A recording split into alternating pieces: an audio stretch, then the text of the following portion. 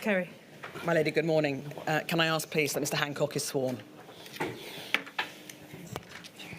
I do solemnly, sincerely and truly declare and affirm that the evidence I shall give shall be the truth, the whole truth, and nothing but the truth. Ms Kerry. Thank you, my lady. Mr Hancock, thank you for returning and for your 10th witness statement to the inquiry.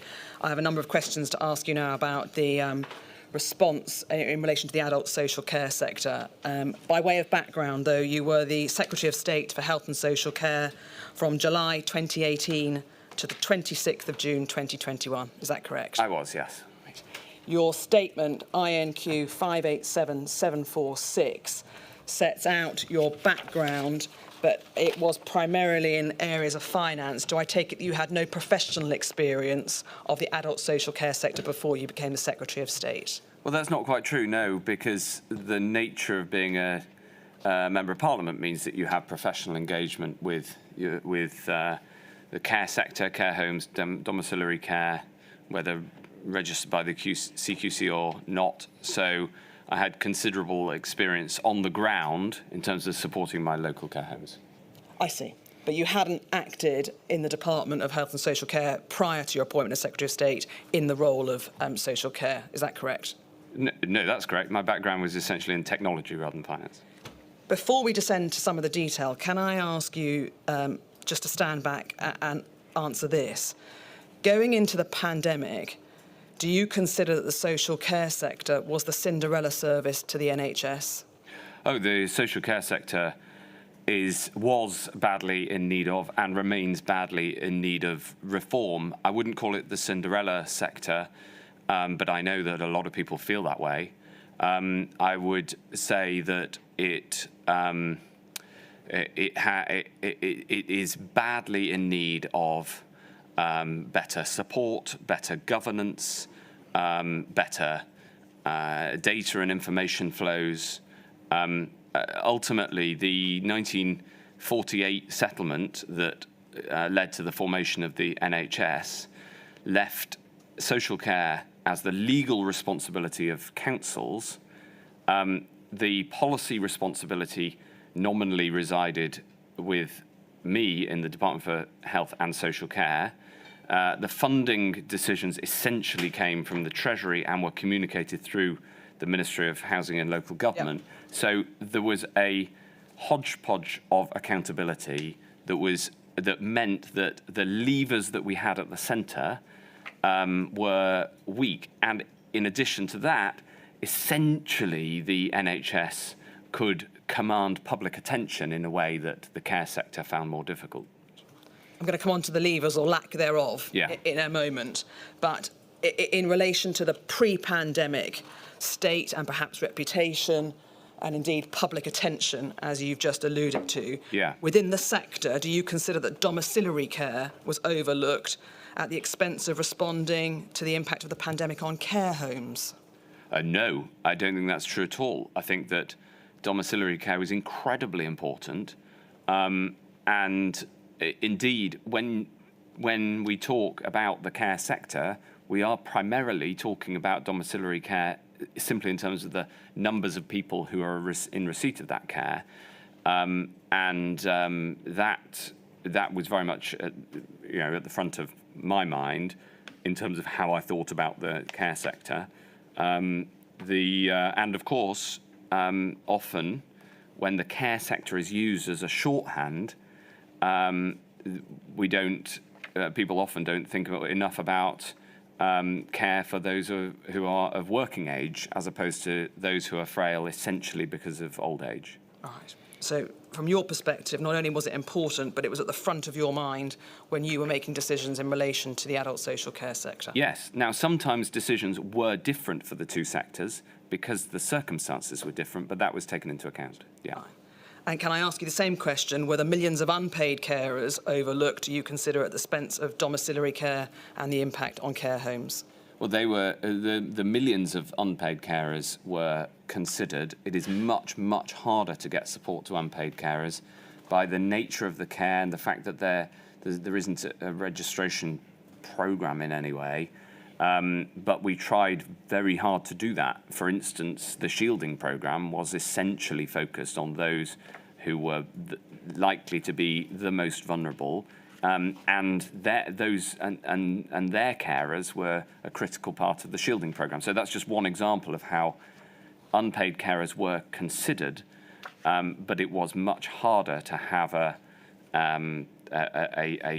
single overall policy for them, if you like. Now, you a moment ago made reference to the lack of levers Yes. there was in relation to adult social care, and you've made clear that it's the department, really, as I understand it, that sets the policy, but it's the local authorities who commission the care that is provided in a simple form. Do you agree? Oh, absolutely. That is the settlement that's been with us since the foundation of the NHS, because, of course, before 1948, the local authorities were also responsible for health provision. This has a series of consequences. But the other thing I put right into the top of this as an issue is the lack of data and the lack of information. So it's not really just the lack of levers, it's also the lack of information that was a huge problem. Right. We'll come on to that as well. Sure. You said in your statement that the Department of Social Care, in fact, has nominal national responsibility. Why is it in name only?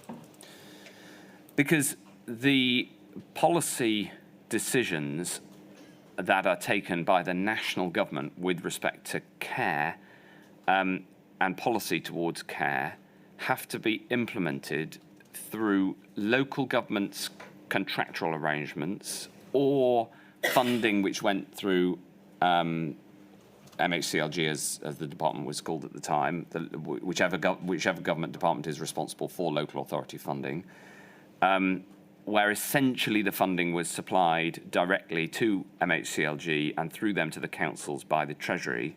So the department has policy decision-making, if you like, that has to be cleared across government, but it doesn't then execute that policy. The policy is executed through other arms of the state. This is a recipe for difficulty in decision-making, especially in a crisis. And so when you say we lack the levers, are you able to help those that are watching who are perhaps not familiar with that term? What did you actually mean by the department lacking levers? Well, I can give you one example relating to data. We needed to know, as best as we could, for instance, how many people are actually getting tested in care homes once enough tests were available. In order to get data like that and others, we put a requirement on the funding, the extra funding that was given in emergency funding, that funding would only be available to a care home if they made the data available. That was an innovation in how we created a lever by giving extra funding and requiring data in return for the funding. But of course, if a care home found it very difficult to get that data back to us, they therefore didn't get the funding. That was a necessary part of the lever. Otherwise, the lever wouldn't have any traction. But that itself is a difficult position to put a care home in, and often some of the care homes with the most challenges are the ones that also don't have that sort of data in-house. So there's an example of action we took to try to create levers. If we simply said from the Department of Health and Social Care, we want data on, for instance, how many tests you're carrying out and what the results of those tests are, then we may well get a good reply from a large chunk of the care homes, but we wouldn't necessarily be able to insist or get all of the care homes or other care providers, domiciliary care, for instance, to follow that requirement. When did you first realise that the department lacked the levers that you think are necessary? I knew that before I became Secretary of State. Right. And are you able to answer this sort of rather global question? What would you recommend the government do in future to ensure that it does have the levers to support care providers Well, in the event I think of a future pandemic? I think that there's a whole series of things that need to happen now. In fact, they needed to happen several years ago. You know, we're 3 years into this inquiry, and I think that the situation has got worse, not better, for when the next pandemic hits. I would absolutely have a requirement baked into every contract for care provision that allows for requirements to be put in place by central government that are proportionate and medically recommended. So that in extremis, new requirements that we can't think of now may be able to be put in place. Immediately, there's a series of concrete things that should happen now. For instance, one of the major problems that I'm sure we'll come on to was the lack of isolation facilities within care homes. There should be no care home in the country today that doesn't have isolation facilities. It should be a requirement for the provision of care, because we don't know when the next pandemic will hit, and when it does hit, it will hit fast, like this one did. And our problem was, the central problem with that, the discharge question, which I know we'll come on to, was that there wasn't isolation facilities in every care home. Likewise, every care home should have a legal requirement to have a stock of PPE. Right? We got PPE to care homes, free PPE, pretty quickly in the grand scheme of things, but it was very, very difficult and challenging to do that. There's a whole series of recommendations that we can come to, but the levers question is an extremely good one. I'm sorry, I'm not followed whether you've answered it, Mr. Hancock. Okay. You talked about the contracts between local authorities and care providers, and as you'd appreciate, contracts have to be fairly carefully drawn so that people know whether they're in breach of it or not. And I wasn't quite following what you say should go into such contracts. Are you saying things like you must have isolation facilities and you must have PPE stocks? Is that what you're saying? I wasn't following whether your answer was all together or different factors. I apologise for not being clear enough. Firstly, I think there are a series of requirements that we could set out now that you might consider for your report that should happen immediately, that we can specify clearly, like isolation facilities, PPE stocks, data on communicable diseases. Personally, I would ban staff movement between care homes in good times as well as in pandemics, because communicable diseases kill people in care homes all of the time. And then, so there's a series of concrete recommendations of policies that can be specified now. But I would also put in place, if you like, an in extremis provision that, subject to clinical advice, further measures could be brought in the event of a pandemic. For instance, visitor restrictions, testing requirements.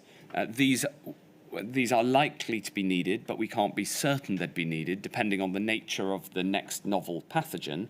And therefore, an ability of the centre to say to care homes, this is what is required, would be valuable. But you, of course, have to have a reasonableness consideration, because you would be not specifying concrete action, you'd be specifying future unknown action. But that, in a way, that second part is less important than the things that we know should be happening in care homes right now, like the universal provision of isolation facilities and a PPE stock in every care home. So from your perspective, Mr. Hancock, do you consider that would require legislation to bring about those changes to contractual requirements, or is that a regulatory matter? Can you help us as to who it would be in the event that we wanted to recommend that there were such changes to contracts? It's a good question. There'd be a number of different ways to do it. Probably the best would be to take a provision in legislation that such measures could be brought in by regulators. That would be, I think, the normal and the best way to do it. Thank you. All right. Now, you mentioned data in one of your early answers, and in your statement, you say, I was extremely concerned about the lack of data we had on social care, and essentially you considered some of the data that you had to be inadequate. Absolutely, either inadequate or non-existent. Right. Yeah. Right. Given that the data was inadequate and you were concerned about it, are you able to tell us what you did to try and improve the data that was available to the Department of Health early on in the pandemic? Yes. So in the first instance, we asked questions. So we simply asked for the information necessary. And we then brought in more and more sophisticated data requirements, both providing the technology for care homes easily to be able to provide the data that was required, and then, as I mentioned earlier, to tie the provision of high-quality data to the emergency funding, some of the emergency funding, not all of it. No. Very important that every care facility got some emergency funding, but to an element of the emergency funding. I mean, that was an innovation because we needed to know as much as possible what was going on. And then I suppose the third element was constructing surveys which weren't mandatory, but that almost every care provider lent into the providing data into. All right. I'd like to look at just one aspect of the data with you, please. And could we have up on screen INQ 274068 _ page 8? Thank you. Mr. Hancock, this is a WhatsApp exchange between you and Miss Whately, the Minister for Social Care, on the 9th of April. And can we highlight, please, on the screen, thank you, from 2120 down. This is about data in relation to deaths in care homes. Yeah. And the Minister says, I'm afraid I've been sent the first proper data on care homes deaths just now, and it's not good. Speaking to Public Health England, the CQC, Ros, that's Ros Rawton, who was in the Department of Health and Social Care tomorrow morning about it. Yeah. You said, OK. Ms Whately says you're doing a press conference, care home death data may come up. We expect official ONS data on Tuesday will show a big jump in deaths. Also, we now have data on deaths of residents in care homes, but there is some double counting because it includes some people who've died in hospital and non-COVID.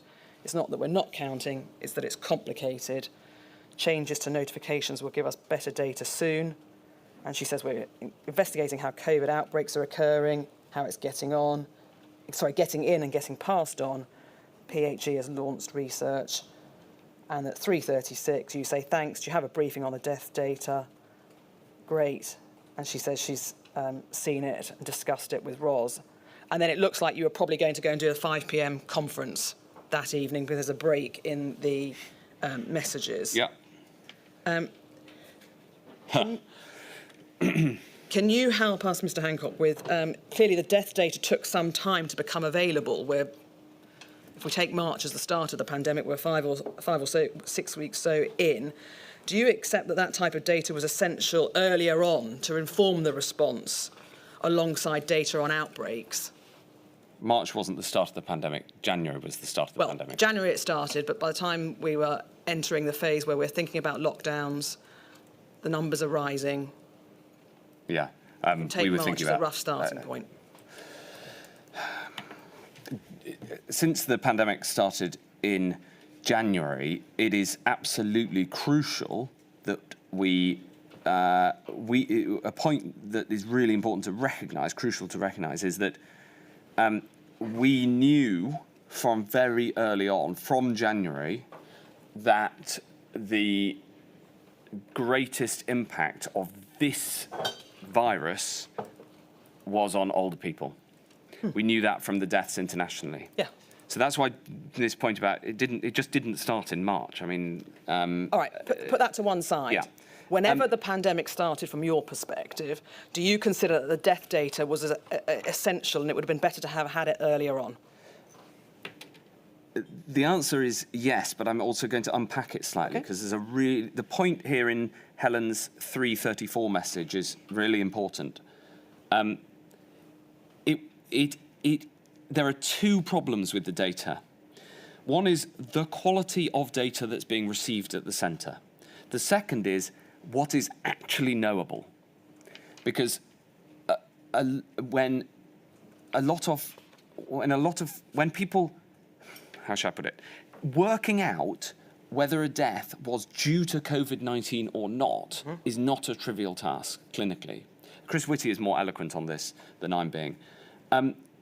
And therefore, working out what was non-COVID, what was COVID, and separating out also, was if there was a care home resident who went into hospital and died, making sure that doesn't double count, that's a sort of tractable administrative challenge. But then there's genuine, deep clinical challenges, which is when somebody who's very frail dies, what they died of is a difficult question.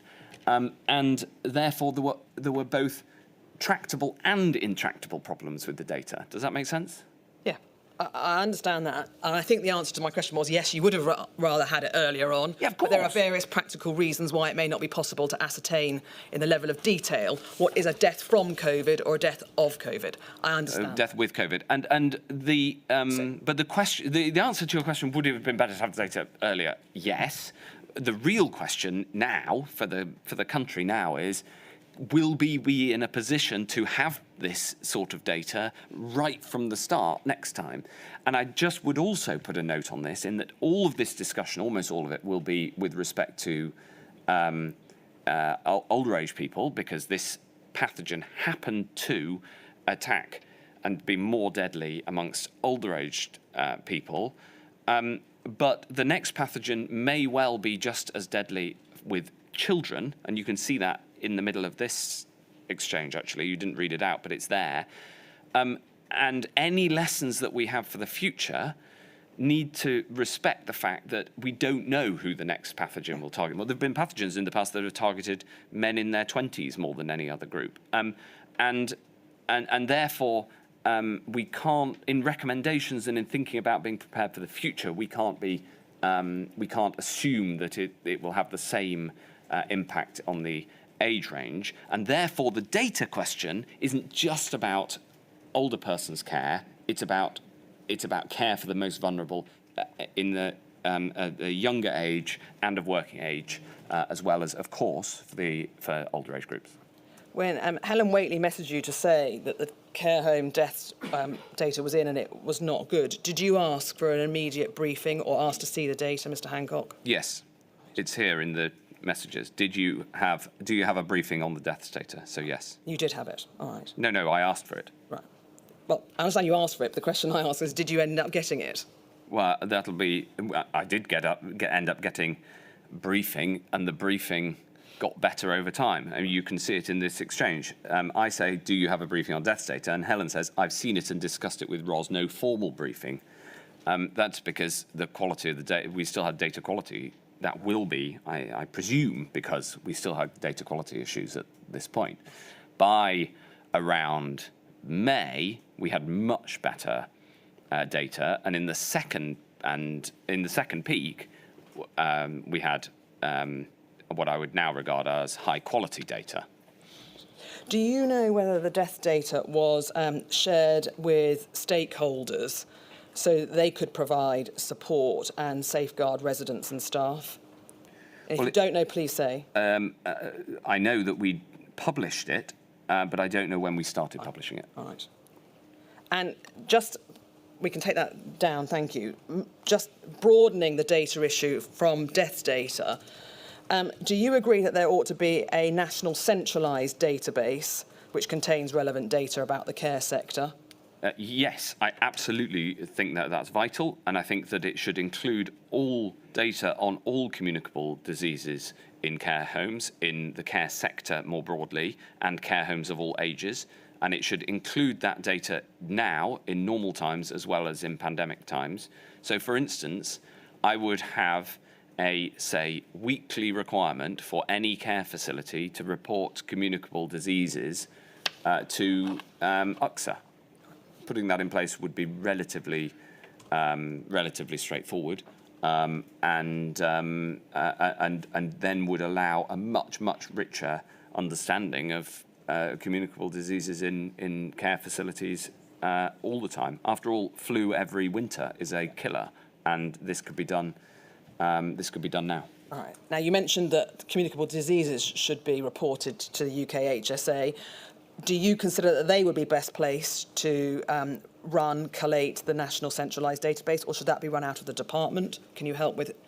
It absolutely should be UXA. That is their job, is to stop communicable diseases from damaging the population. Fine. All right. But before we turn perhaps to the initial response to the pandemic, can I just ask you this about engagement with the sector more generally? Did you, as Secretary of State, engage with stakeholders, the National Care Forum, the various care provider alliances, or was that something that you left to the Minister to deal with? I did to a degree, but largely it was that was a primary task for Helen Whately. And when you say left to the Minister, that rather understates the capability of Helen Whately, who is an absolutely first-rate Minister. And as you all know from her and my text exchanges, we had an extremely high-quality and professional relationship. You said you did to a degree. Are you able to help with who you actually engaged with in the sector? I haven't got it in front of mind. It's all there in the records. Right. We know that you told us in Module 3 that you visited a hospital during, I think it was January of 2021. Did you undertake any visits to care homes, whether in person or virtually? Yes. And are you able to tell us when that was and give us some detail about that visit or visits? Well, firstly, I visited hospitals many, many times over the course of the pandemic when it was safe to do so, not just once in 2021. No, but that was the example you gave us in Module 3, which is why I lighted upon it. Right. So just help us with the care homes, yes. please, Mr. Hancock. Yes, I did. How many did you visit? Tell us what you saw. Tell us how it helped inform your response to the pandemic. So I visited care facilities both virtually and when it was safe to do so in person. Remember, visiting restrictions were strong during most of this period in order to protect residents. I visited, for instance, in my constituency engagements where I had good relations with many of my local care facilities. I'm very happy to provide a list, but you have the documentation that'll set out when I did those visits.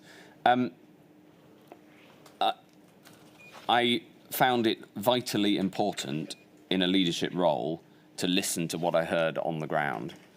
For instance, the importance and the gratitude for the free PPE that we supplied was something that was always brought up with me on a visit to a care home after the first peak.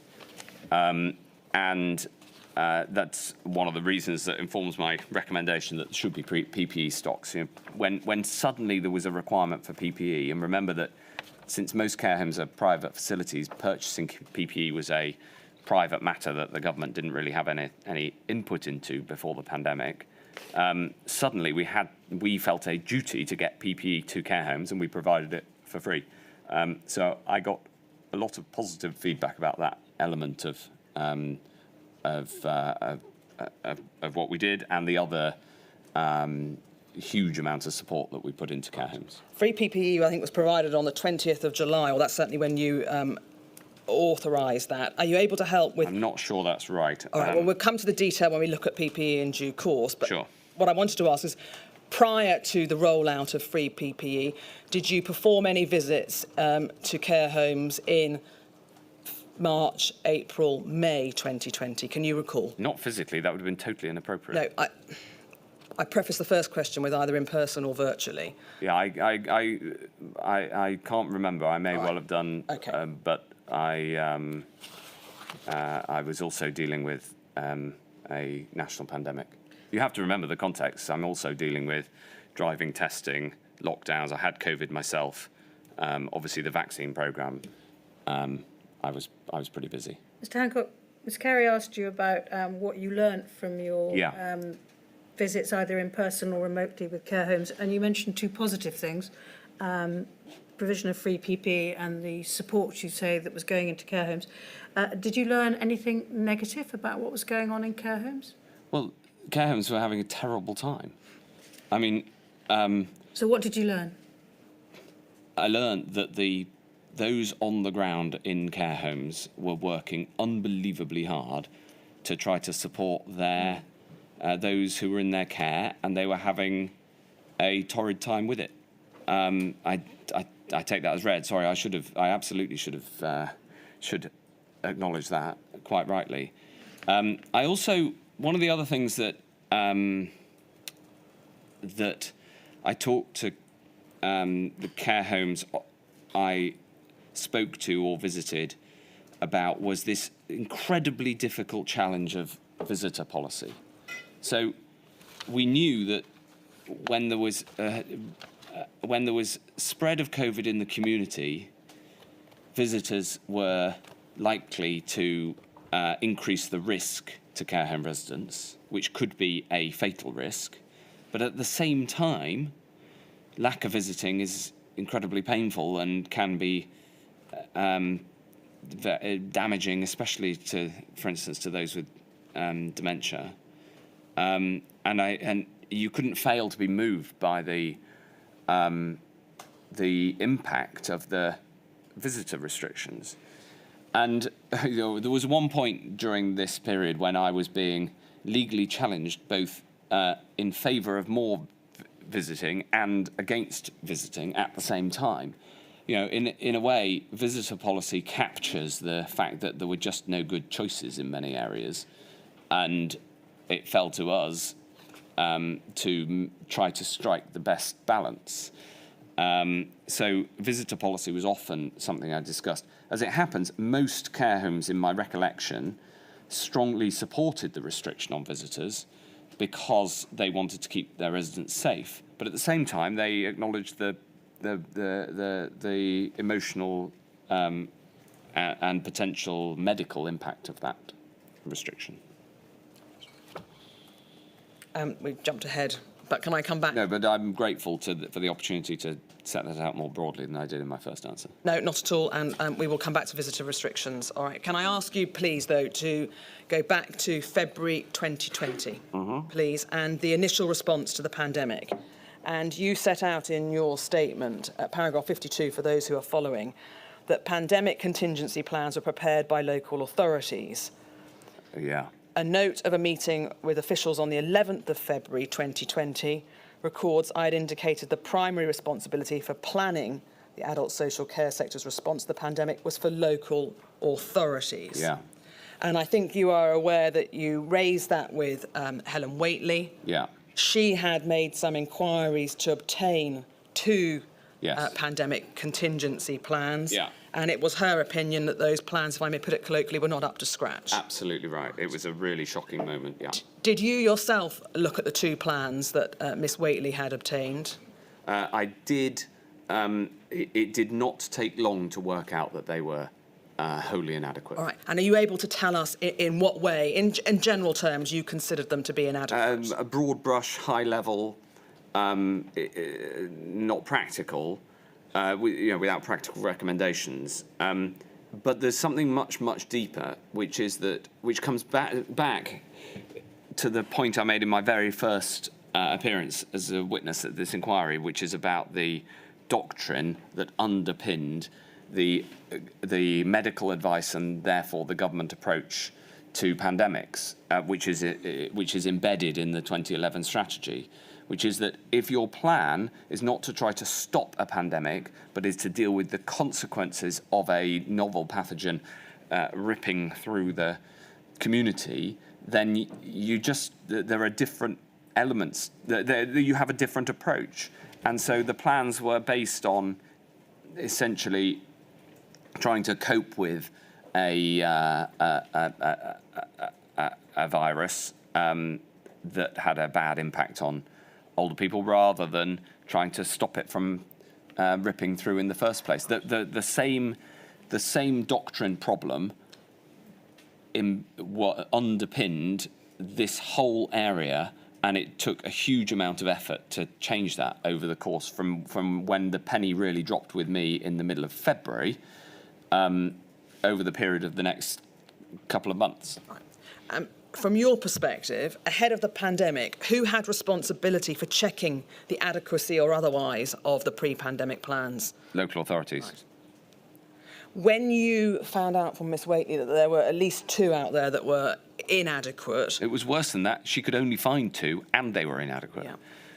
When she found that only 2 and they were inadequate, what did you do to try and ensure that there were decent and adequate plans in place? So at that point, we realised that far from relying on the existing governance structure, we were going to have to put out guidance from the centre and essentially make an assumption that care facilities didn't have a pandemic plan. That's what we realised. And so the first guidance to care homes went out in February. And that was essentially, we decided that we needed to have a national approach to making recommendations to care homes, rather than being able to rely on care homes and local authorities having plans, adequate plans for themselves. So I was dealing with these 2 problems, which is the national plans were based on the wrong doctrine, and I realised that between the end of January and the middle of February, and the local plans were as good as useless, and therefore we put in place national guidance, which, as you know, changed over time as the clinical advice changed. Right. That first piece of guidance, I think, was issued on the 25th of February. And can I have up on screen, please, INQ 499433 _ page 7.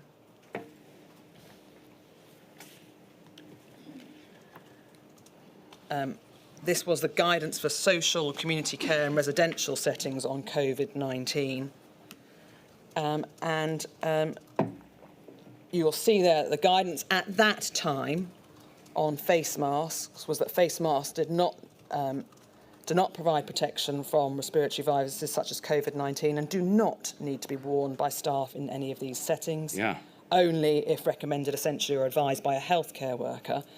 It remains very unlikely that people receiving care in a care home or the community will become infected. Yeah. Now, this is PHE guidance. Yeah. I appreciate that. But does that reflect your understanding as at 25th of February that it was very unlikely that people receiving care in a care home or the community will become infected? No, this is, I mean, there's 2 problems here, obvious. One is that the clinical advice on face masks was confused for a long period of time during the pandemic. And that confusion it can be seen here.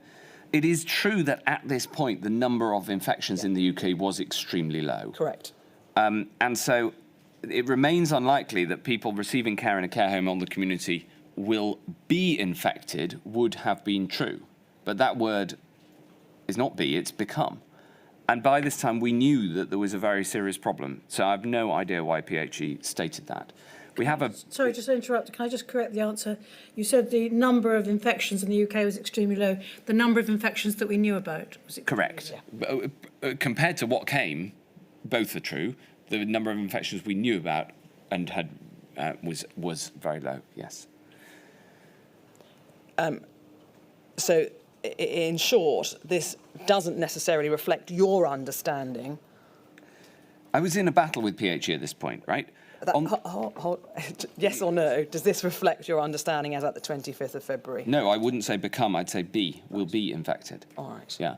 This comes back to asymptomatic transmission. Unless you want,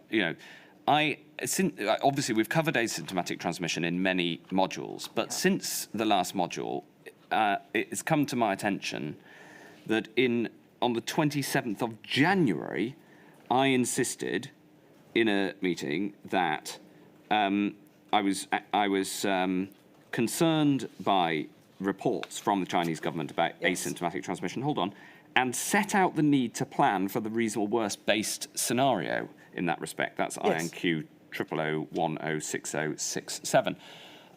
So from January, I was requesting the system to base its planning assumptions on asymptomatic transmission, and I didn't get PHE to take that on board until April. And this guidance from PHE is a representation of that problem. So from your perspective, had this been passed over your eyes for agreement or otherwise, and I'm not saying it should have been, but had it have been, you would not have allowed the guidance to go out with that line in it, based on your understanding of asymptomatic transmission at that time? If I had read this in draft, I would have said, I would have changed it to the present tense rather than the future tense. It was already clear that we were going to have a major pandemic, and that was to me that was obvious. But what's even more frustrating is it was obvious to the team around me as well. I mean, this is late February. We were, we'd switched into full pandemic planning mode from the end of January in the department. That can come down, thank you. That was as at the 25th of February 2020. The two plans that we've just spoke about that were inadequate were sent to you on the 3rd of March. And Miss Whately told you in some WhatsApps that they were inadequate. She said to you that essentially the plans didn't really say very much, as you've just acknowledged. And in a WhatsApp back to her, you said this: can you possibly put some serious drive into getting them to a credible position? CMO tells me there's guidance to social care being developed to publish. Seems to me we need to do a lot of work here. And she says, absolutely right, it's taken a week even to get these 2 example plans in a meeting. You are right, it needs a rocket under it. A rocket, absolutely. Right. And I take it from that answer that you've just given that you agreed with the Minister, it did need a rocket. No, I 100% I agreed with the Minister. You know, during this period, from late January through to early March, we in the department were pushing every button we could to get action. You know, you'll recall from other modules that I was calling for COBRA meetings. I was being blocked from having COBRA meetings. I was trying to drive action on testing. I was being blocked by PHE from expanding testing using the private sector. I was being told that it would take 5 years to get a vaccine and insisting that we had one by Christmas. There was a small team of us who were driving incredibly hard and getting blocked. For instance, I was trying to publish the recommendations on likely actions we might have to take in terms of lockdown and getting blocked by number 10 from doing that, which eventually went out in early March. And this is just another example of it. I cannot for the life of me understand why PHE would make a statement like that when it was so clear that we were running into a major problem. And it is a deep frustration that even as Secretary of State, I couldn't get them to change their clinical guidance. Can I just ask, I'm sorry if I don't really follow how, PHE was an independent agency, but responsible to the Department of Health and Social Care? Through the CMO, yes. And I spoke to the Chief Executive. So why doesn't the Secretary of State for Health and Social Care have any levers over PHE? You may very well ask, because of the behaviour of some of the senior officials. So, for instance, when I said in January, I want the serum that we have to be made available to the private sector so they can expand testing, they didn't do it, right? It's astonishing that we haven't got PHE senior officials at this inquiry, and they've essentially not been asked these questions. It was a enormous... I'm afraid we have had officials from Public Health England and UXA, Mr Hancock. So no, these questions have not really been aired. I got so frustrated with PHE, I abolished them, right? Because they were so poor in their responsiveness. I took responsibility for testing away from them. It is wholly unfathomable to me that they didn't change the advice on asymptomatic transmission, even to acknowledge that asymptomatic transmission might happen until April. And as you can see from my exchanges with Helen Whately, as ministers, we were extremely worried about this. But when you have independent agencies that do not accept the writ of a minister, it's a challenge. They were backed up by the World Health Organization, remember? So it's like, do you do what the Secretary of State, with his lay understanding and my intuitions, says, or do you do what the World Health Organization is telling us, which is there's no asymptomatic transmission, you know, everybody please calm down. They delayed calling a public health emergency of international concern. So it was a period of intense frustration for my ministers and I, as you can see from the text exchanges. But if you felt so strongly, what could you as Secretary of State not do if you felt that an agency for which you were ultimately responsible? Yes. So eventually... Couldn't you insist yes. and call people in? Yes, I called people in, yes. I had them into my office. Eventually I stripped them of their responsibilities. But it took me until mid-March to do that on testing. On clinical advice, it's very hard to strip your clinical advisors of their... because I couldn't write clinical advice because I'm not a doctor. So what I could do is challenge clinical advice and challenge some of the executive decisions. But when this is one of the challenges of the interaction of clinical advice and policy, is that in order successfully to challenge clinical advice, I essentially had to persuade other clinicians like Chris Whitty to overrule, which they would only do on the basis of scientific evidence, and this was an enormous challenge. But you can see at the time how frustrated we were as ministers at the lack of responsiveness in the system to this problem. Can I move 3 days on from the rocket WhatsApp, please, to the 6th of March and a coronavirus and social care meeting on that date? And could I have up on screen, please, INQ 4049530. There's a number of matters I'd like to ask you about this document, please, Mr. Hancock. We can see that you opened the meeting by stating the impact of the virus, which poses a complicated set of problems on the social care sector due to the higher risk for older people and the need to be gripped as soon as possible. What did you mean when you used the phrase, it needed to be gripped? Well, at this point, it had come to my attention that, as we've just discussed, that the plans that were in place in the formal line of accountability for social care were wholly inadequate.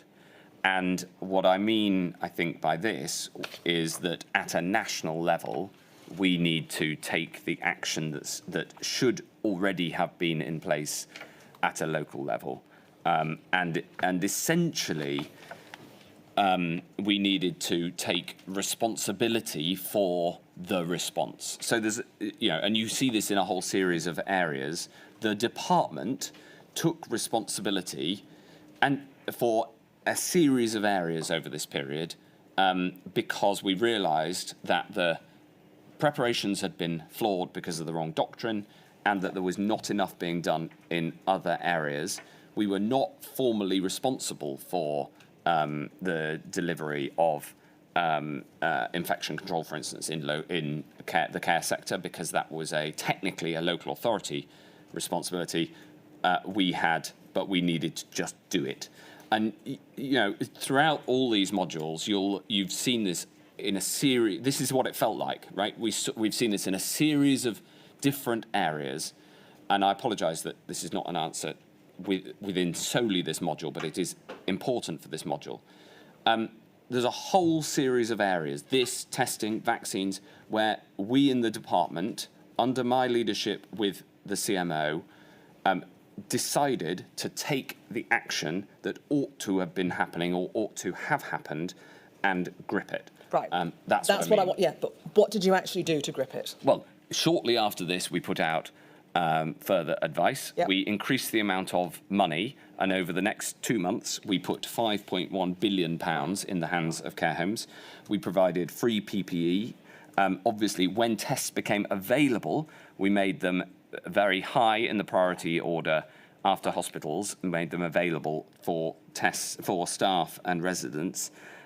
We took, for instance, responsibility for visiting policy, which normally would have been a local question. We took that took those decisions at a national level. Right. And then we got on to, once it became clear that staff movement was the primary issue, we got on to, firstly, advising against staff movement and then trying to get a legal ban on staff movement. No, I understand that, and there's a number of things you subsequently did, but That's as at the 6th of March, what I was trying to understand is what did you actually do there and then to grip the problem? We gripped all of those issues in time. The central point about this, what I mean by need to be gripped, is we need to take responsibility. I don't care that it's not our legal responsibility. Right. And actually, I don't care if people get upset about it. You know, we've seen even from this very chair, people who were upset about me taking action that was necessary. I ruffled some feathers. They were rude about me at the time. They've been rude about me since, but it saved lives, and that was my duty as Secretary of State. Can we come back to the document? That's what it says. Can we come back to the document, please, and look at the fourth bullet point down. The Secretary of State flagged the most contentious item in the bill, which I assume is the coronavirus bill, is to raise the threshold for giving care. If it's, for instance, referring to provision of PPE, then it's reasonable that you might understand the order in which life-saving support is needed. But I don't know specifically what it is, what this is, which particular area of policy this is referring to. Well, so I understand it. I want to be clear. You can't remember now at this remove what the this is referring to. Is that correct? It might no, be PPE. I can't. It right? may be. I don't know. But just thinking about the actual hierarchy itself, can you help now with why residential homes came before nursing homes? No, I think any hierarchy like that, I would take clinical advice on. So, for instance, the hierarchy of who got vaccines first, care homes were right at the top of that. Who got PPE first, who got testing first. In the case of those two, hospitals were at the top of the clinical hierarchy. But any question like that would be based on the evidence, and I'd base it on clinical advice. All right. On any view, given the number of people in receipt and indeed providing domiciliary care, can you help now with why domiciliary care is at the bottom of the hierarchy? Well, it depends what we were talking about, so it's impossible to say with precision. But for instance, if it is about the provision of PPE, then that may well have been my clinical advice that the order in which PPE it protects most may well be that order, but I can't. But we don't know what this is referring to. It's certainly not that I thought of these three elements of care services in a rank order in that way. It depends specifically what the note is referring to. All right. A little lower down the page, there was a discussion on workforce. DCMO Jenny Harries flagging workforce shortages and noting the majority of nursing home staff are not clinical. Yeah. And she flagged the risk of double counting capacity. So she's putting out there on the 6th of March the problems with the workforce. And then can I ask, please, that we go over the page to the bullet point, second bullet point, Secretary of State summarised there is work to be done. And issues to solve on 10 work areas. 10 different areas, workforce being one of them, financial support, excess deaths, data, support for non-COVID illnesses, equipment, local resilience forum readiness, collaboration, comms and the bill. Noting the big question is if we've got enough of a team or a system in place to be able to do everything we can. Were you concerned that as at the 6th of March there wasn't enough people dealing with the adult social care response within the Department of Health and Social Care? Yes, of course. We were unbelievably stretched in all areas. And I'm summarising here work needed in 10 different areas, in many of which we would not have had as a department a locus on in normal times. Financial support is not something that the Department for Health and Social Care would lead on in normal times. And so, yes, of course, there's enormous pressure. What you can see is me driving the system because we're essentially taking responsibility from around 50 local authorities that were nominally and formally and legally responsible for this area, and we were taking it on our shoulders to try to fix these problems. Can you help me with why one of the areas that is not mentioned, why isn't IPC mentioned in there, Mr. Hancock? I don't know. Was IPC on the radar at that stage as being Yes, a way it is. of... PPE is Well, mentioned. PPE is a form. PPE is one element of it. Yeah. Yeah. I don't know. No. It may well have been, and it depends whether it was not. It was definitely on the radar, absolute 100%. So there we were as at the 6th of March 2020. And can I ask you, please, about a follow-up meeting on the 11th of March? And can we go to INQ 000328-131?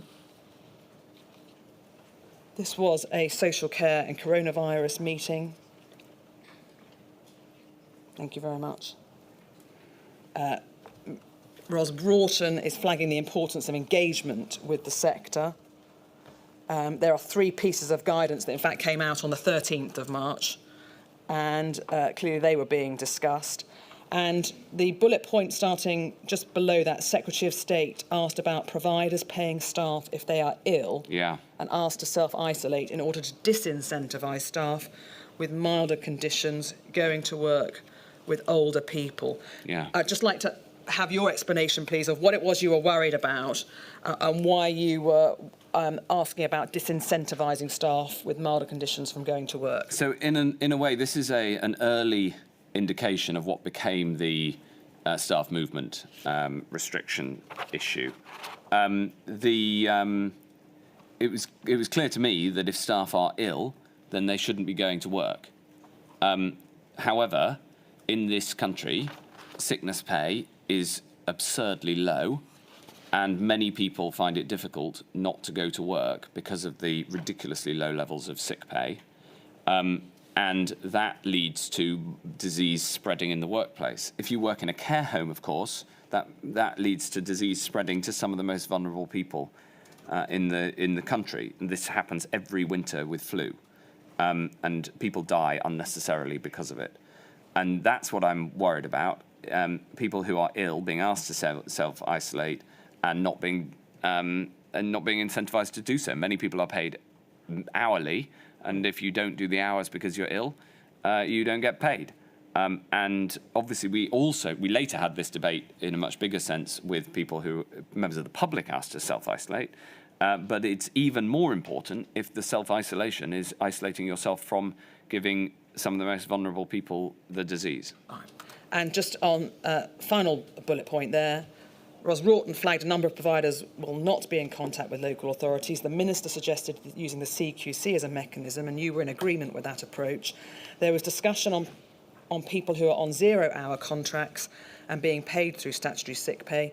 The Secretary noted working with HMT to solve this. Yeah, that didn't get anywhere. Well, that's what I was going to ask. It didn't get anywhere. No, sick pay is... I think we did increase sick pay a bit for the period of the pandemic. It's not something I've looked into and in preparation for this module, but it'll be publicly available. I think we increased it somewhat, but it's still... It's now gone back to ridiculously low levels. We're far below any European comparator on sick pay. Right. But there you go. That's the discussion that we were having. All right. So that is as we are at the 11th of March 2020. If I just also, it is worth noting that Ros here is flagging the number of providers not in contact with local authorities, and because the CQC was one mechanism, but this question of where is the total register of a full and canonical register of care providers was something that we were struggling with at this stage. Can I turn, please, to ask you about the hospital discharge policy, Mr. Hancock? And at the outset, can we be clear? Was it one person's decision? No. Right. Who or which department's decision was it? Well, it was formally a government decision. It was signed off by the Prime Minister. It was really driven by Simon Stevens, the chief executive of the NHS, but it was widely discussed, both in the department, with the NHS, and with the centre. Yeah, you said in your statement, in fact, that NHS England insisted on the policy. Yes. And you later in your statement said, although I did not take the decision, I take responsibility for it. Yes, for two reasons. The first is it was a decision of the government, and I was the Secretary of State.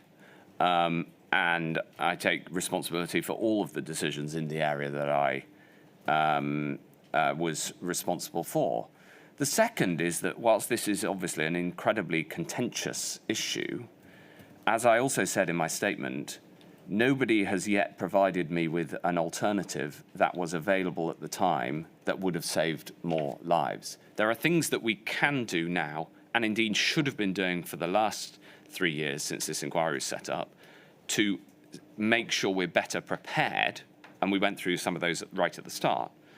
But obviously, having racked my brains about this and thought about it incredibly hard, and in preparation for this inquiry, having gone through all of the paperwork, I still can't see a decision that would have been less bad. None of the options were good. No. Do I take it that it was, from your perspective, the least bad decision, the least worst decision? That's exactly my view, is that it's the least worst decision that could have been taken at the time. But it was a decision nonetheless that you agreed with at the time? I accepted it. I wasn't the driving force, but it was the decision of the government, yes.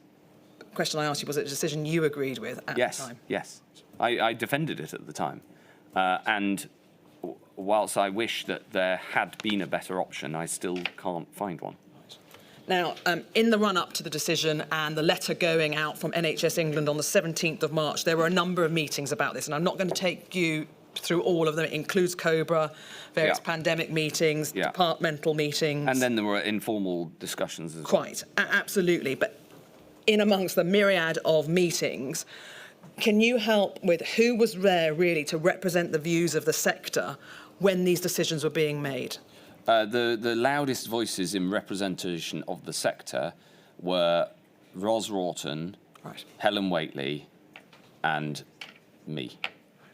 And what were you saying in your loud voice, Mr. Hancock? Well, of those three, the other two were the louder, because my job was to balance requirements across different parts of the health and social care sector. Their position was to stick up for social care. And as you see in the paperwork, there are Helen Whately in particular was fighting a battle to find alternative ways of ensuring that you could you could carry out this a policy that was that would protect more lives. That was the battle. The challenge was that hospitals were likely to be overwhelmed, and that hospitals were very dangerous places because of the spread of the disease.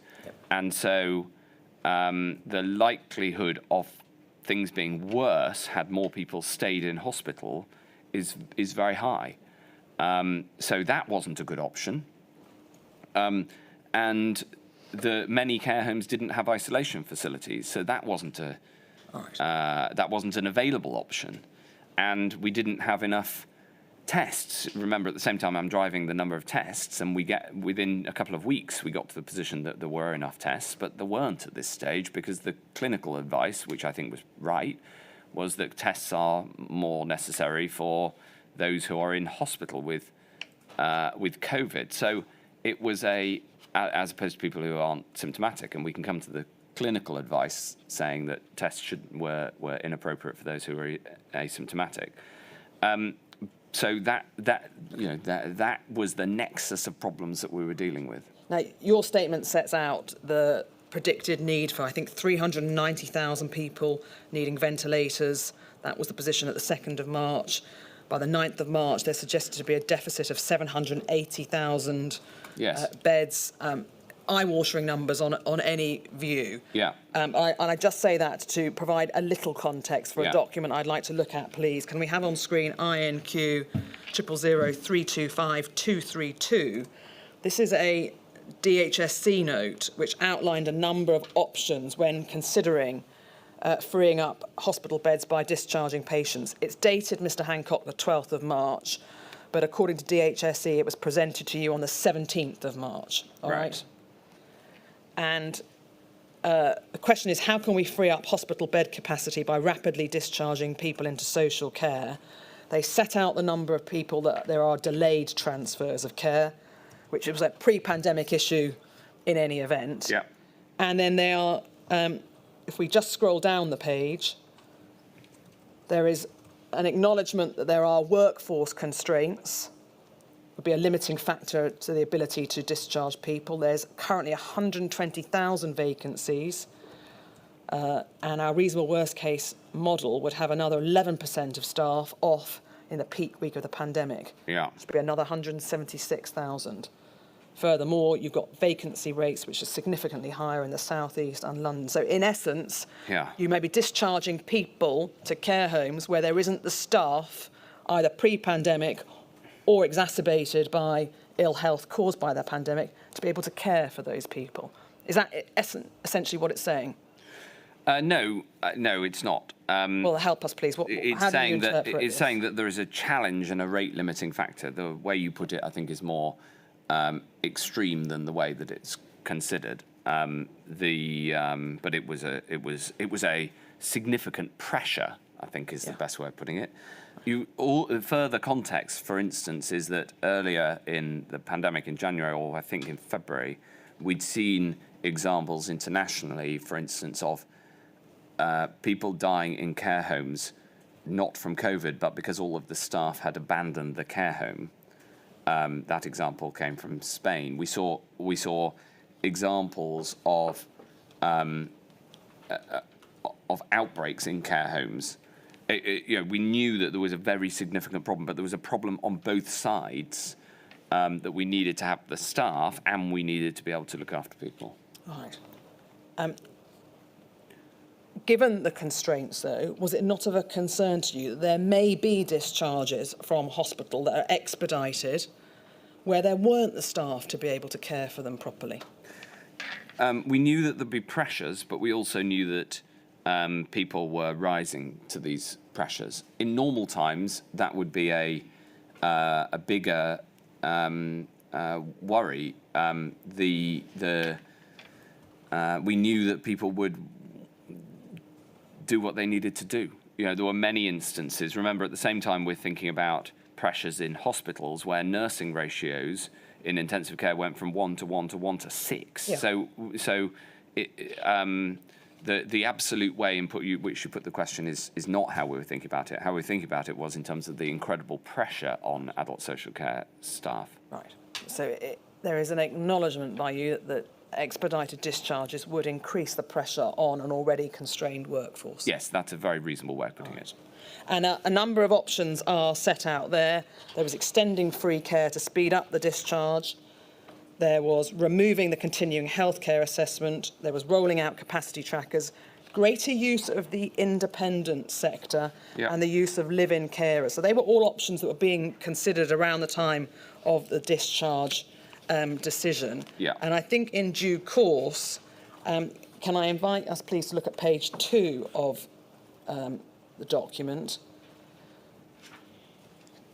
There's under the section dealing with joint arrangements. Mr. Hancock, can you see the underlined section?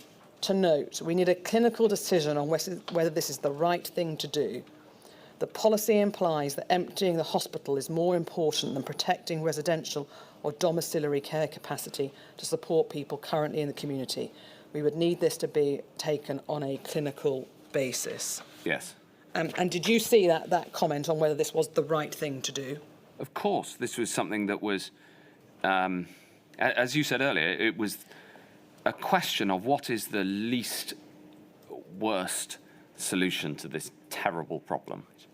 And the clinical advice was obviously a critical part of the policy making.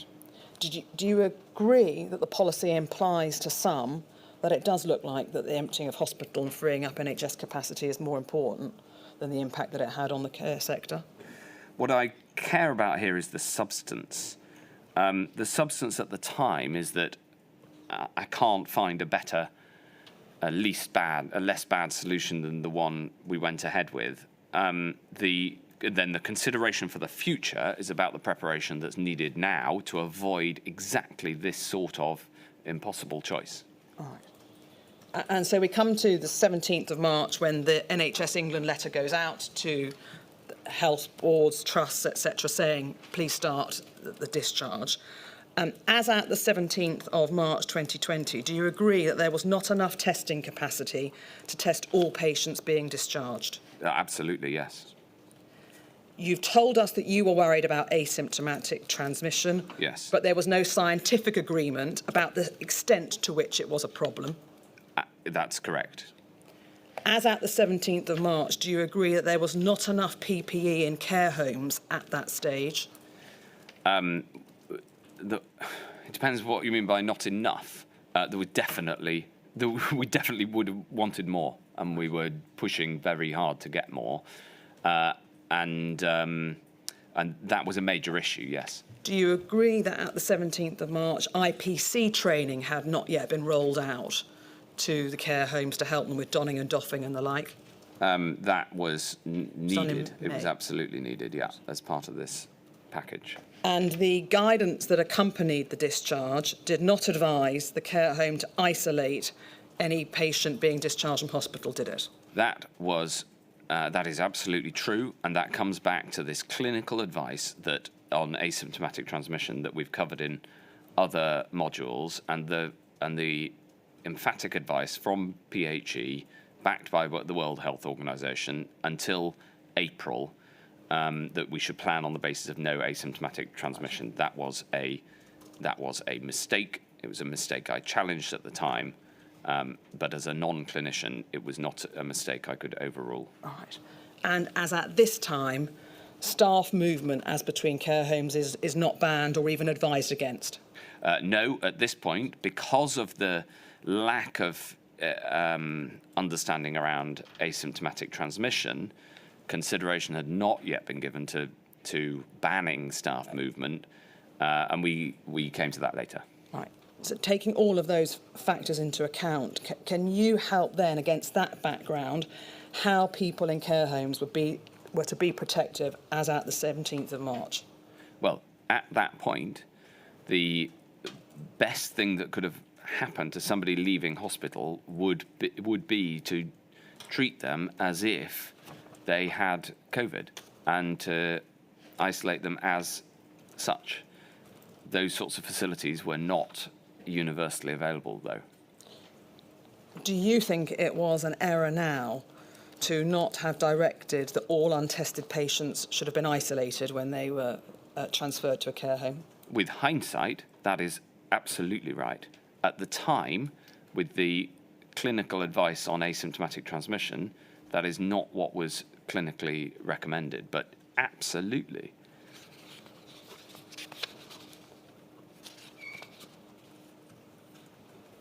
We know that in due course, you gave a daily press conference on the 15th of May, which included you saying right from the start, we've tried to throw a protective ring around our care homes.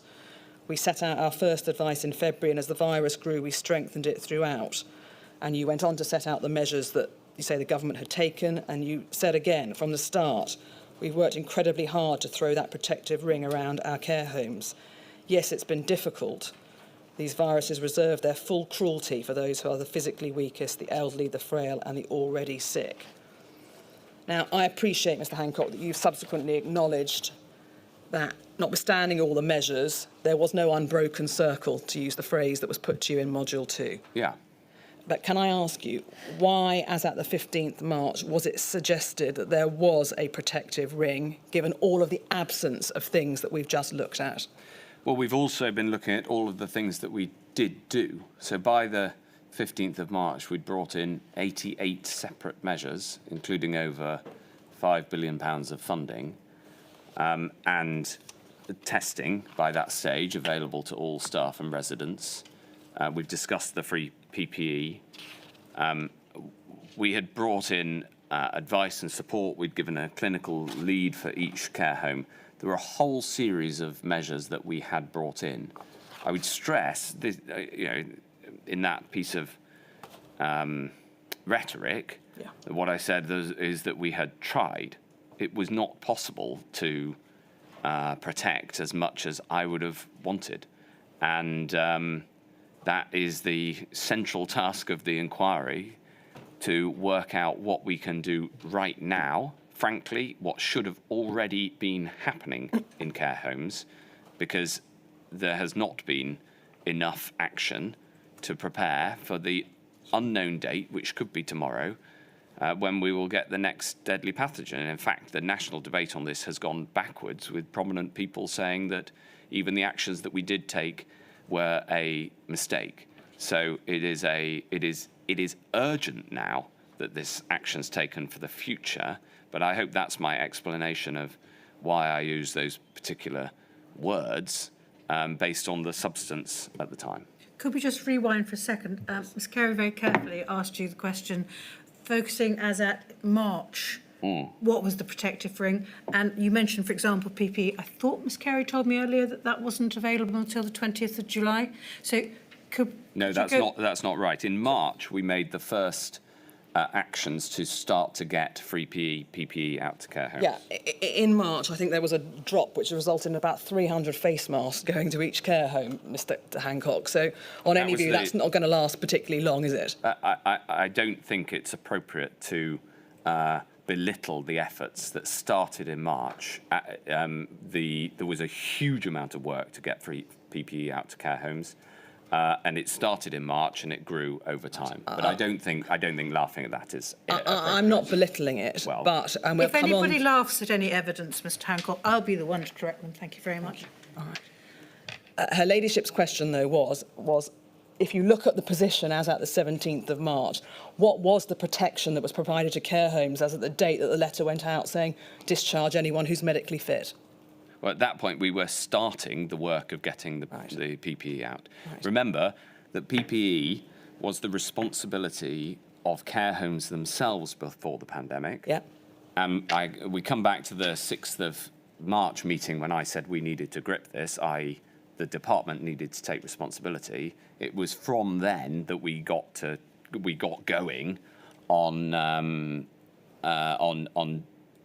ensuring a supply of PPE, which started, we started with as much as we could get our hands on, and grew over time. All right. So it may be me. I'm just trying to understand. If we don't have testing, there is an inadequacy of PPE. You can't isolate, and the advice doesn't say isolate. You're not banning staff. What was the protection for the care homes, Mr. Hancock? The question we faced was, what is the best policy? That's not what I asked you. It may not be what you asked, but it is the question that was valid at the time. You see, if you take these questions out of context, then you are not asking the real question that we faced. The protection, at the time, was clearly not as much as we would have liked, but the alternatives were even worse. Now, you say it was not as much as we would have liked, but what was it? That's what I'm trying to understand. Well, we started the flow of free PPE. We were testing those with symptoms. Yep. We were not testing asymptomatically because of the clinical advice and the shortage of tests. The expansion of testing, which we were in the middle of, which we expanded rapidly in the days following that announcement, and in particular over the month of April, these were all the protections that we were putting in place. We were trying to put as much protection in place as possible. And all I can do is take you back to the actual decisions and the resources that we had at that moment. We did not have enough.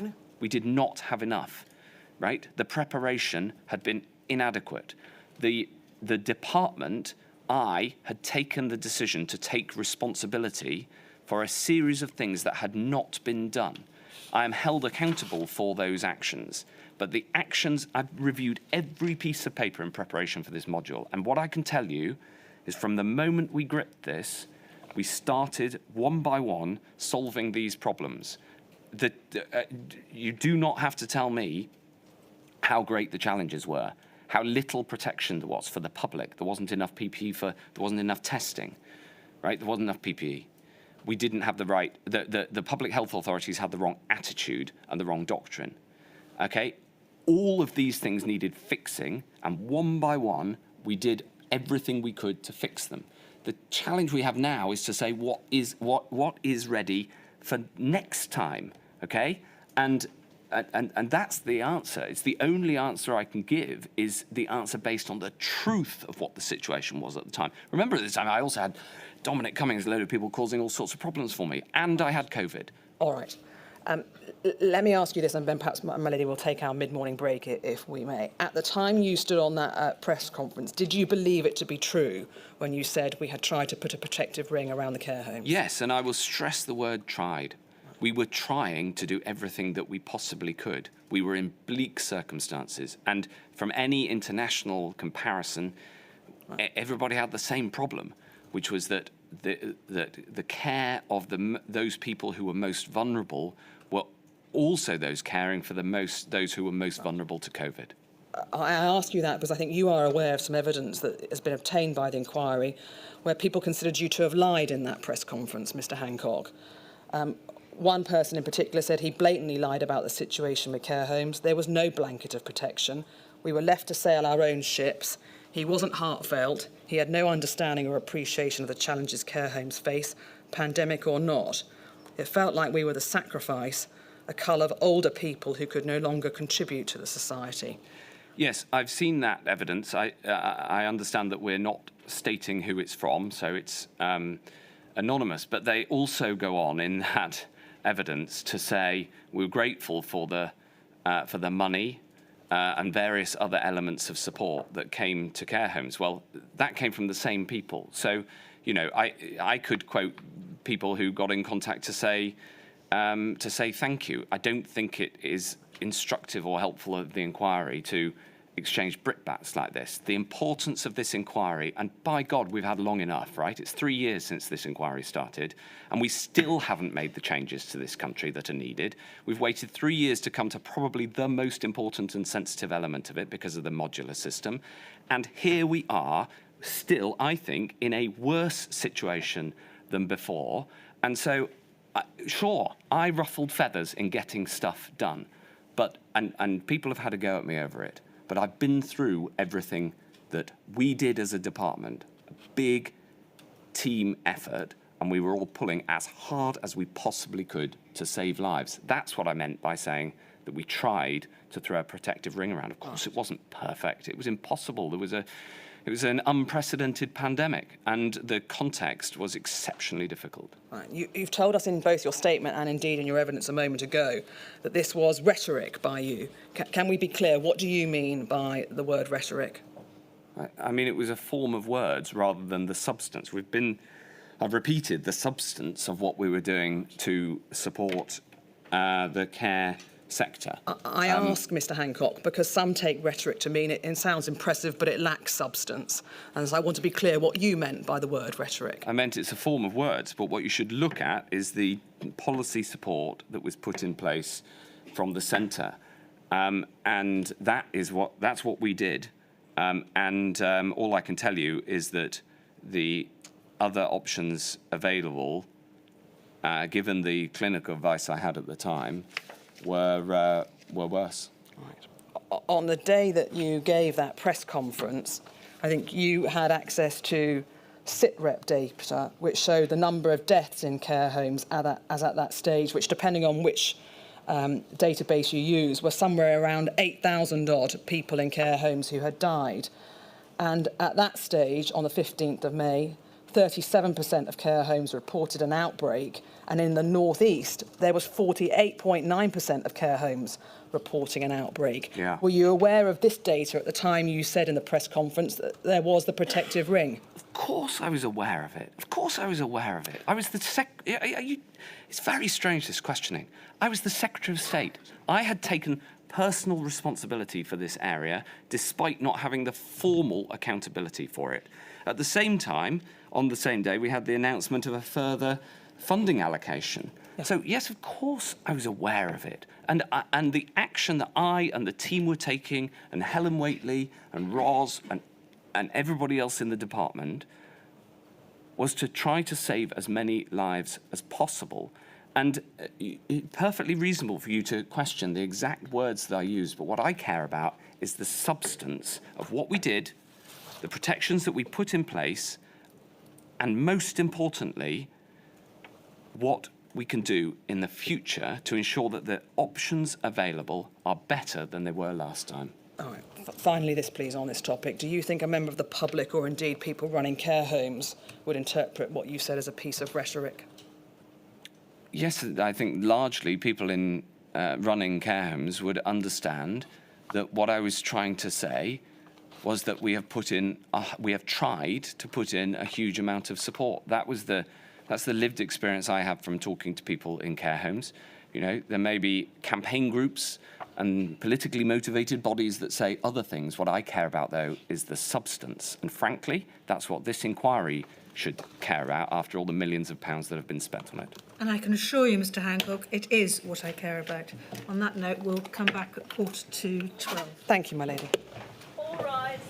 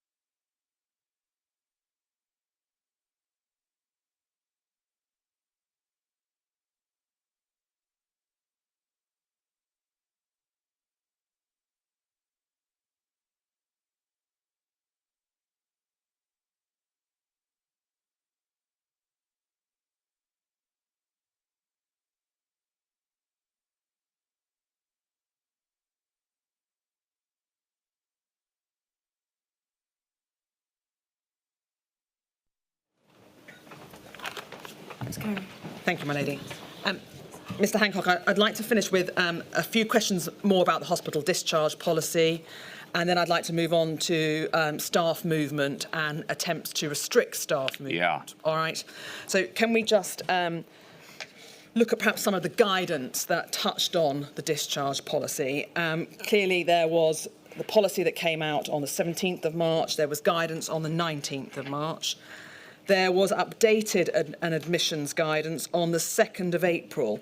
And can I have up on screen, please, INQ 325-255_0005.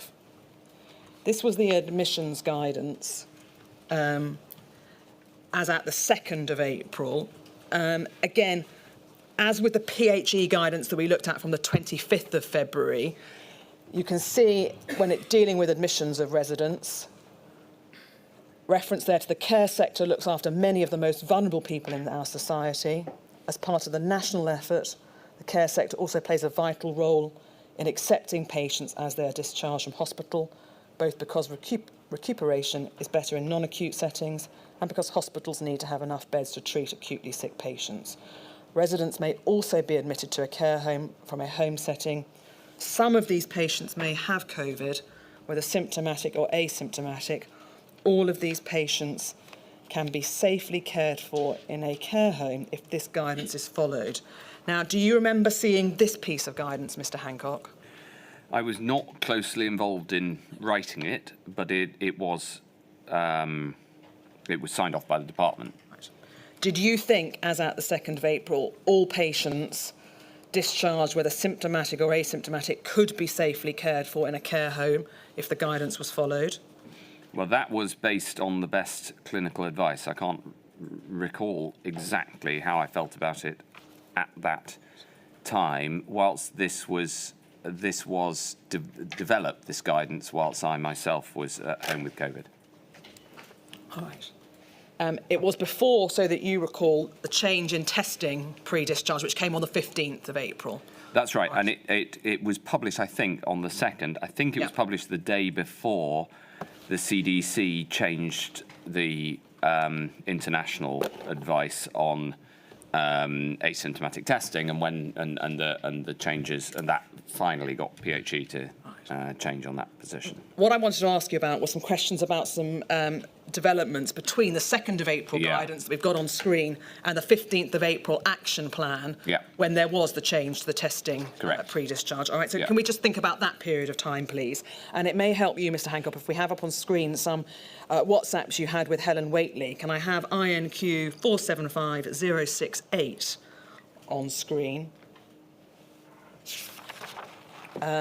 And there are a number of different topics that are in this WhatsApp, but I just want to try and look at the ones that impinge on the discharge policy. And at 10:16, can we see there a message from Helen Waitley? The discharge policy is my biggest concern. She says that's an alignment with Simon, presumably Simon Stevens, clearly. Dom Cummings asked for more detail on testing and PPE. Not necessarily, that may be Dom Raab. Right, thank you. Either one of them. I think it will have been Dom Raab, because I think Don Cummings was away at this point. All right. So possibly Mr Raab his asks are for more detail on testing and PPE. They are the same as hers have been for the last few days. No one seems able to give it. And then the thread picks up again, in fact, later that evening, at 21:56. So could we go to page 2, please? Right. And it's not that I'm deliberately skipping over some, but different topics crop up in the WhatsApp. But to return to the discharge policy, there we are now at 9:45 in the evening. You saying to Helen Waitley, have you agreed a discharge policy with NHSE? And Helen says NHS won't keep them in an NHS setting if fit for discharge. We can't force care homes to take them if COVID infection risk. However, some may have isolation COVID positive zones, so can. And if not, we advise local authorities secure appropriate alternative care arrangements. For example, a local authority commissioned isolation facility. And a little bit you say that sounds messy. Now, are you able just to give us an overview of what is the argument or disagreement or concern as at the 13th of April in the run-up to the publication of the action plan? Well, at this point, of course, the clinical assumption on asymptomatic transmission had changed. And therefore, I am concerned that advising local authorities to secure appropriate alternative care arrangements is going to be complicated. My recollection is that Helen was pushing for the NHS setting aside certain NHS settings, because by now the numbers in hospital, we'd got some further, we'd got the Nightingales up and running, so there was more capacity. I think Helen was driving for the NHS to keep people in an NHS setting, and the NHS were not accepting that. And so clearly a policy compromise had been made, which is advising local authorities to secure appropriate alternative care. So can I see if I've understood this correctly? The argument really is before discharge, should they be quarantined in the NHS in a hospital estate, or should they be quarantined post-discharge in a care home? Is that the two competing sides? Well, really the question is where to quarantine yes, people. Where? In hospital? But nobody thought that it was a good idea to keep them in a standard general hospital setting, right? I follow you. But would there be other NHS settings? For instance, earlier in the pandemic, we'd used NHS nurses' facilities. Right. So what? But there's the question is, where do you isolate people? Right. Hence my recommendation now that every care home needs to have isolation facilities. We'll come back to that. Yeah. This is the policy row that's going on between essentially between Helen and Simon Stevens, and you'll have to ask Helen about the details of it, because Helen is so competent and such a good minister. I delegated a lot of responsibility to her because she was highly competent. All right, thank you. Now, if we just go on, that helps us contextualise the two sides of the debate, if you like. Can we go to the 14th of April and page 3 of... Hold on. Can we just stick on this one? Because actually the remainder of this page is also extremely important in this context. Yes. Right. Firstly, who is speaking for NHSE here? Answer, Ian Dodge. And Ian Dodge, in my experience, never did anything without Simon Stevens' sign-off. And then I say, can you please write your preferred language into the document, taking into account genuine NHS concerns, and we will take that forward. So my instruction was that Helen should take into account genuine NHS concerns, but obviously I knew she was also deeply concerned about the care sector because that was her primary responsibility. And then I said, and we will take that forward. Right. I also know that at the same time that evening, I was having a text exchange with Simon Stevens when he came to me and said, this isn't agreed. I'd agreed some policies with Ros, and Ros said she would handle Helen Whately. And that implies that that they thought they could present an answer to Helen. She's clearly unhappy with the answer, and I am backing Helen. Right. And then there was I was also working on a whole load of other things, and when we came back to it, in the end, we did not have the text that Helen had signed off. It was a messy battle. Right. So there is Helen at this stage, as I understand it, advocating for the quarantining to take place, perhaps not in a hospital, but under the umbrella of the NHS. And the NHS are saying they don't want that. Mm-hmm. There are the machinations behind the scenes that you've just spoken of. But can I turn to the 14th of April, please, to round off this exchange? Yeah. Because by 10 o'clock the next morning, if we see there the message at 10:07 from Helen Whately. She says, for discharges, I concluded last night it does make sense for local authorities to have responsibility for people who don't need to be in hospital but do need to be quarantined. Yeah. My understanding is the LGA and ADAS agree, and the NHS clearly. It can be funded out of the 1.3 billion that went to NHS for discharges. The question is one of how do they do it, e.g. by commissioning a specific care home for the area or hotel accommodation. Some already doing this. She says that I realise you may disagree and want to revert to NHS. And then you say at 11:27, I'm very happy for it to be via the local authorities. And then I say, obviously consider it for 7.5 minutes, and then say, best to include in wording on discharge as agreed locally between the NHS and local authorities. I'm trying to get to a joint position. Right. So then, but in the working, anybody who's worked in this area knows that the communication and the co-working between the NHS and local authorities in terms of discharge in all normal times, it is extremely difficult. In some areas it works well, in other areas it works badly. It is a very, very complicated intersection, and anybody who's had a family member, maybe a parent, who's had to go from hospital into a local authority setting knows that getting the funding package for that is a real nightmare. So this is a standard problem in a much, much, much worse context. all right. But what I wanted to ask you, Mr. Hancock, was when you said I'm very happy for it to be via the local authorities, why did you plump for that side of the coin as opposed for it to be being quarantining on the NHS side of the coin? Because I'm taking Helen's advice.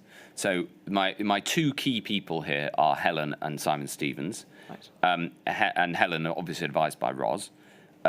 Helen has overnight essentially considered the NHS option further, as I'd asked her to do on the previous page.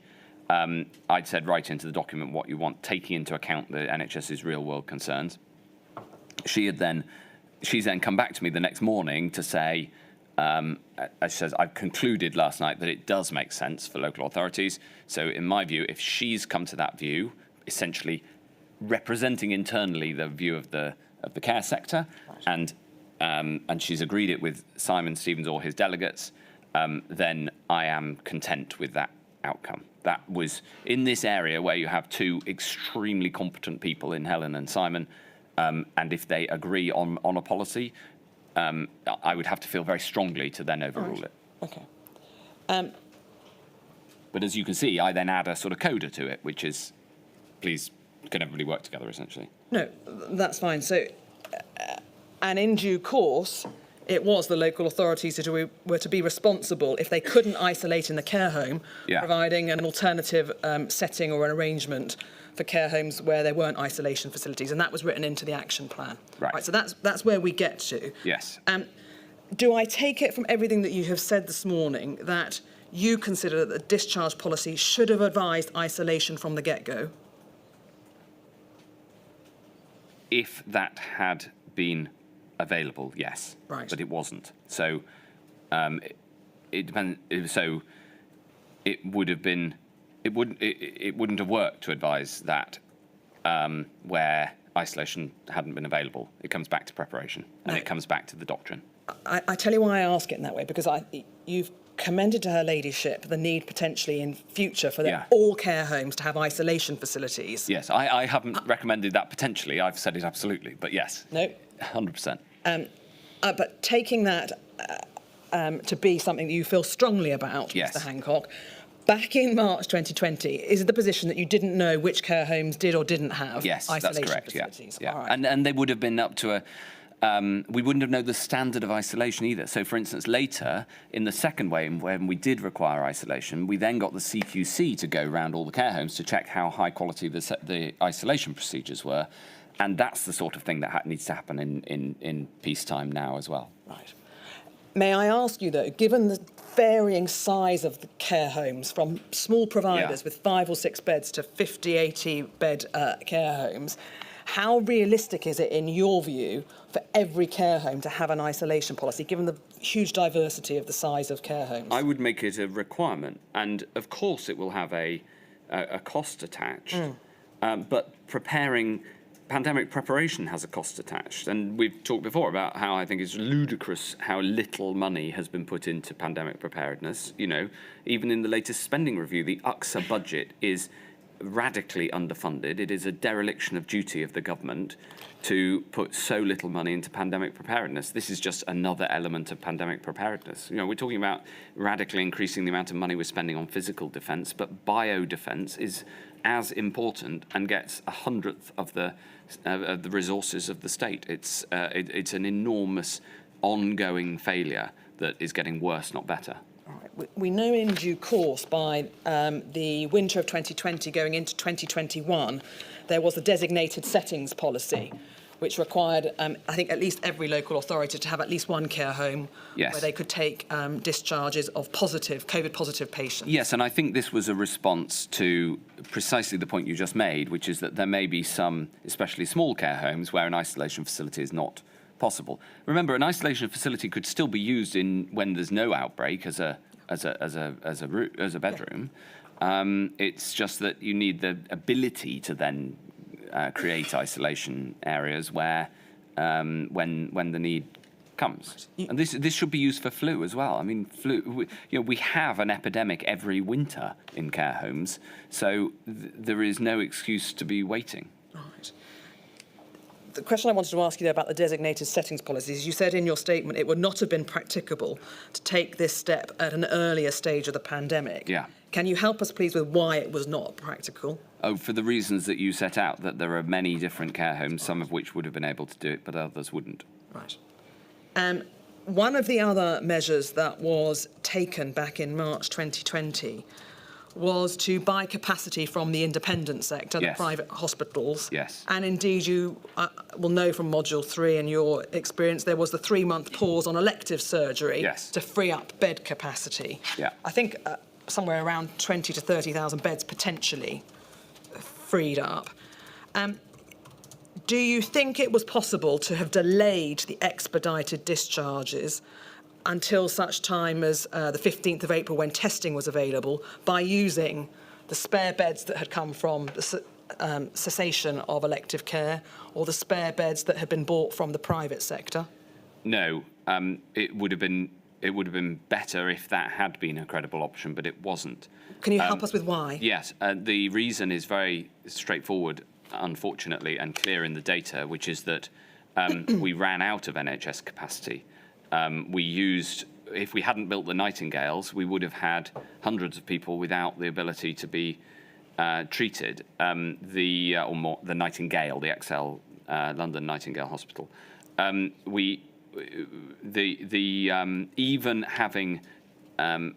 Even having taken the policy of discharge, we still didn't have enough NHS capacity. So it's just a matter of fact that the NHS became full, and thankfully we had the Nightingale capacity. Not nearly all of the Nightingale capacity was used, but some was, and that which demonstrates that there wasn't that spare capacity, even having done the discharges. Of course, a number of people discharged from hospital were discharged back to their own homes. Yes, in fact, Most. far more than went Quite. to care homes, yeah. Yeah. Did you consider the impact on the reduction of access to care and the early discharge of patients on those and their family carers who are doing their best to try and look after their loved ones? Yes. Can you help us, please, with what was done to provide support to the unpaid carers Yes. that were looking after people that went back to their own homes? Yes, so the primary response to that problem was the shielding programme. Right. And we've considered that in other modules. I regard it as one of the big successes. It was designed essentially by Jenny Harries at a clinical level, and it was and then others, including from the private sector, came in to make it work. You set out in your statement your overall reflections on the appropriateness of the discharge policy. And does it come to this, Mr. Hancock? There was no good decision from your perspective, and you consider the hospital discharge policy to be the least worst decision? Yes. All right. You say in your statement, can I have up on screen, please, 0030 of Mr. Hancock's statement and paragraph 129. Excuse me.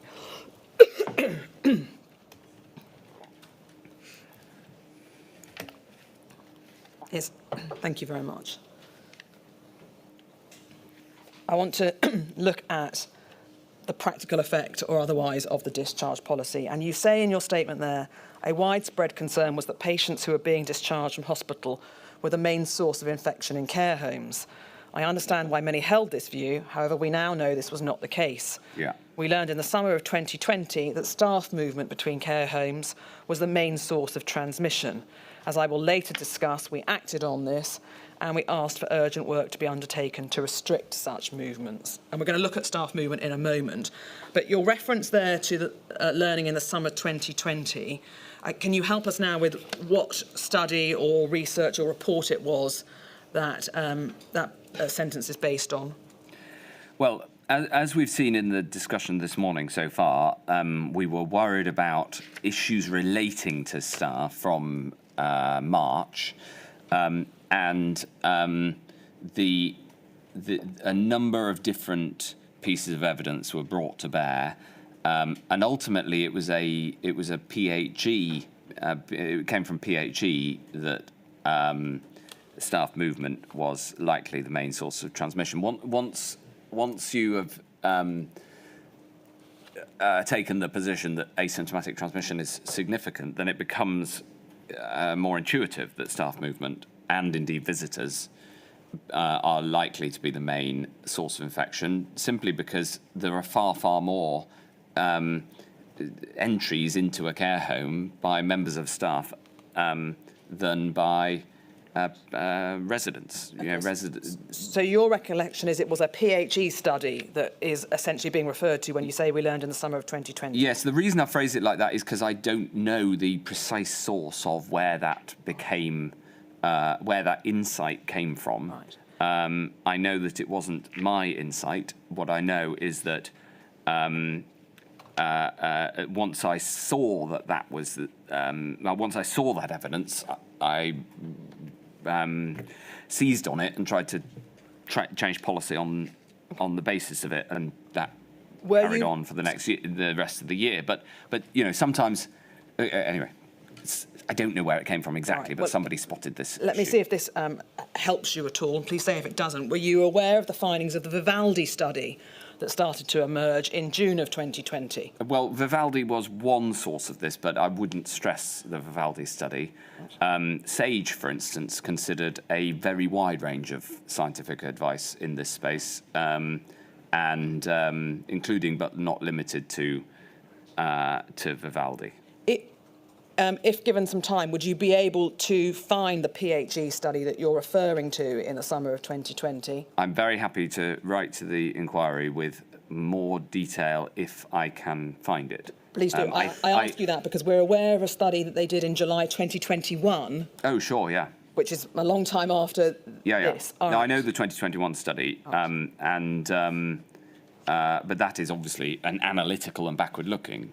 What I can't remember is who came up with the point that staff movement is likely to be a problem, and therefore we need to do something about it. What I remember is that once that penny dropped, we got onto it. Can I ask you this? You say there that we learned in the summer of 2020 staff movement was the main source of transmission. Yeah. Vivaldi says it was a source of transmission, not the main source of transmission. Are you able to help us now with what it was that led you to believe it was the main source of transmission as opposed to a source? Well, as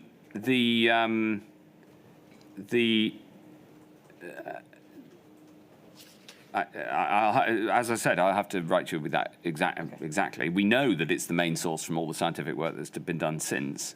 I would not put the stress on Vivaldi as a sole source of truth on this. It was helpful, but not the only piece of scientific work in this space. All right. There have been subsequently a number of studies, a PHE report from July 2021, a consensus statement in May 2022. But can I just before we have to descend to the detail if we do. I take it you are not suggesting that the discharges did not cause some infections in care homes? No, of course. The word main is critical here. You know, the 2021 PHE study suggests that the percentage is under 2%. Yes. You know,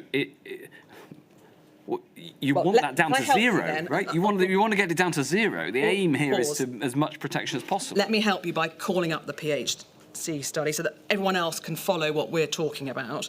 INQ, please, 234332_3. This is a PHE report dated July 2021.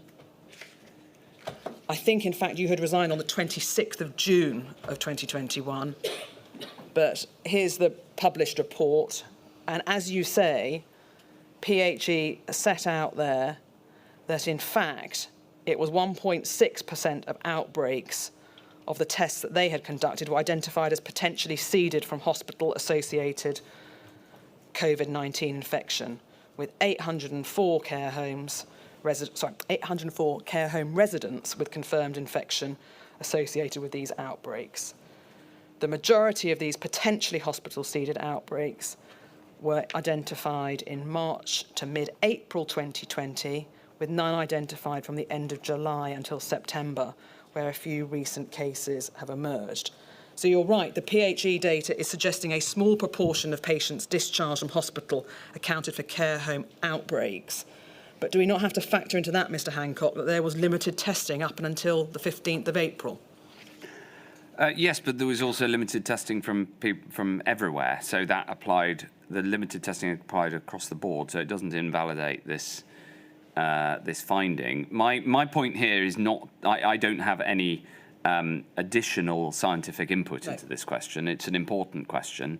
I have what I'm stating in my witness statement is based on the best scientific evidence available. What is the assessment here? In a way, my policy point, and that what matters now, is that staff movement is a major issue for a novel pathogen, especially one where there's asymptomatic transmission. And indeed, some say that since care home workers sometimes are also bank workers in hospitals, then you should take that into consideration, because there's a potential spread there too as well in the ban on working in multiple places that I recommend. So, you know, that's the point. Can I just ask you, before we leave this page, clearly the conclusion in the exec summary is the findings of the report suggest hospital-associated seeding accounted for a small proportion of all care home outbreaks. The policies on systematic testing prior to hospital discharge for patients discharged to care home, and where a test result was still awaiting, the patient would be discharged pending the result isolated, were introduced on the 15th of April. This may have supported the decline seen in these outbreaks, contributing to an overall reduction in care home cases. Yeah. So that essentially is supporting the need for pre-discharge testing. Would you agree? Absolutely, but you've got to remember there was no tests. No. Yeah. No. The absence of tests, though, in March to mid-April, do you agree, does make it difficult to reliably assess the extent to which the discharges caused infections in care homes?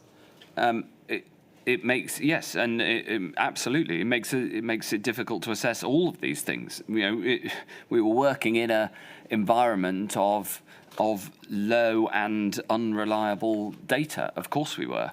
Hence, why the acceleration of testing capacity was so important, which we were doing at the same time. So yes, that all these things are true. You know, in fact, even in this study, 1.6 is what was measured in this report, but it does seem to me, you know, a spurious level of accuracy. The 0.6, you know, but what it's saying is it's relatively low in this report. What the policy consequence of this is to ask where is the 98% coming from, but also at a human level, 1.6 is still too high, right? It may only be 1.6%, but if the impact of that is that one of your relatives dies in a care home, as one of mine did, it matters. Yeah. Well, that's why I want to come on to staff movement between care homes, please. A number of the documents that we have looked at, indeed that you will have seen, Mr. Hancock, comment on the unintentional infections caused by staff movement. And indeed, the CMO's technical report, as I think you are aware, and indeed you quoted it in your statement, makes the point that the majority of outbreaks were introduced unintentionally by staff members living in the wider community. Interventions to mitigate this through asymptomatic testing and the avoidance of cross-deployment were only partially successful at times of high community prevalence. Yes. That's what the 4 CMOs wrote up. Yeah.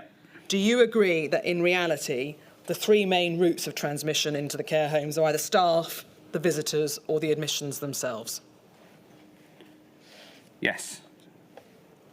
And I want to just look at the staff transmission route. And could we have up on screen, please, a COVID strategy meeting on the 6th of May, INQ 146701.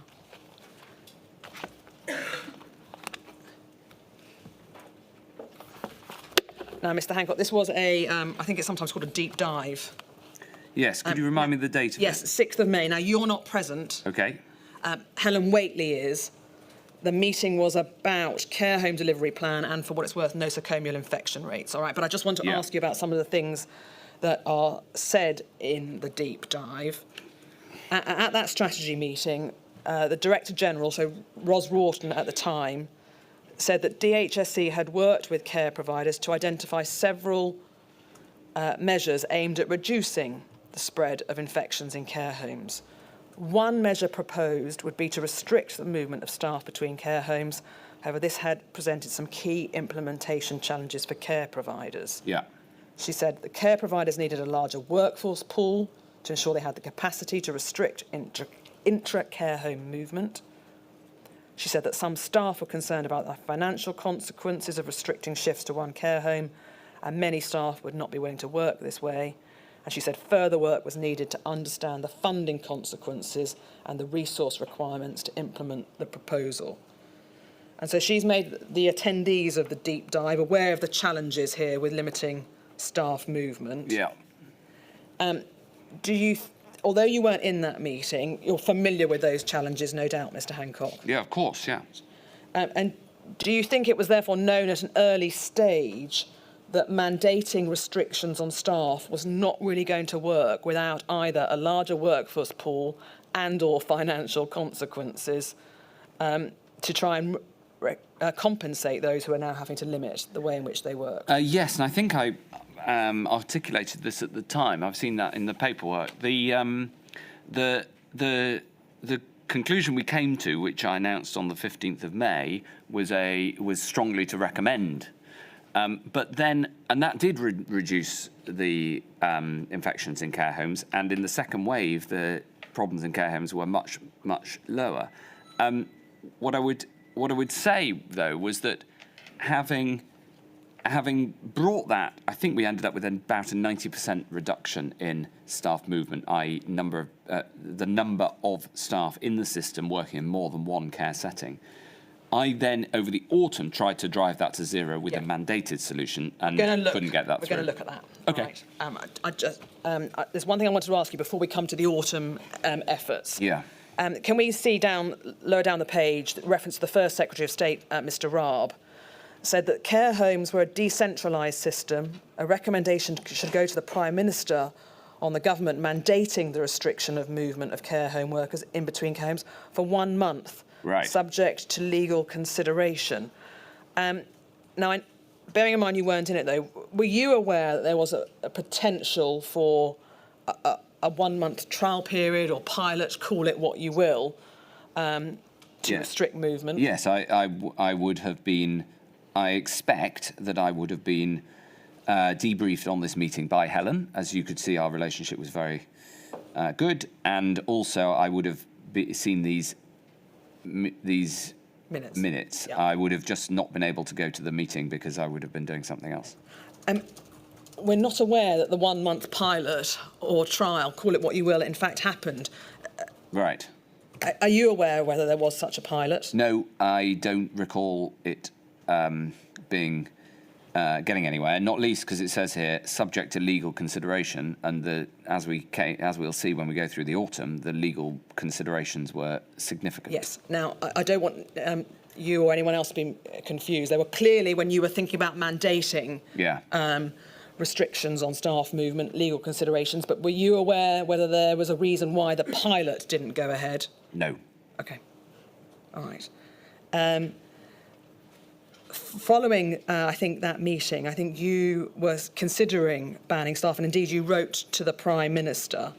Yeah. And I'd just like to have a look at the letter, please. INQ 292617.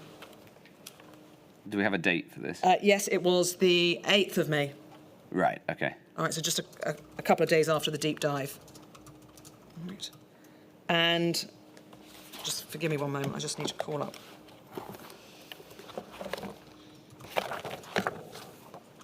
My document.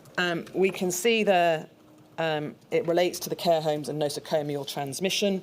You say, following the deep dive, the letter sets out the department's plans. Yeah. You've got their reference to the latest Public Health England evidence showing that there is asymptomatic transmission via both residents and staff. It's similar to transmission in the community. And you set out the 5 steps. And if we could just go down to paragraph 4, thank you. You say, at its heart, the core of the problem of managing social care is that accountability for delivery falls to us, while the levers are held by the local authorities, as we touched on this morning. This makes delivery of sensible policy proposals like reducing staff movements between providers very difficult. We need to change this through legislation. That has not yet happened. No, just bear with me because we will get there. Yeah.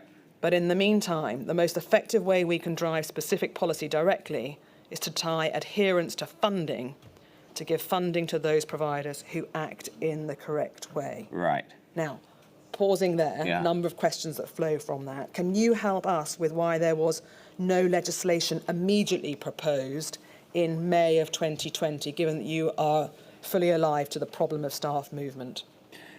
The decision that was taken was to go for a non-legislative recommendation. Getting legislation through takes time. And we were putting through a huge amount of emergency legislation, mostly relating to lockdown measures, and so getting legislation through would have been a serious consideration. And remember, at this point, we are all exceptionally busy. Therefore, in the meantime, being able to put out a piece of guidance was a good way of getting started on this, and so we did on the 15th, and it made a big impact. But I didn't let go of the need to then drive this further, although that never happened. All right. In a way, why I didn't go for legislation at this point is demonstrated by the fact that I then worked until Christmas to try to get legislation, whereas standing up at this press conference and saying, please stop movement as a recommendation, we could enact only 9 days after this advice to the PM. All right, and I just wanted to look at one other paragraph over the page, please, on page 2. You say there to the Prime Minister, paragraph 10, please, just a little look, thank you very much. As we are looking to compensate workers for the financial impact of restricting where they can work, I am strongly of the view that we must ensure that those social care staff that need to isolate do so on full pay rather than on statutory sick pay. To date, we've been encouraging providers to adopt this policy wherever possible. However, we know that many are not, citing that local authorities have not passed on the funding, which we announced in March, a large proportion of which was intended for this person. And then you say you'd like to be more directive. So, as I understand it, here you are pushing for recompense. Yeah. But help us with the section that says, to date, we've been encouraging providers to adopt this policy. However, we know that many are not, citing that local authorities have not passed on the funding. What ability did DHSC have to ensure that local authorities did pass on the funding in accordance with the intention? DHSC had no levers over that. Right. In a way, this paragraph and the previous paragraph absolutely reflect the discussion we've already had. I mean, I'm a bit like a broken record on statutory sick pay. I didn't know, I haven't seen this document in preparation for this session, but it's safe to say that my views remain the same today. And so on the 15th of May, there was guidance which asked, essentially, care homes to ensure that members of staff only work in one care home wherever possible. This includes staff who work for one employer across several homes, or members of staff that work on part-time basis for multiple employers. Yep. And I think on that day, you indeed announced the Infection Control Fund. Yes. Which was deliberately designed to try and recompense workers who were having to limit their movement. It had other functions as well, don't misunderstand me, but that was one of the main aims of the fund, was it not? Yes, without, yes. What you can see from that combination of things, the fund, the purpose of the fund, the innovative use of the fund to require behaviour changes on the ground, the limitations to staff movement, I hope you can understand what I was trying to communicate when I summed that up with the piece of rhetoric that we discussed before the break. We felt like we were doing everything we possibly could to support. That is how it felt. We were really leaning into this problem, and hence I used a form of words that subsequently has been.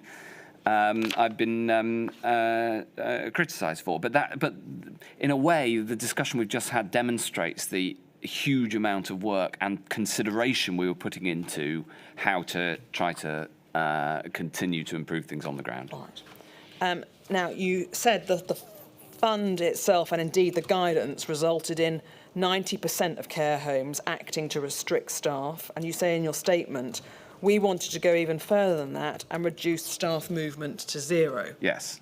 Right.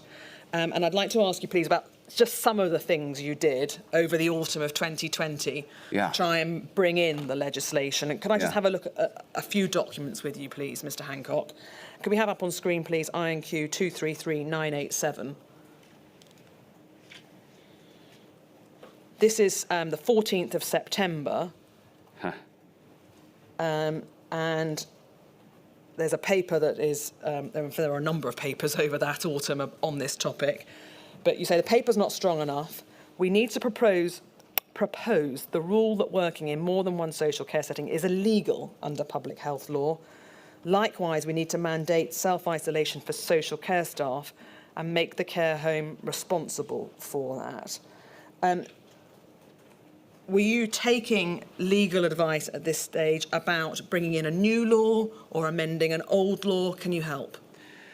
I think that the reference to under public health law means my goal here is to use the existing legislation to find a legislative hook, if you like, that could be used based on because there's a number of very strong powers in the 1984 Act that allow a wide degree of discretion for policy if it is based on the advice of clinical advisors. And this is where I've got to in terms of legislation. Instead of new legislation, I'm trying to use the existing legislation.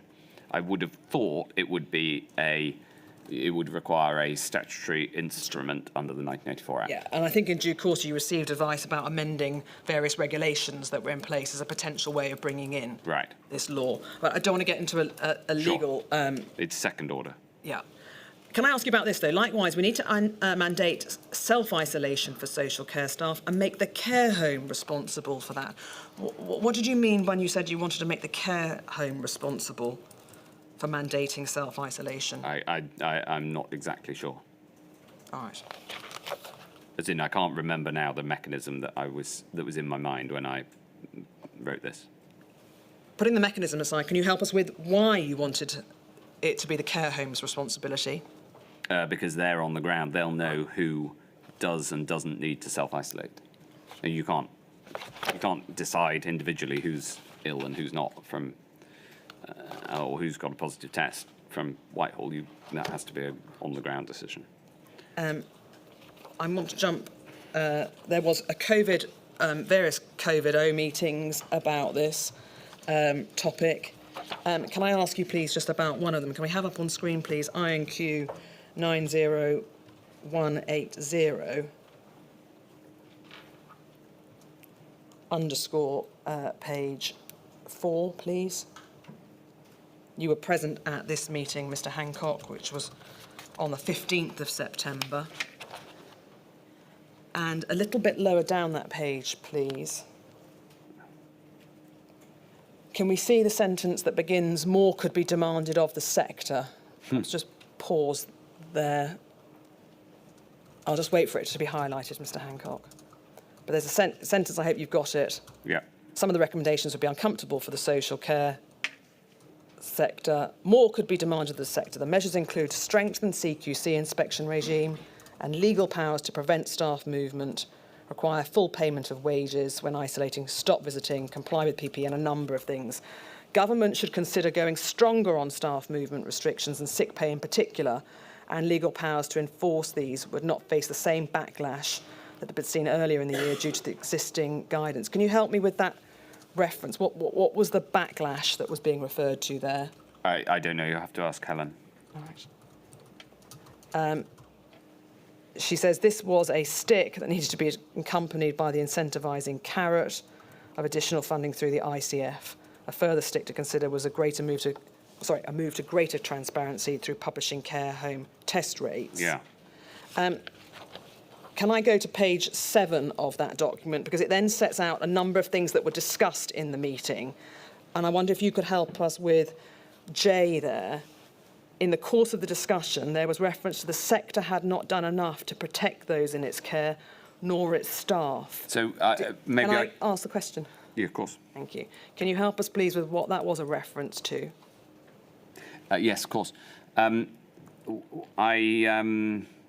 The best way I can describe this and answer that question is to explain what these points are in Cabinet Subcommittee minutes, which this is an example of.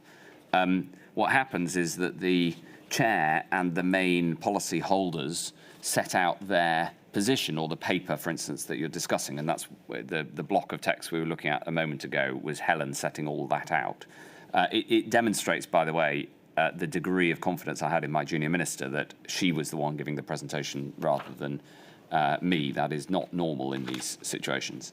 Then there is a discussion around the table, including with the ministers who come from policy areas not responsible for this, and they are those comments without the name of the minister are put in these, and this is cabinet papers are all the same like this as well. So what this means is a minister present, but not the chair, not Helen, and not me, because we would have our names put against it, has said the sector hasn't done enough to protect those in its care nor its staff. I've no idea who said that or what he or she meant by it.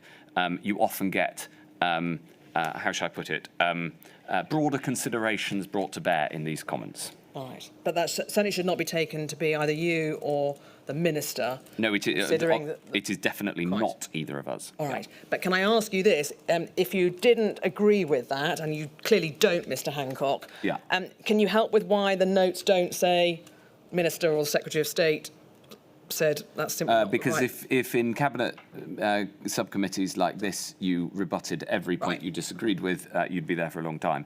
What you do is they normally come to you at the end, you respond across the board, and then the chair sums up. And the summing up of the chair is the policy of the government. In this case, Michael Gove was in the chair.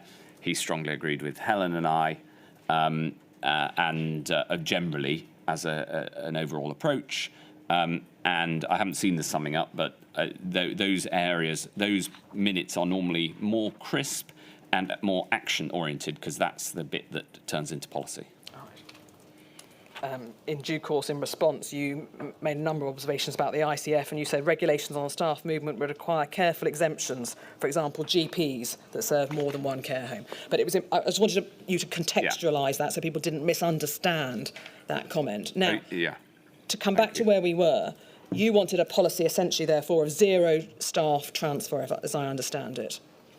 You were seeking... Yes, with as you that would end up being it would end up being slightly more complicated than that, but that was the thrust of it. Right, all right. You had sought legal advice as to whether that you could change existing legislation to mandate that. Yes.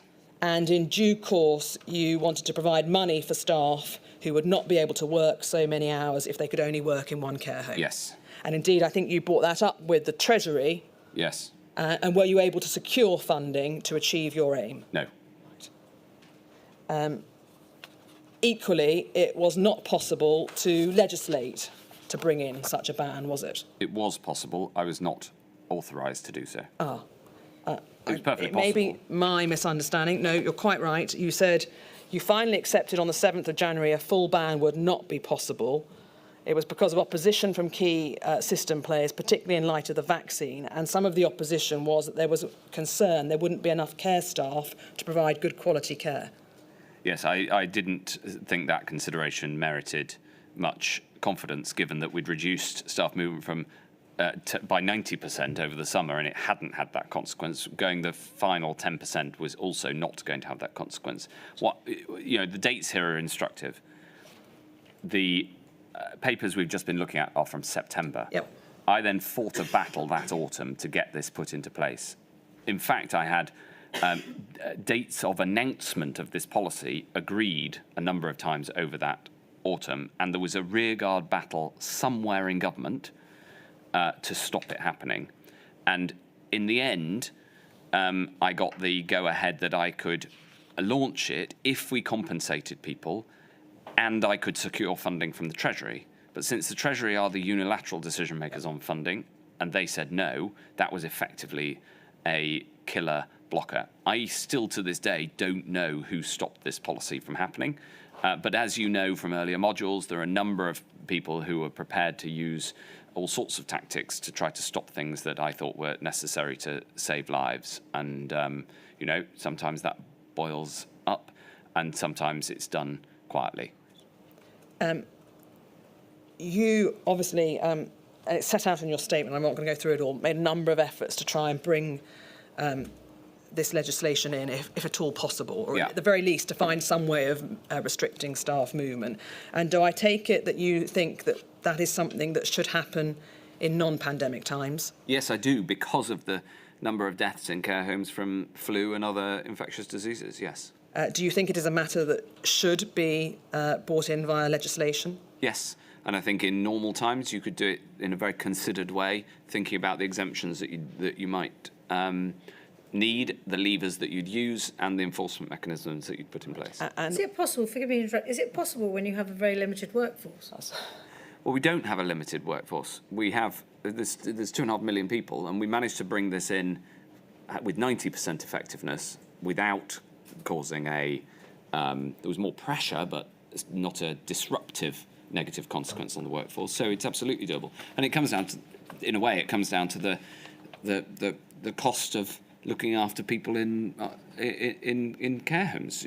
Do we think that it's right that we allow people to go to work in a care home with the flu, knowing that that may well spread the flu to people in care homes? I'm not questioning the wisdom of the policy. I'm just questioning whether it's practical. I thought I heard 100,000. Yes, may I pick up on that, my lady? And to help you, Mr. Hancock, there was a DHSE briefing in November that estimated that 22,500 staff in residential care held a second job in social care. Yeah. And the majority are understood to hold two jobs, perhaps one in residential care and one in a domiciliary care setting, for example. Yeah. There are also, I think, about over 1.5 million jobs on 0 hours contracts. Yeah. And so, to pick up on her ladyship's questioning, how feasible or realistic is it to ban staff movement when people are relying on having two jobs? It's a perfectly reasonable question, but I think that it's entirely feasible, because you could easily rejig the employment arrangements so that if two care homes each employ people part-time, and then each of them could take a fewer number of people full-time. It would lead to a decrease in flexibility, that's absolutely true, but you could still work in one care home on a 0 hours contract and do something else when there weren't any hours coming from that care home, for instance. But why should we have care home workers on 0 hours contracts anyway? Don't people in care homes deserve highly professional, highly organised with support with staff who are in reliable employment? I think it's a sort of we should be more ambitious for the care we give to the most vulnerable in society. Same topic from a slightly different angle. Were there ever any plans to try and restrict staff movement in domiciliary care? No, I don't recall that. Domiciliary care is different because you're by your nature in the community all the time. So, it doesn't, in a way, if you worked for 2 different employers in domiciliary care, you'd still be visiting dozens of different houses to look after the clients, no matter who was paying the bill. It brings me on to, I want to ask you about domiciliary care, because clearly there would be real practical difficulties with restricting staff movement in domiciliary care for the reasons you've just given. But also it'd be less important. Because, why would it be less important? Well, say you're a domiciliary care worker who looks after 15 people and you go into their home. If you did that for one company, you'd still be visiting the 15 people in their homes. If you did it for 2 companies, you'd be visiting 15 people just being paid through 2 different companies. It wouldn't make a difference to the spread, to the clinical outcome. So it's less important. Whereas a care home is a physical setting that where infection can occur within the setting. Yes. Although a domiciliary care worker going from house to house to house, providing close contact, is equally providing a care in a close setting. Yes, but what you'd have to make it work, you'd have to say that domiciliary care workers could only work with one person or a smaller number of people, and that would probably be very impractical. Okay. In relation to domiciliary care, though, given that on any view workers had to move from house to house to house, and acknowledging as you do, you can't restrict their movement, and you can't isolate the person in the house because the carer has to provide the care, the washing and the like. Can you help us then, please, with what was done in relation to PPE for people providing domiciliary care? Yes, well, we provided PPE to domiciliary care workers, but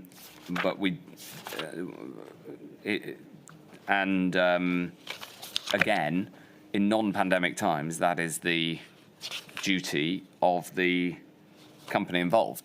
They're not all companies, but nearly all domiciliary care is provided by the private sector. And we provided free PPE. It is a less defined sector by its nature. And so it's harder to be absolute about how many people, what proportion of people benefited from that. All right. I want to look at some of the efforts to provide free PPE that were taken up during the course of the pandemic, particularly at the beginning. Now, you've made the point, obviously, that formal responsibility for PPE distribution rests with the individual institutions and care homes. And prior to the pandemic, the NHS supply chain only supplied the main hospitals.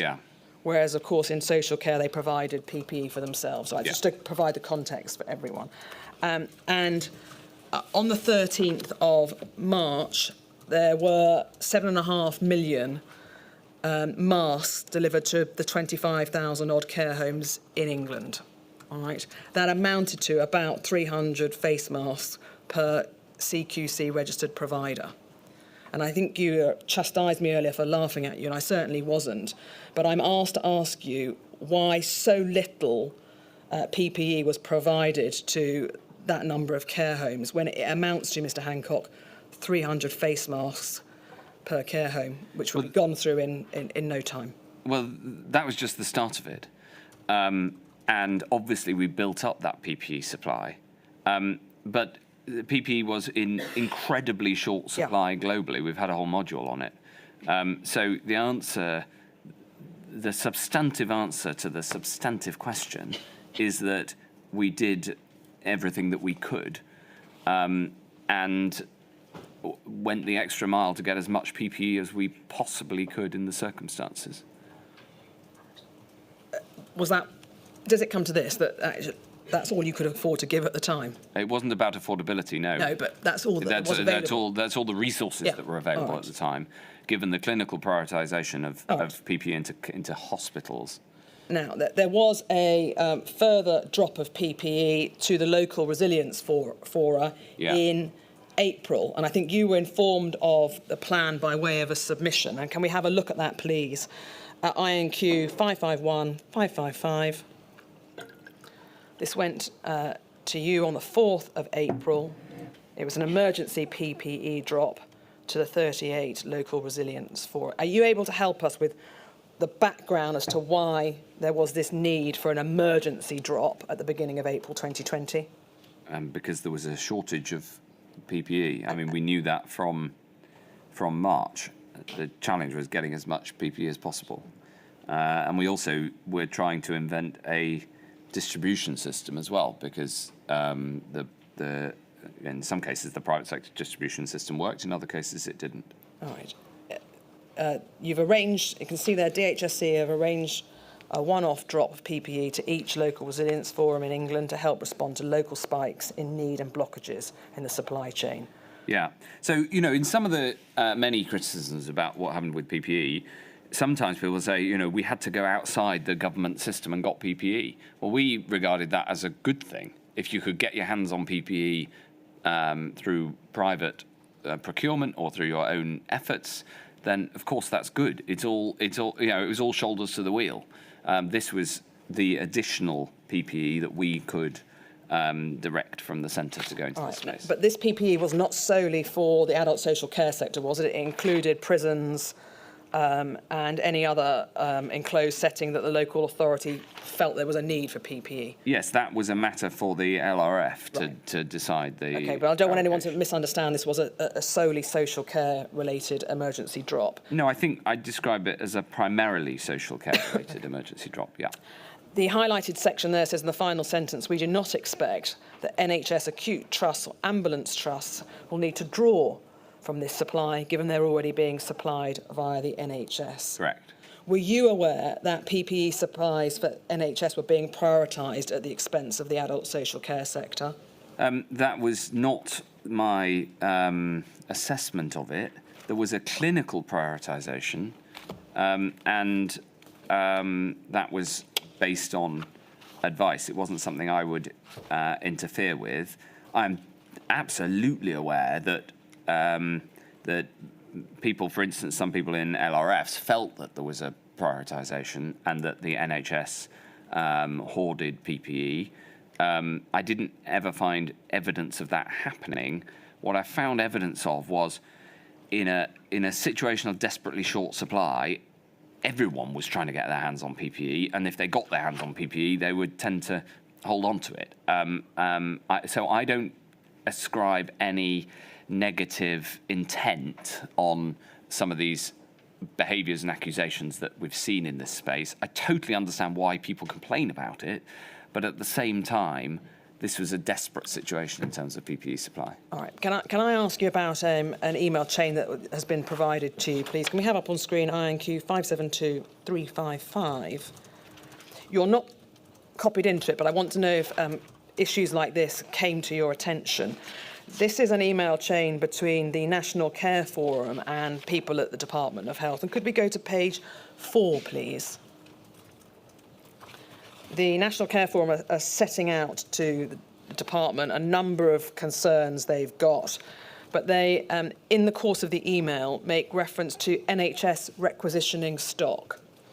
This is to help you, the 1st of April. Yeah.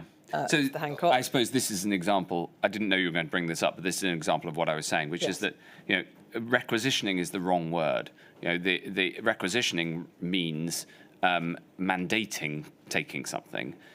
What was happening was the NHS were also buying, and in some cases, they would be bidding against each other, outwith the government effort to provide PPE. I take your point. There was never any directive, was there, from DHSE to say that the NHS should get PPE first?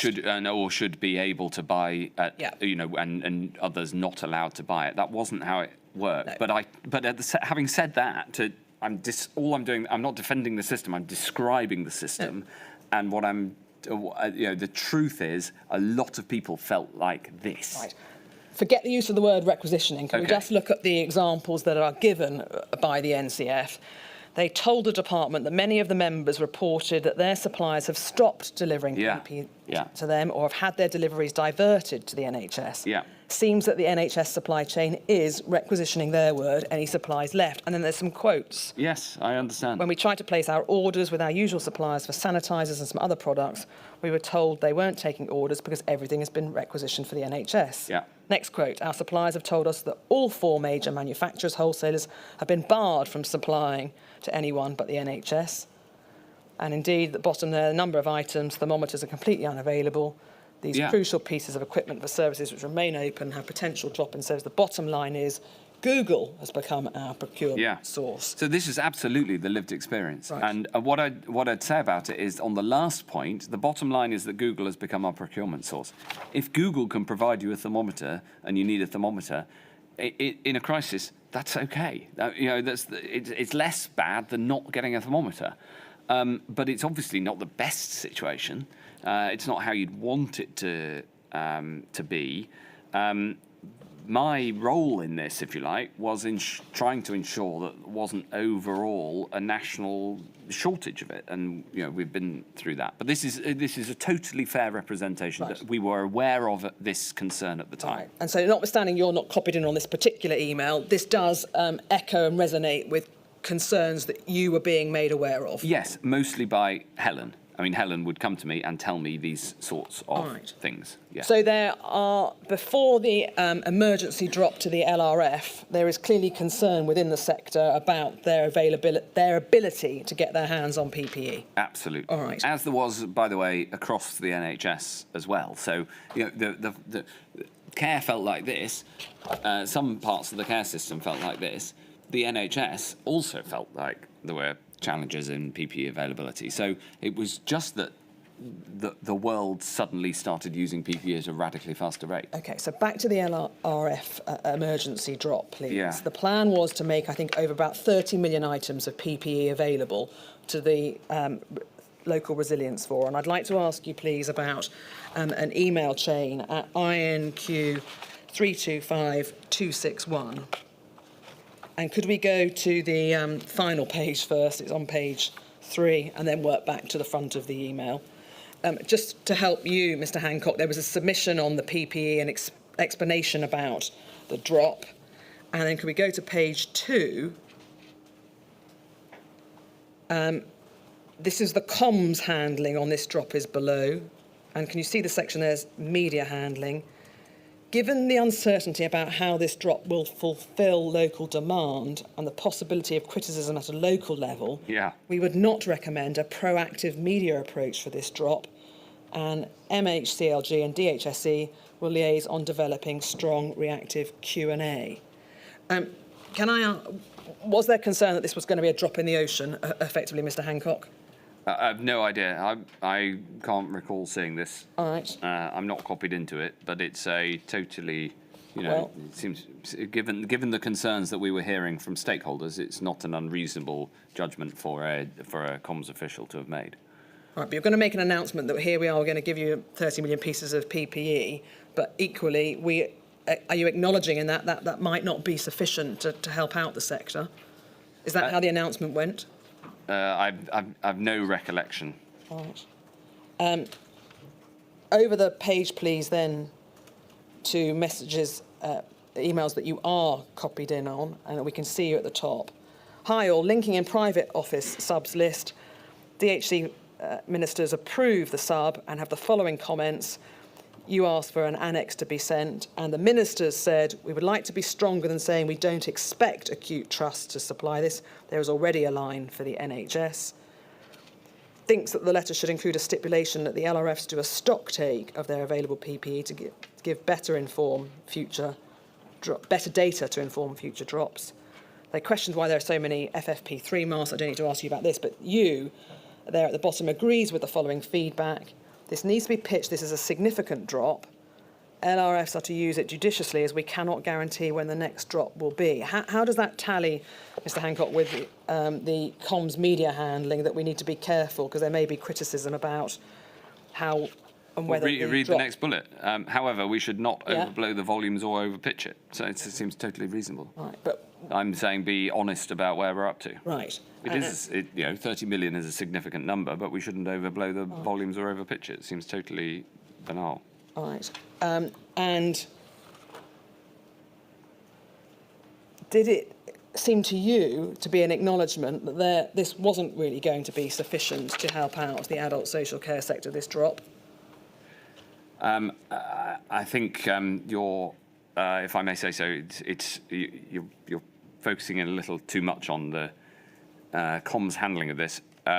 Here it says SOS agrees with the following feedback from MHCLG SOS. So what will have happened here is Rob Jemrick will have said, this is my feedback, and I will have read it and just put a tick next to it and moved on to the next thing. This is the comms handling. For me, it was second order. This was as much as we could get our hands on and get out to the system. Of course, it wasn't enough because the world didn't have enough PPE. We didn't have enough PPE. We were out there buying it. And the PPE module has gone into great detail about the lengths we went to buy it. And indeed, a bit like visitor policy, I've been criticised for buying too much. I'm criticised for not buying enough. Savvy. I want to deal with one topic, if I may, before we break for lunch, my lady. And it's just this, and it's in relation to use of face masks or coverings in the adult social care sector. Now, Mr Hancock, we know that on the 5th of June, you announced that staff in hospitals should wear face masks and visitors should wear face coverings. Yeah. But that policy was not brought in until the 2nd of July in the adult social care sector. Yeah. Can you help us with why there was a delay between it coming in hospitals and it being introduced for adult social care? So the clinical advice was that this was more likely to be an important measure in hospitals, but also it comes back to the very first thing we discussed, which is that in the NHS we could just make this decision and get on with it. In the world of social care, we had to get cross-government agreement for a decision like this, and it took a whole lot more effort. So I remember very clearly the decision in the NHS. There was a huge toing and froing. You'll remember from the public debate at the time about face masks. There were even some ministers going into shops with face masks on, others not. It was a huge area of contention, and the scientific evidence was extremely conflicting. I then agreed with Simon Stevens and with Ruth May, the chief nurse, that we would require face masks in all NHS settings. We checked that we had broadly enough face masks to do that, and then we agreed it, got number 10 clearance, and I and Ruth announced it at a press conference. Yeah. Right. In the NHS, you can just make policy decisions like that because there's a straight up line of accountability from chief nurse recommends to chief executive of NHS, recommends to me, recommends to Prime Minister. 4 people agree. Check it's practical. Done. In social care, decision making just is not like that. Why help us? Why couldn't you, as a department, say we're bringing this in 2 weeks' time? We're announcing it today, and in 2 weeks' time, everyone going into social care needs to wear a mask. What's the lever? How could we have? What were we going to do if people didn't? What were you going to do in the NHS if they didn't do it? The NHS is a hierarchical organisation. The NHS England put out a circular saying this was going to happen, and that's the decision because your fund. That's how the NHS works, and it was under a centralised system, emergency system, where if NHS England said something was policy, that's what people did. And if the Secretary of State for Health and Social Care said in 2 weeks' time we're bringing in masks in social care, why would that not have worked, Mr Hancock? Because I didn't have this is a precise example of not having a lever. But what lever did you need? Why couldn't you just say it and it be I could adopted? have, a bit like staff movement, I could have said it as a recommendation. However, before saying it as a recommendation, I would have needed MHCLG clearance. I would have needed cross-government clearance, because if a policy affects more than one department, it needs to go to cross-government clearance rather than just be inside the department. It comes back to the very first point we discussed about accountability and levers resting in different places. Essentially, I didn't have any legal authority to say that, and so it took a month to sort it out. But remember, at the same time, the clinical advice was that this was more important in hospitals because of the more acute nature of people's illness in hospitals and frailty, and therefore both it was administratively harder to do it in social care, and the clinical advice was saying it's more important in hospitals. So both of those things together explain the difference. But this is just another lesson in how government works, and in some places works better than in others. Where there are straight lines of accountability, things work better, full stop. There were equally ill and frail and old people in the care homes, Mr. Hancock. And so I'm not sure I follow why you couldn't have said, well, if that's the clinical advice for hospitals, we better do the same in care because they're just as vulnerable. No, sorry, that's a non sequitur. If the clinical advice is this is more important in hospitals, I can't just say that's not the clinical advice. That was the clinical advice, first. Secondly, I've tried to explain, I'm happy to go through it again, that in government, policy making over social care is harder than policy making over the NHS because of the way it's set up. Because of the fact that local authorities have the contracts, MHCLG has the relationship with the local authorities formally, Treasury has the money, and the Department for Health has the policy accountability, albeit not the levers.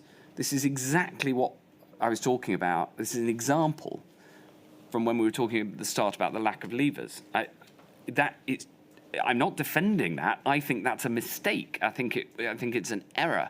I think it needs to change. I wish it had changed already. I was working on changing it when I was in office. It's wrong, okay? But it's the truth. Okay. It's not the position then that the decision to bring in face masks in social care was because social care was an afterthought? No, it's not. Can I ask you, please, before we break, just to look at a WhatsApp exchange, please? Sorry, can I just ask, before you get it right on the screen, is the point you're making, Mr. Hancock, that whereas with the NHS you can impose a requirement on the staff, but unless you make it law, you can't impose a requirement on private providers? You've put it better than me, Chair. Sorry, I just thought it was a short answer. Yes. There is and hence we brought in requirements in return for getting the emergency cash, because that was like a way to try to short circuit precisely that problem. Right. Can we have a look at the WhatsApp? But can I just add one little thing? I'll try to be quick. I totally understand why, if you're in social care, it looks like you're getting things afterwards. Yeah. I'm trying to explain why, if you care just as much about each of them, it is still harder to deliver in one space than the other. I follow that. All right, let's just look at this exchange and then break for lunch. Here we are on the 5th of June, which is the day you announced the mask wearing in hospitals. And you say, can we clear the operational guidance on nosocomial infections, including face coverings in NHS settings? Dido says it can be pulled off by 5 p.m. I presume that's a reference to Dido Harding. Yes, and 5 p.m. is the press conference. And Natasha Price says, Jenny Harries is concerned about this. This announcement doesn't cover the care sector. Yeah. She said it would look bad if it doesn't, and we haven't warmed up the care home stakeholders to it. Ignore the references to Mr. Powis, who was coming to help you announce the... And the Mr. Pearson as well. Yeah. Yeah. But over the page, to page 2, one of your, I think, advisors says, why are we not saying it for social care? Can't we say that when social care visitations are relaxed, face coverings will be required? Or have we got some language that shows some, I presume that's some legs, is it? Some leg, as in language. Jamie is an absolutely extraordinary communications professional, and what he means there is language to show that we understand this potential criticism. Because if you go back to the top exchange in this WhatsApp group. It says, Jenny Harries, she's a clinical advisor. She is not raising a clinical concern. No. She is raising a comms concern. It would look bad. Okay? If we go down again, Jamie is saying, considering that we all recognise that we would get this criticism that you have articulated, he's saying, can't we show, for instance, we will in the future do this in social care, or as he says, when social care visitations, as in visitor policy, are relaxed, face coverings will be required. He wants to demonstrate that we understand this, whilst nobody is challenging the substance of the decision, which is executable in the NHS far more rapidly than it would be.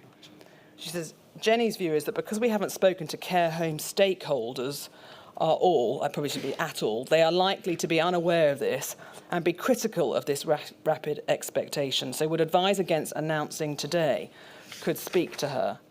Yes, so she's saying do not announce for social care today. Yes, because you haven't spoken to the care home stakeholders to prepare them for the announcement. Yeah, and because there's a whole series of things that you have to do in that sector that you don't have to do in the NHS. Why weren't they done by the 5th of June?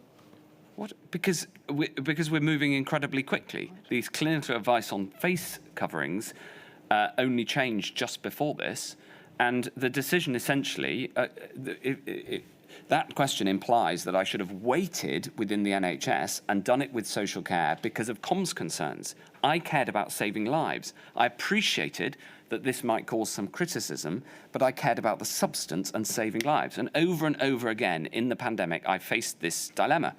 I might get criticised for a decision, but it might save lives. And my decision always was to save lives. It's why I can, I can explain all these decisions that I took, even when there have been broad criticisms of them, and some of them more acute than others.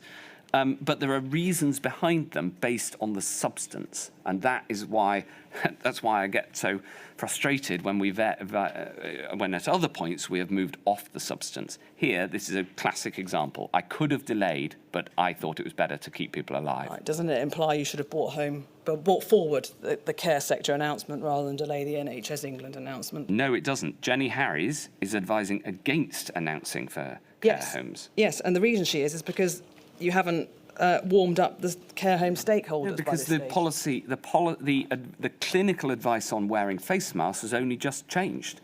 So this absolutely supports the decision that I made, because the only alternative. It comes back to this question of when you don't have good alternatives, right? When there aren't good options, it comes back to that. The only alternative that you've suggested is that we delay the NHS announcement. Now, I wasn't prepared to do that. No. And if you say, well, should you have brought forward the care home announcement? Well, I've got Jenny Harries saying don't do that because we're not ready for it, essentially. And I hadn't got cross-government clearance either, so I wouldn't be able to do it. So, and there you are. I think that's as far as we're going to go. Yeah. Thank you, my lady. Otherwise, I'll have a stenographer on strike. No. 2:10, please. Thank you, my lady. All rise.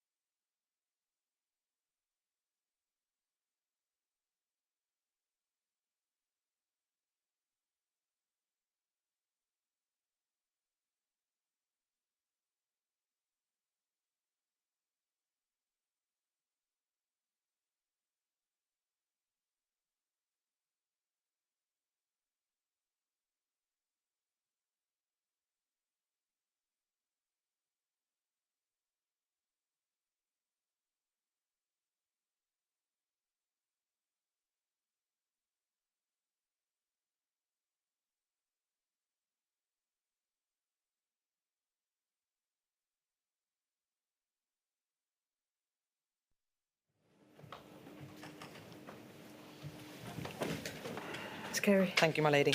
Mr Hancock, can we stick with a few questions, please, about PPE, and then I have a number of other topics to cover with you this afternoon. At paragraph 199 of your statement, I don't need it called up on screen, but you set out there that you received a submission from the PPE demand team at the department on the 15th of July proposing free distribution of PPE to frontline primary and social care services, initially until March 2021. Is that right? I'm sure it is. Well, I'm taking it from your statement. Yeah, of and course. you thereafter extended the free PPE to March 2022. Right. All right. Obviously, that postdates, the end date postdates your leaving the department. But can I ask you about unpaid carers, please? Yes. And PPE for them. And can I call up on screen, please, INQ 328012_4. Now, this is a submission, in fact, to the Minister. Right. I'd like to ask you about a few things in it, if I may. If I ask you something and you can't answer, please, will you let me know? All right. It was a submission to Helen Whately in November of 2020, asking her to amend guidance to advise PPE should be worn by unpaid carers when providing personal care to someone who they do not live with. All right, just to help you. Okay? Okay. And can I ask, if the submission goes to the Minister, do I take it that it doesn't come to you? Correct. Would you expect, though, a submission like this for her to speak to you about it or to ask your views on it? No. All right. If it's just to her, as opposed to her copying my private office or copying, or to her then me, I'd see it. Otherwise, Fine. And especially with a minister who I delegated a lot to. All right, fine. Essentially, in government, the civil servants work out which junior ministers the Secretary of State trusts and which one Right. he or she doesn't. And in this case, they'll know that I would have agreed with whatever decision she And so we shouldn't take this as signifying that you weren't interested in unpaid carers. This was just one of many tasks that you no doubt delegated to Helen Whately. Precisely. All right. And we've seen the recommendation there is that she amends the guidance. And I'd just like to see it your help, please. On page 2, we have a summary of the position as it was and then what the plan was. The DHSE guidance for unpaid carers in England does not currently, so as at November, recommend that unpaid carers need to wear PPE when providing care, unless advised to do so by a healthcare professional. In May 2020, PHE advised that carers who didn't live with the person they were caring for should wear PPE if providing personal care, and that co-resident carers should wear PPE if the cared for individual has COVID symptoms. So that was the position with the guidance. You were obviously aware that there were many millions of unpaid carers. Estimates vary between 5.5 million and I think about 7.7 million. Well, it all depends how you define it. So yes. Quite. And it's obvious, isn't it, Mr. Hancock, that there was not going to be PPE necessarily for all 5 to 7 million unpaid carers providing personal care. Well, that's a perfectly legitimate decision for an elected government to make PPE available for free to everybody if they wanted to, but there is a limit on the public purse. No, quite. It's not a criticism. It's No. a fact here that if we wanted to provide PPE for those many millions of people providing unpaid care, it would obviously place significant demands on the availability of PPE. Yes, and the cost to taxpayers. Yes. All right. Can I look, please, at page 5 and paragraph 7? The data on unpaid carers, sorry, it's my fault, I just jumped to the paragraph above to give some context. The data on unpaid carers, including how many there are, the types of activities they do, and whether they are extra resident or co-resident, is limited. Does that accord with your understanding of the data available on unpaid carers? Yes, I'd say it's not only that it's limited, it's also a definitional question.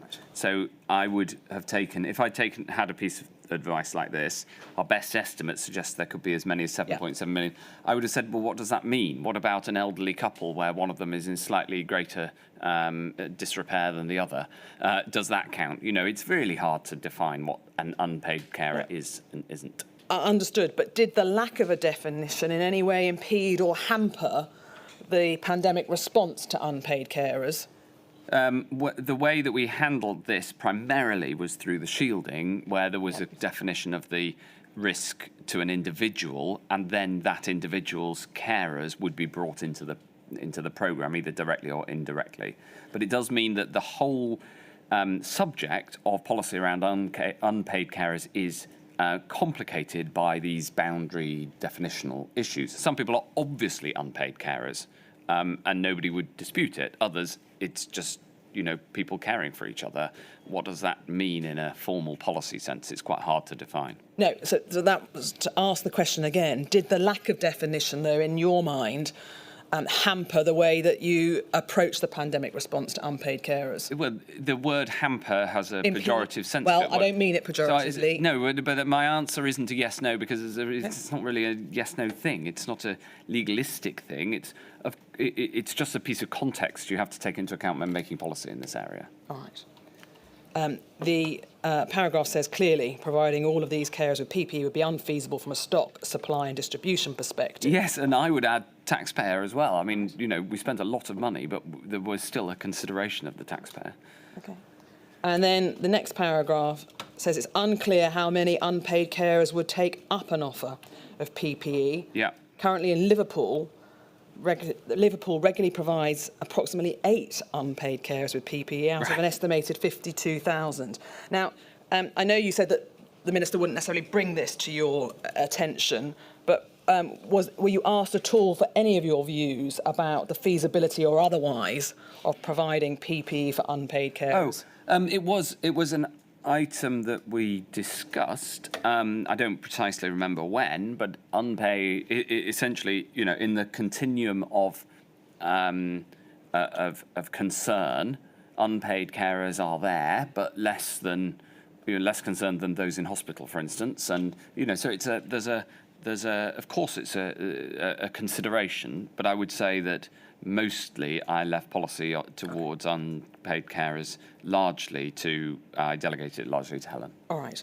But that can come down, thank you. You did, in fact, though, if I can remind you, by reference to your statement, I think you agreed to a proposal of a trial of free PPE for unpaid carers in November 2020.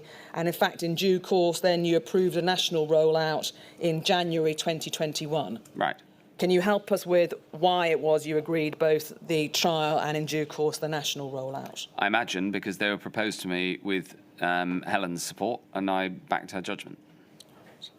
It may be suggested to you that the trial in November and the rollout in January 2021, to some, might look that unpaid carers are an afterthought, given that there was PPE provided to both care homes and the domiciliary care sector before that. Are you able to help with whether there was an afterthought here to unpaid care? No. The word afterthought, which you've used a few times, is a rhetorical device to imply there was less consideration given, which is false and wrong. However, the context means that the acuity of concern was less by the nature of the group.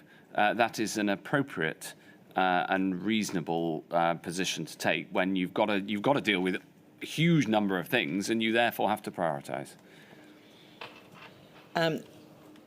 From your perspective, was there anything else you think now, upon reflection, you could have done earlier in the pandemic to provide additional support to unpaid carers? I'm sure it's worthy of consideration. It's not an area that I was particularly close to. And I'm sure it's a question worth asking Helen, and I'm sure she'd come up with some sensible suggestions. It's just not something I'm particularly close to. All right, fair enough. Finally, on the topic of PPE, I said earlier this morning that you were in favour of all health and social care facilities keeping a PPE supply themselves for use in an emergency. Yeah. Can I ask you, how practical do you consider that to be for perhaps smaller care homes with less buying power, less space, limited shelf life of PPE? Well, if they're smaller, they need less PPE in their stockpile. So a stockpile will be proportionate. You wouldn't have the same size for a big care home as a small one. Everybody's got a cupboard. And so it's totally reasonable to require a degree of PPE, say a month's supply You can pull any time period out of the hat, but a month would seem reasonable. That would take, in a small care home, that would take you would need obviously a storage facility for that, but it would be relatively modest. But the impact of it will be really great because it will give you a month to sort out all these problems that, it took us more than that to really get the system going. What about domiciliary care? Would you make the same recommendation that providers of domiciliary care have their own supply of PPE? Yes. I presume not, though, for the reasons you just alluded to. You wouldn't be in a position to make a recommendation about that in relation to unpaid care? No, I think unpaid care is different in its nature. All right, understood.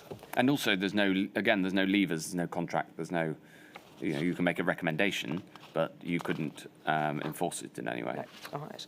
A topic that you have also referred to this morning was that of visiting restrictions. Yes. And can I come back to that, please, just to get your overall views? Clearly, there is the protection of the residents versus the impact on them and their loved ones. And you mentioned this morning trying to strike the best balance, to use your words, in this difficult area. Did you ever consider asking for studies to be done about the extent to which visitors brought in COVID-19 into care homes? Yes, that was part of the understanding, and I think you put it well earlier when you said broadly that the disease got into care homes through residents, visitors, and staff. I mean, essentially through people. That's how the disease spread. Yeah. You are aware of the real upset, and you've mentioned it yourself a couple of times in evidence, that the visiting restrictions caused on a number of people who couldn't be with their loved ones when they died. Yeah, of course. No, it's not a criticism. No, Just I don't laying take the it as a foundation. criticism. I just think it's awful. I mean, some of the things that people went through were truly ghastly, and it was an awful virus. Yeah. I wanted just to pick up on one contributor to Every Story Matters, who said, perhaps not in the context of elderly people or those with dementia, but a loved one of a resident in a care home said this: "My son has severe autism and learning difficulties, has no speech and limited understanding. He was in a residential care home. I was unable to visit him for 24 weeks. We couldn't visit through a window or FaceTime, as he would not understand, and so became upset. It was a choice between keeping him calm or upsetting us all by seeing him through a window." Yeah. So clearly a number of people impacted in different ways. Yeah. 5 years on, do you think it had to be either no visitors or allowing visitors? Did it have to be either or? Well, that is a very, very good question. I'm glad you brought that example up because the care home question often ends up considering older age care homes more because actually for those of working age or people like the example that you've raised, the impact of visiting would be lower because the impact of the virus would be lower, and so that sort of consideration should be taken into account. We got to a position over time that was more nuanced. For instance, when vaccinations were rolled out, having a difference between those who'd been vaccinated and those who hadn't. When PPE was more widely available, allowing visiting with PPE. For instance, with hindsight, we know that COVID-19 spreads much less outdoors. Yeah. So visiting outdoors and at a distance would be safer than visiting indoors. So the more nuance and consideration you can bring into this, the better. So it isn't just a binary of no. Visiting or not visiting. It's how to do the least risky visiting. Like visiting and seeing people through a window, is very low risk, for instance, but obviously, as this example shows, doesn't work in all cases. No. Do I take it that had there been enough PPE, that might have enabled some visiting to take place sooner than it did? Well, it took some time to know how the disease spread. Yes. So as visiting restrictions were lifted, then at that point PPE was more widely available. And as you saw in the discussion that we had when we required face masks in hospital settings, one suggestion from one of my advisors, it was to have the PPE available when visiting restrictions were eased. So this is, in fact, an area of work, again, a bit like so many others, that consideration and thought should be put into it now so that more nuanced versions of policy can be put in place rather than having to invent it on the fly. Yeah. And do I take it that if there'd been enough testing, that might have enabled at least some visiting? Yes, and in fact, I think once testing was available to the general public, that was used as a, if you have a negative test, then visiting is more highly recommended. Again, you've got to have policy, and then sometimes policy isn't rolled out on the ground exactly as intended, not least because of the issues of accountability and authority that we talked about just before the break. So all of these things should be considered, yes. All right. Can I just would like to ask you about one document that impinges on visiting restrictions, and indeed the lifting of them. Can I ask to have up on screen, please, 327939_1. This is a submission that went to both you and the Minister in July of 2020. There was a proposal to publish updated guidance on visiting policy, and clearly it says there in the timing it was urgent. Visits remain a source of concern for many families and friends of care home residents, and they were keen to publish the guidance as soon as possible. And can I just look at the rationale for change with you, please, Mr. Hancock? Clearly, as we all acknowledge, there was making changes involves an increased risk of transmission. It must be balanced against the significant impact on the care home residents from being isolated. ONS data, as at the 3rd of July, shows that between March the 2nd and June the 12th of 2020, only 29% of deaths in care home residents were COVID-related. The deterioration of the physical and mental health of vulnerable people is likely to have been impacted by loneliness. One only needs to look at the final line, reference there to carers, representatives of residents who are, to quote, fading away. Over the page, you received, or annexed to it, I should say, was some sage advice that highlighted, as at July, there was medium evidence to suggest that visits of short duration, where appropriate social distancing and infection control measures are adhered to, are likely to pose a lower risk to residents than the risk of infection by care home staff. And then there was good evidence about the benefits of the residents seeing their visitors and their loved ones, and the detrimental impact on them of not having visitors for an extended period. And in due course, you were content for the guidance to be published in July.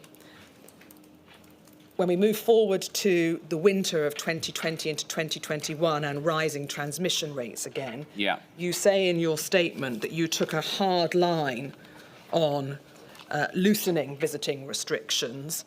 Can you just explain to everyone, please, why it was you considered in the winter of 2020 into 21 that hard line was required? Because transmission rates were high, and even higher than they had been in the first wave. Certainly measured rates were higher than in the first wave, and if you look at the analysis of who had COVID, it's highly likely that the real world rates of COVID were higher in the second wave, and therefore visiting was a significant risk again, in a way that it hadn't been by July. In the middle of July 2020, the number of infections measured was only in the hundreds, as opposed to the tens of thousands by December 2020. So that's the reason. I'd just say that on the previous piece of advice that you've showed, that shows the degree of thought and consideration that went into this question. I don't think anyone's suggesting that there wasn't a degree, and there's no easy answer here. Exactly, yeah. But what I did want to come to ultimately, though, was your reflections on what we should do in the event of a future pandemic vis-à-vis visiting restrictions, when perhaps there isn't testing and there isn't a mass of PPE available. Would you still propose and advocate for an outright ban at the outset? Well, I'd propose having a testing system that could be expanded quickly and having stockpiles of PPE that could be picked. So let's try to avoid being in that position in the first place next time round, please. But taking the question at face value, visiting restrictions are a reasonable measure. The more that you can introduce nuance into them, the better, taking into account the infection risk and the impact of not having visiting, exactly as this piece of advice did. Technology is probably now more ubiquitous than it was, and people, especially older people, might be more used to using it. And that helps relieve some of the lack of connection and the loneliness. But of course, it's not the same as face-to-face. And face-to-face isn't the same as physical touch. We all know that. I think it would be a very useful piece of work to think through in advance what is the best way to have the least worse outcome in this space. You mentioned there testing. There's just one aspect of testing I'd like to ask you about, please. And it's testing for domiciliary care workers. Obviously, there was some access in April 2020 for symptomatic testing of domiciliary care workers, but in fact, asymptomatic testing for domiciliary care workers was not introduced until November 2020, and in fact may have been not rolled out until January 2021. Can you help with why asymptomatic testing of domiciliary care workers was not rolled out until November 2020? Well, this was about the access to tests, so it's not quite right exactly the way you put it, because of course asymptomatic testing was available to the general public by then, and so domiciliary care workers would have had access to tests just because they're members of the general public should they have wanted to. And therefore, I don't think the problem is quite as acute as set out. I can't remember the exact timescales around then of when the huge quantities of lateral flow tests became available, but that was essentially the breaking open of testing from a controlled to a widely dispersed issue, if you like, and that was in the autumn of 2020, wasn't it, when we got the first mass hundreds of millions of lateral flows through, and made the whole issue easier. New topic, please. And I'd like to ask you about changes to the regulatory inspection regime. Right. Did you agree with the decision to suspend routine regulatory inspections? Yes. How were you assured of the safety and quality of care homes in the absence of those inspections? I thought two things on that. The first is that whistleblowing was still possible in the worst extremes, and the second is that it was a necessary short-term measure given everything else that was going on and the risk of bringing COVID into care homes through inspections, but also that many inspectors are themselves medically trained and were needed on the front line. In your statement, you said, I supported the CQC's decision to suspend because I wanted hospital and healthcare workers' primary focus to be treating patients rather than complying with inspection requirements, and to free up inspectors' work to work directly on the front line. Yeah. The reference there to rather than complying with inspection requirements may to some sound dismissive of the importance of inspections. Why did you phrase it in that way, Mr. Hancock? So I'm a supporter of inspections, but the reason I phrased it in that way is that these were extraordinary times. Care settings and hospitals were doing unusual and extraordinary things, and sometimes one of the reasonable criticisms of most inspection regimes, including the CQC's, is that they can get box ticky, and what the last thing you want is somebody making a decision based on a worry about a future imminent CQC box ticking exercise when there is life-saving work to be done. It comes back to my overall, the way that I led the health system was to presume that everybody would be doing their level best to do the right thing, and part of my job was to... Inspections and data collection. We are likely going to have people in hotels, and it's important. Should that be hospitals? I don't think so. What date is this? 16th of March. Yeah, so this is... Who was going into hotels? Who was going into hotels? People who couldn't fit in the NHS. Right. This is before the Nightingales have been built. Yeah. You can see that I'm worried about... This is before we have got the legal lockdown in place. Yep. It's when rates are still climbing very quickly. So I think that we are going to have people end up with people in hotels. Right. Remember, Understood. the Italian experience a few weeks earlier had been that people were their health system was completely. So you're overwhelmed. worried that that's a position we're going to end up in, and people are going to have to be going into hotels. It's important people do their best without worrying about box ticking. Yes. And that may to some sound like that you think inspections are just honoured more in the form rather than in the substance. No, it's that inspections do have an element of box ticking. And box ticking is a pejorative term. But what I mean by that, and there's a reason that there is some of this, is that in order to make inspections consistent between different inspections, there are structures and frameworks which naturally have to get written down, which can then become box ticking exercises. It's the nature of the system that you end up with box ticking. I don't like it, but it's true. Anybody who's had a child go through GCSEs knows that to get the points, you have to do a load of exam technique, which is essentially box ticking. That's because they have to be able to compare exams from one person to another. I use that analogy because it can also apply in hospital inspections, and I wanted the CQC to basically completely pull back from this sort of activity, except where they thought there was serious harm going on. A safeguarding concern or neglect or abuse. Exactly. And Peter Wyman, who is a very great public servant, understood that. He naturally would have been concerned to ensure that the CQC did its job. So I was pretty firm in my request to him. Remember, CQC is independent, rightly so. So I couldn't direct him, but I was asking him, and he is coming back saying, we've pulled back on inspections only where we think there's abuse or serious harm, and that's fair enough. All right. So given that you were supportive of the decision to suspend routine inspections, did you ask for any information or assurances from the CQC as to how residents would be protected and the quality of care maintained?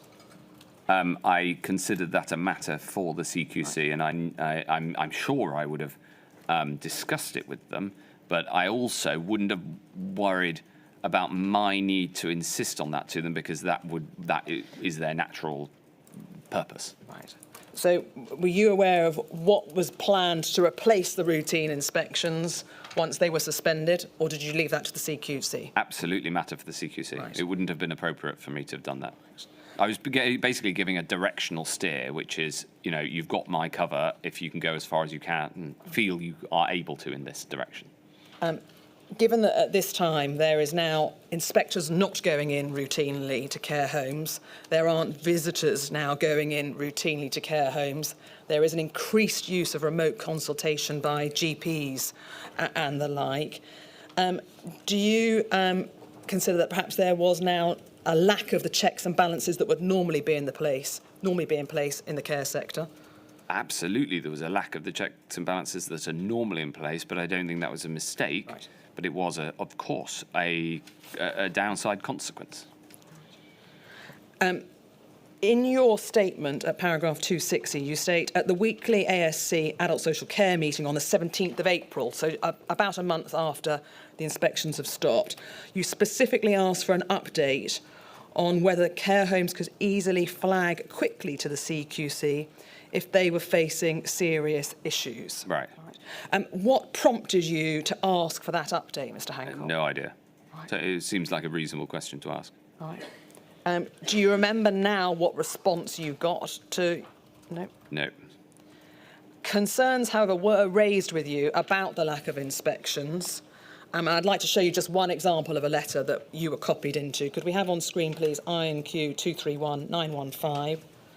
Thank you very much. Although it's to the then Chief Executive Ian Trenholm, at the bottom of it you're copied in, I just want to look at some of the concerns that are being raised about the lack of inspections.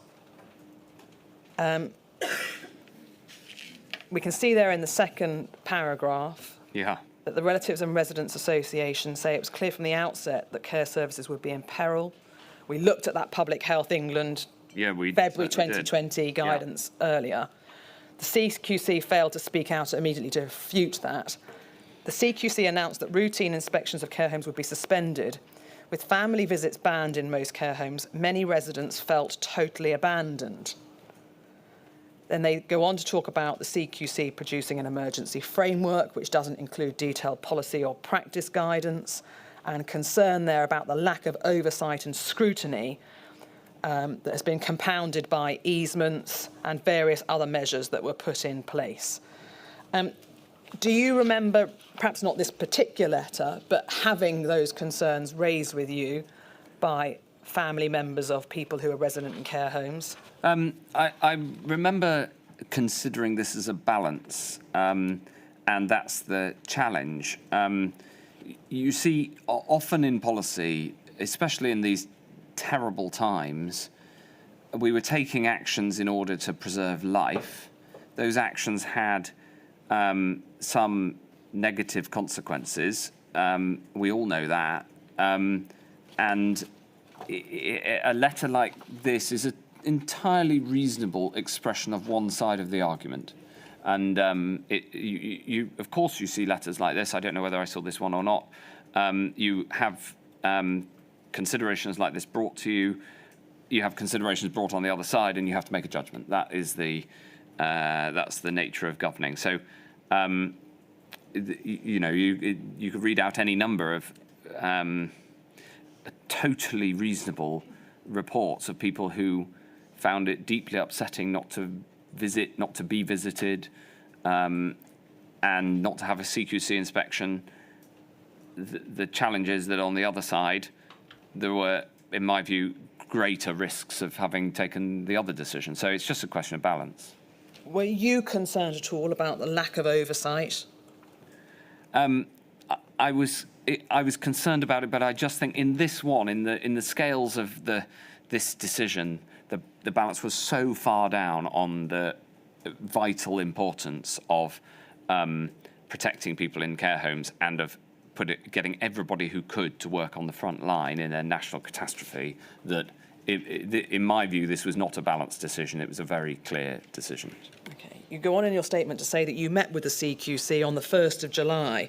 And in fact, Helen Whately was also meeting with the CQC on the same day. And I'd just like to look at some documents in relation to the 1st of July. Can we start with, please, INQ 609960? This is a summary of the meeting that Helen Whately was having on that day. She met with the CQC, and towards the bottom of page 2, if I may. There we are. Can we see the bottom 2 notes there? The Minister asked KT, who's a member of the CQC, whether KT was confident that right and timely steps were taken to ensure people weren't neglected. And KT noted cautiously that whilst the right measures were taken, giving the example of a care home that was closed due to lacking of basic safety for residents, it's likely we will see an increase in the number of services that haven't been able to cope during the pandemic, and therefore a spike of these cases being unveiled in the next few weeks. KT stood by their decision to stop routine inspections. The Minister agreed, but still unlikely to uncover bad cases in the next few weeks. And the Minister asked if we could get more insight into the CQC's findings in terms of latest and live intelligence, especially where there were known alarming cases. Yeah. Now, were you made aware there was a potential concern that there was going to be inspections that did start to uncover bad cases of care in care homes? I can't specifically remember that. It might have been brought to my attention, but it's also obvious. If you stop infections, you'll find more things out later that have gone wrong in a system in which hundreds of thousands of people reside.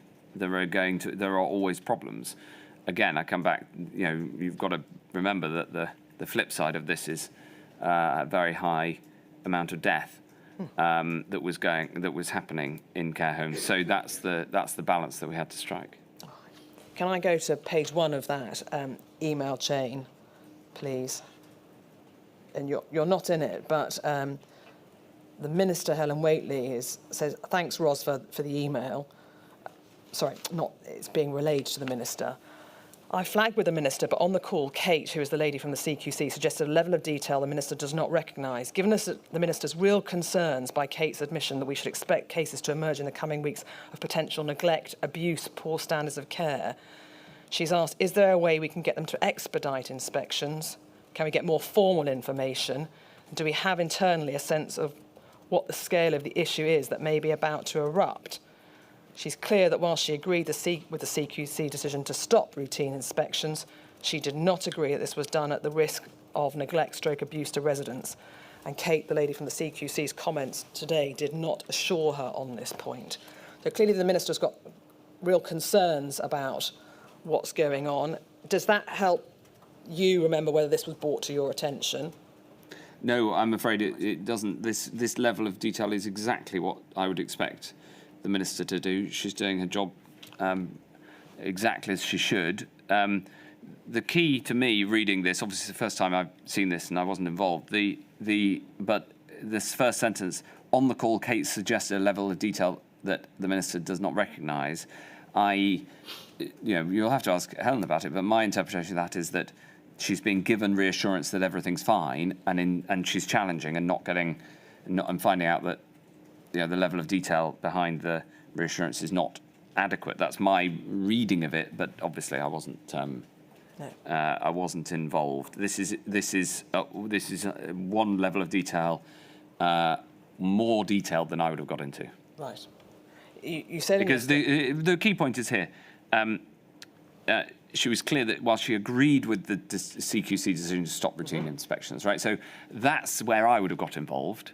This is essentially about, okay, where's the boundary of routine inspections? Where do you need to go in? What's the limitation of and implementation of that policy? If there'd been a recommendation from Helen in response to this to say we must go back to having routine inspections, that's when it would have been brought to me. Right. Would you not expect, though, concerns that they are going to find potential cases of neglect, abuse, poor standards of care to come to you as Secretary of State? No, I wouldn't been. I'm not sure whether we did see that eventuality occur. You can't bring everything to the Secretary of State. I think we would have anticipated that there'd be problems from not having inspections. That's why you have inspections. But again, I come to the balance, which is you can look at all of these different things that we had to do to save lives, and many of them had downsides. I'm acutely aware of that. They needed to be managed, and what this is doing is managing that decision to suspend routine inspections, but with a consensus on the core policy, because the alternative is more people dying. And I know I return to that over and over, but it was our lodestar. It was the thing we were concerned about more than anything. We didn't care about the personal brickbats, the comms, except in as much as it affected people's behaviour. We cared about reducing the number of people who were dying in their thousands, and we took decisions accordingly. Can I just ask you a bit more about this, please? Because at the deep dive that we looked at earlier, and if we can have back up on screen, please, INQ 409002_007. So sorry, not the deep dive, the COVID-0 operations meeting on the 23rd of October, there is reference during the course of the discussion to there being 696 breaches. We can see it there at point I hope, Mr. Hancock, you can see it. 696 breaches of regulations identified since the start of the pandemic. The most common of the breaches were in relation to Regulation 12, which was the regulation around the provision of safe care and preventing avoidable harm or risk of harm. I know you've said to us that it was really a matter for the CQC as to how they assured themselves that residents would be protected, but you've had letters of concern. Helen Waitley is receiving alarming messages from the CQC about what might be uncovered. By October now, there's nearly 700 breaches of regulations.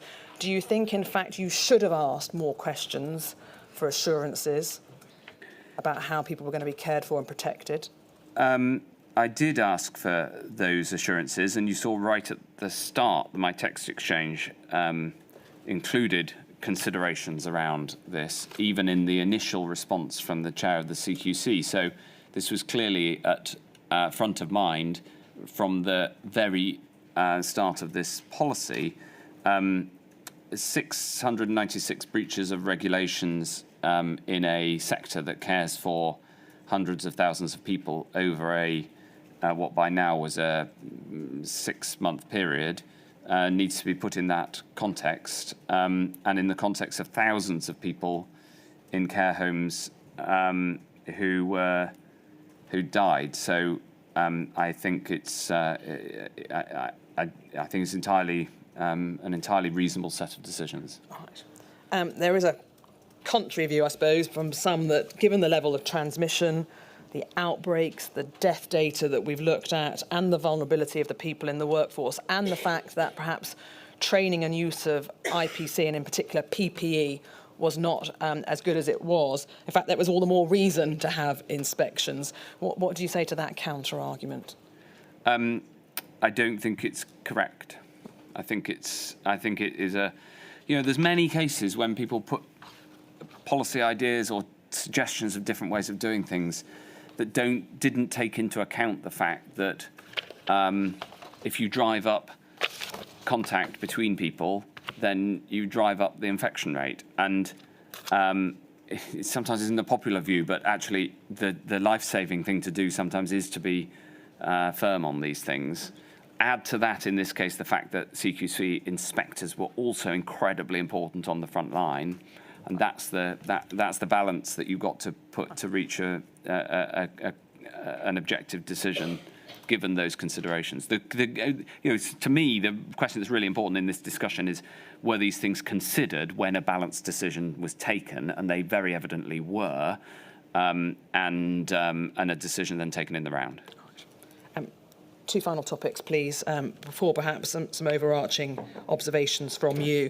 You have previously given evidence to Her Ladyship on a number of occasions about the case for vaccinations as a condition of deployment. Yes. And clearly it was applicable to the consultation, indeed in due course the rollout in the social care sector of that policy. Yeah. Do I take it that you stand by the observations you've previously made about the case for why you consider vaccination was necessary as a condition of deployment? Yes, I absolutely do. And I think that we should have vaccination against flu and COVID as a condition of deployment in social care and in the NHS at all times, because I think that given that these diseases can pass on without the person who has it knowing, it is a dereliction of duty to fail to take up the most straightforward and proven of scientific defences. And in fact, again, it's something that people can make unpleasant personal criticisms of me for taking such a strong view of backing the science in this space. When we did bring in the vaccination condition of deployment, again, lots of people said that there'd be thousands of people leave social care and there'd be a huge gap in the workforce, and there just wasn't. And just before one of the breaks, you read out a a bit of vitriol against me. I've been and looked into it. It turns out it's somebody who is arguing against vaccination as a condition of deployment. I mean, vaccination does, for some reason, cause people to feel very strongly against it for some reasons, and we can see in America that can have very negative consequences, and measles rates are going up as a result. It's a real social problem in our modern society post the pandemic, but none of that means that I change my view that we have this amazing scientific device called a vaccination. We have an incredibly well thought through logical processes to know when it is safe and effective.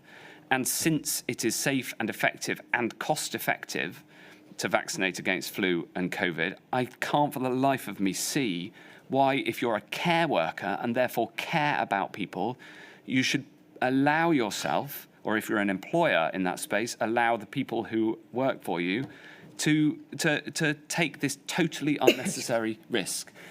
So in short, yes, I agree with the view that I expressed earlier. Thank you. Different topic, please. You set out in your statement that at a Downing Street press briefing on the 15th of April, so the same day as the action plan was announced, you made this statement: and we're making crystal clear that it is unacceptable for advanced care plans, including do not attempt resuscitate orders, to be applied in a blanket fashion to any group of people. This must always be a personalised process, as it has always been. Yes. And we know in due course that there was the CQC report, both interim and indeed final report. But can I just ask you, when you stand back and look at the pandemic and how it developed, do you have any observations or insight as to why it might have been that people felt necessary either to apply a blanket policy or an inappropriate policy of DNA CPRs? I only saw this happen once, and we jumped on it, and I talked about it in public at the time. It is totally unacceptable to have blanket DNRs. There is a concern amongst a small number of people who focus heavily on this, that this was more widespread. If it was, it didn't come to my attention, and if it did happen, it's totally unacceptable. My own reading of it is that this is one of a number of narrow conspiracy theories that have grown up in this space. But if I'm wrong, then it absolutely must be addressed, and the inquiry should uncover that. So you're quite right to ask the question. I suppose the reason that it comes up as a question is similar to those people who demanded that we at a ministerial level, or Chris Whitty at a senior clinical level, should make policy according to who gets care and ration care. I disagreed with that as well, and but it's in the same category. I think the concept is abhorrent and is rightly denigrated, and if it does happen, it should be stopped. In fact, I think it's illegal, and if it isn't, it ought to be. Final few questions from me, please. At the very beginning of questioning this morning, I asked you about the inadequacies of some of the local authority pre-pandemic plans. Yeah. And we touched on that. But looking forward, who do you think should have oversight of whether those plans are in fact adequate? It's no good us just saying they were inadequate. Who should try and ensure that they're not? That's a great question. I haven't thought about that. My instinct is UXA are maybe the best place to make a judgment on it. Again, it comes back to this problem of accountability in the care sector, because whoever makes that judgment needs to then have the teeth. So it may well be that the CQC may be the best place to actually make the decision, because then it would have teeth amongst the sector, because there's no point in some body with no teeth making a view clear on this. That was part of the problem before. So it may be best the CQC, but if I could, I may come back to you if I come up with a better answer. Please do. Finally, then, we've looked at a number of different aspects of the response to the pandemic as far as it impinges on the social care sector. You've obviously made a number of observations about limiting staff movement. We've looked at the hospital discharge policy. We've looked at visiting restrictions. Is there any other area or recommendation that you would like to bring to Her Ladyship's attention? Well, the only other area, I think, is in terms of a register of care workers. Now, to bring in vaccination as a condition of deployment, we had to have a register. Ensuring that register is has been brought in effectively and continues is, I think, important. Of course, that won't include unpaid carers. No. Can I just pause you there? Can you summarise in a nutshell what value do you think the register would have had in the pandemic? If you'd have sat there on the 13th of March 2020 and there'd been a register, what practical difference would it have made to you and the things that you could do on behalf of the department? Well, it would have meant that it would have been easier to bring in mandatory ban on staff movement because you have to have some way of enforcing that and therefore knowing who is working in the sector. We had to find a way to define working in care sector for vaccine prioritisation because, of course, care workers were in the first group of people able to get the vaccine. It would have allowed us to distribute PPE, especially in domiciliary care, more effectively. And all these questions around sick pay would have been easier to address in practice. But I think that's important. And then maybe the final point comes back to this governance issue. Understanding. I hope I've been able to explain it. I haven't explained it as well as you did, Milady. Understanding why it is hard to drive policy in this area is vital, and it is a real practical problem. You expressed surprise when I said that as Secretary of State I couldn't do something. That was in relation to PHE. Secretaries of State are very powerful, but there are limits to that power, and rightly limits to unilateral action because we're a plural democratic system. Ensuring that the accountability aligns with the levers of exercise of that power is the basis of good governance, and that is a core problem in this space. You spoke there of a number of the benefits from your perspective had there been such a register. Who do you consider should be responsible for compiling such a register? Probably the CQC, I would have thought. Mr. Hancock, they're all the questions that I ask. Thank you very much. Thank you. Mr. Weatherby.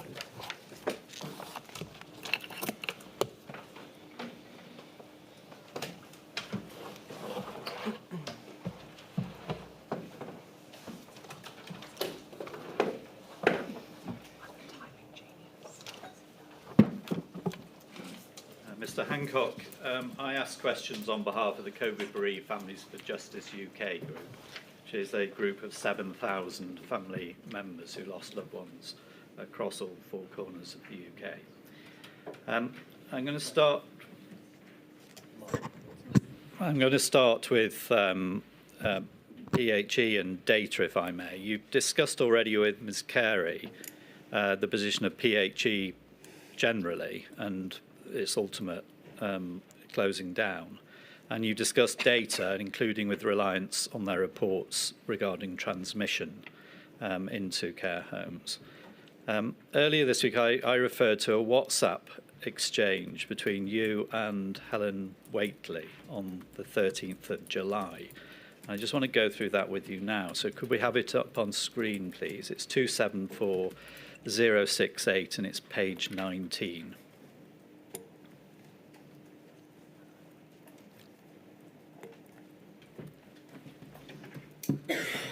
Have you got that?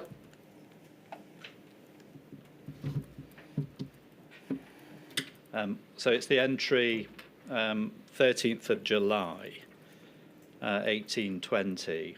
Helen Wakely, we've received a PHE update on the new care home outbreaks. Some were not reported before. Some are from blanket testing and some are suspected but not confirmed. I find their report frustratingly vague and dismissive about new outbreaks. I've asked for a proper breakdown of how many fit into each of the categories above, going down to named individual care homes, and want to avoid a zero tolerance approach. I want to adopt a zero tolerance approach to COVID in care homes. Every single outbreak should be treated as a problem requiring immediate action and investigation. Yeah. And you replied, totally agree, we should have zero tolerance for both COVID and crap data. Yeah. Remember, PHE described Leicester to me as progressing positively 4 days before lockdown. It was only because I blew up that imprecision. I blew up at that imprecision, yeah. Yeah, that they acted. So, can you help us? You've been Secretary of State since July 2018. Had you had concerns about PHE and the data they produced prior to the pandemic? Well, prior to the pandemic, the PHE's focus was almost entirely on non-communicable diseases, and that is part of the reason that they needed to be abolished, to replace them with an agency that concentrates only on infectious communicable diseases. Of course, I'd seen some data, but we discussed earlier, the data from the care sector was terrible before the pandemic. I'm going to come on to that, but had you, just very short order, had you had concerns before the pandemic about PHE data? Not specifically about PHE data, no, before the pandemic, but I did very early in the pandemic. Okay, so very early in the pandemic, you start to realise that the data that PHE are producing is poor. You get... Well, not all of it. I mean, PHE's early scientific work was excellent on the tests, for instance. Right. And you've got to remember that the lack of data here, it's not fair. I've been quite critical of PHE. It's not fair to criticise them for the fact that many of the facts that we didn't know early in the crisis because it was a novel disease, and so getting the data sorted was really important. Well, okay, that's really the question I'm coming to. First of all, when did you realise it was a problem, and what did you do about it? Right, so we knew that there was a huge problem of lack of data on the spread of the disease very early. The chair's point earlier today on the difference between measured tests and actual numbers of cases is a vital question that we asked ourselves very early. For instance, we didn't know how many people had contact with COVID and therefore had got antibodies until we got the ONS survey going. So this was a major issue at the start of the crisis. Yeah, so what did you do about it? We improved the amount of data radically over the period of the pandemic. And what you can see here is that by July, I have a zero tolerance approach to crap data. And by then, we were getting better and better data in certain spaces, but clearly not good enough in this space. So by July, what you're expressing is not only concern about this data that's being discussed, but also the general quality of PHE data. Well, by July, a lot of the data had got better. It still wasn't as good as it was in the autumn. You know, I come from a tech background. I understand data. I found it deeply frustrating, for instance, that early on, when we needed to know how many people have been infected by PHE, infected by the virus, the first attempt to get that survey, PHE had gone to blood donors to get the blood to do the test. But of course, to be a blood donor, you have to declare that you haven't been ill for the last 2 weeks. So it was effectively useless. So we got the ONS in to do that survey instead, and they came out with the answer. I don't want to cut across you, but we've got to crack on time-wise. But do you think more should have been done by you in terms of sorting data out earlier on and recognising the shortcomings that PHE and others had in their ability to gather the data in quick time at that point? We did absolutely everything we could, and coming from a technical background in this space, it was an area that I leaned into incredibly strongly. Should this have been something that had been fully considered in preparedness for a pandemic? Well, it absolutely needs to be sorted for next time, yes, and I think it will. The quality of the data now available is significantly better, and there are programmes across the NHS and UXA to improve on this. On the 3rd of April 2020, you received a briefing ahead of a healthcare ministerial implementation group from the Healthcare Secretariat, signed off by Simon Ridley. And it included this: we have not focused on social care to date, given immediate priorities for the NHS. However, we recommend turning to this, given the large-scale discharge from NHS that has been required, the risks in this sector, and the need for a strategy to manage COVID in care homes. This will assess the overall social care strategy, including discharging, capacity and functioning, workforce and resilience, and guidance to care homes. In Module 2... Could you just tell me what date that was that you've read out? That was the 3rd of April. Okay. In Module 2, Ben Warner, a special advisor to Number 10, told the inquiry, from the start of COVID, it was obvious that care homes were hugely vulnerable, and I was constantly worried that there was not sufficient attention being paid to them. And Professor John Edmonds told the inquiry from SAGE that hospitals and care homes were potential high-risk environments was not a surprise. It's clear that not enough was done in February, March 2020 to reduce this risk. So question to you, taking those three passages into account, do you accept that not enough was done in February and March 2020 to reduce the known risk to this highly vulnerable population in care? Absolutely not in the areas I was responsible for. So if we go through those three in turn, the first is from Simon Ridley in the Cabinet Office. It's important to mention that when you read out his statement. Simon Ridley is a fine official, but his statement there is that by the 3rd of April, the Cabinet Office had not considered care homes enough. It doesn't mean that we hadn't in the department. We've been working on it since January. Ben Warner is an exceptionally intelligent and capable individual, and he is saying at that point that Number 10 had not engaged enough on care homes.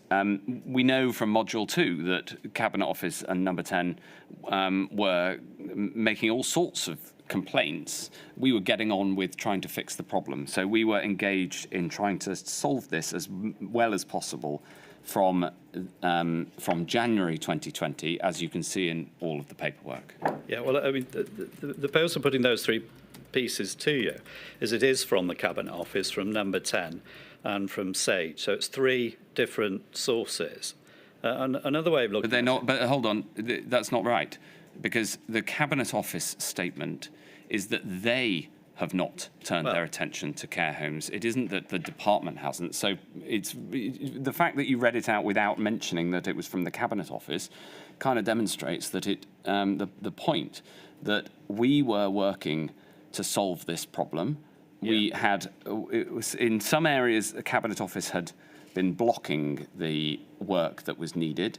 In other areas, they were, Number 10 were going slow, for instance, on some of the publications that I wanted to make. But we, in the department, were working as hard as we possibly could. Okay, well, I'm certainly not trying to hide that it was from the Cabinet Office in the way that I read it out. Right. One way of looking at those three pieces of information or evidence that I've read out to you is that the we refers to whole government. This was a briefing sent to you about a ministerial group meeting, and the professor is talking about not enough generally being done across government, isn't he? I'm so sorry. The Cabinet Office saying that that they have not considered this yet, as in the healthcare interministerial group, is not in any sense saying that there hasn't been attention paid to this. It is saying that the healthcare ministerial group from the Cabinet Office, of which I was chair, Yes. had not itself considered it. That's a piece of bureaucracy which, in fact, came and went because it wasn't seen to be I'm effective. not going to fence with you. The inquiry has the material. The inquiry can make its own. Yeah, but the question. I'm merely responding to the fact that you are misinterpreting a piece of information, and in your opening statement didn't even say who said it. So, and then you're putting a quite serious accusation that's wholly false I'm based on a putting misreading. So to that's you, it. which I think you've answered. Yes, thank you. But again, just for clarity, do you accept that not enough was done in February and March 2020 to reduce the known risk to a highly vulnerable population in care homes? No, I do not. Here's your answer is no, you don't. No. In a readout of a social care COVID meeting from your private secretary, it records that Ros Roughton asserts that domiciliary care is in effect an emergency service. Do you agree with that statement, that domiciliary care is in effect an emergency service? That isn't how I'd put it. It is a vital service to those who need it, but an emergency service implies both that it might be short-lived and it might be needed in an unexpected way. Both of those may be true occasionally, but generally not. Generally, it is planned rather than emergency, and generally it is long-term rather than short-term. Let me move on to leavers, and you've given a bit of evidence about this already, so I'll be quick about this. You've repeatedly referred back to the fact that as Secretary of State, you didn't have the levers to act when it came to adult social care, and that you led on policy and guidance only for the sector. Is it right that that was something that you knew before the pandemic? Yes. And certainly early on in the pandemic? Yes, I knew, as I said earlier, I knew that before I became Secretary of State, yes. So why did you not do something about that to increase the levers that you had, certainly to be available in an emergency? Because that would have required a change to the 1948 settlement that set up the NHS, and I wouldn't have been able to get cross-government agreement for such a radical change. Right. Effectively, that is the only way to solve that is to bring in what would effectively be a national care service, which was not something that the government was considering. Right, but is that something that should be done now, that levers should be available for the Secretary of State for Health and Social Care? Well, my recommendation is that there do need to be levers available. We invented them, in fact, in the early part of the pandemic, as we've discussed, with the linking of emergency payments to action. And so I've made some recommendations in that space, yes. So would it be right to say then that your view is that it would have been preferable had those levers been available prior to the pandemic so you could have used them straight away? Yes.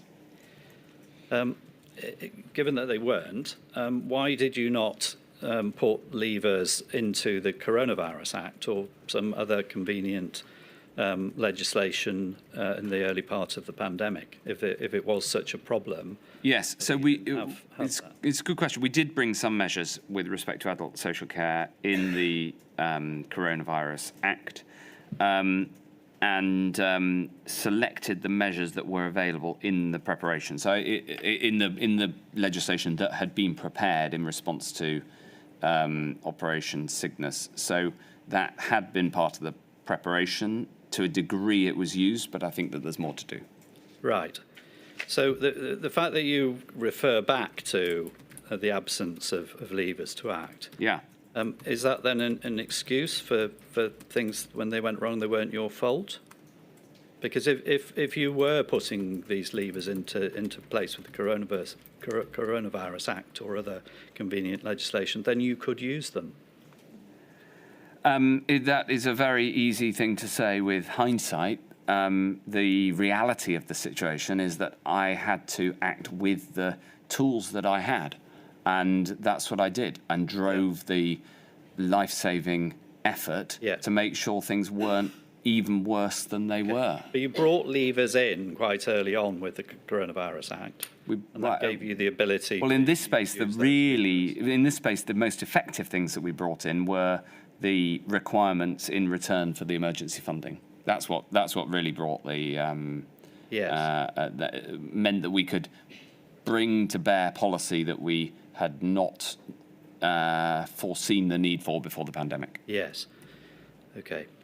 Let me move quickly on. I want to ask you some questions about Operation Nimbus. And I think we're going to need the document for this. So it's INQ 195891. So Nimbus, you chaired it, and it was a tabletop exercise conducted on the 12th of February. Yeah. And therefore, very much with the pandemic in mind, even though it was an exercise of itself. No doubt you've had a chance to review the notes of Nimbus. Can you help us? Because from the notes, it appears that there wasn't any discussion about how the government was going to ensure that people discharged from hospitals could be discharged safely and the right time, given the known problems with the adult social care sector. I've discussed the problems of exercise Nimbus before. So these exercises are are developed by the Cabinet Office and put to ministers, and they are best done exercised as if real. And the main thing that came out of exercise Nimbus was the fundamental problem of the wrong doctrine that underpinned it. And the problem with Nimbus, it was much, much worse than what you imply in your question. The problem with exercise Nimbus is that we spent, however long we spent, an hour and a half, I think, talking about body bags, dealing with how we solve the problems that are a consequence of an unmitigated pandemic, where we don't take action to save lives. And I came out of Nimbus, and this was the real penny drop moment when I realised that the doctrine that had underpinned the pandemic planning, both in the care sector but also across the board, was fundamentally flawed. And this is well expressed in Module 1, the Module 1 interim report of the inquiry. Yes. Hold on, let me just explain this point, because it's critical to answering your question. From the 12th of February, when I walked out of this meeting and thought, I am not going to preside over this pandemic just ripping through the population, I had to change not just the policy, but the underlying attitude across the board in a whole series of areas. And it took me the work of the next few weeks to do it. The concept of lockdown was not considered in Nimbus, and we had to get that going, and the publication on the 1st of March was vital to it.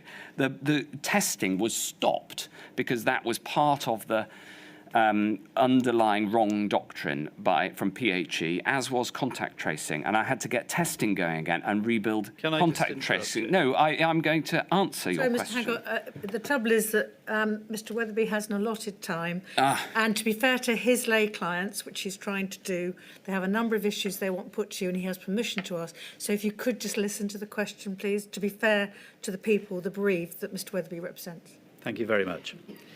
So I'm not asking you about the underlying doctrine. If you look at paragraph 17, you yourself as chair ask for an update on adult social care and the problems are set out there. So not only have you got the pandemic well over the horizon coming towards us, so well in mind, but you also got in mind the adult social care's sector's inability to cope. So my question was, why wasn't there any discussion of how the government was going to ensure that people discharged from hospitals would be discharged safely and at the right time, given those known and acknowledged problems? There was endless discussion of that. There was endless discussion, and we've been through some of it this morning. Okay. The point in Nimbus itself is that the whole exercise was based on the wrong doctrine with respect to your question very specifically, and the point I was rather at length explaining is that was true right across the board, and changing the attitude in PHE and amongst the assumptions underpinning the response in social care, and in this module and on your question, was just one part of having to change that attitude right across the board. I've been through the note.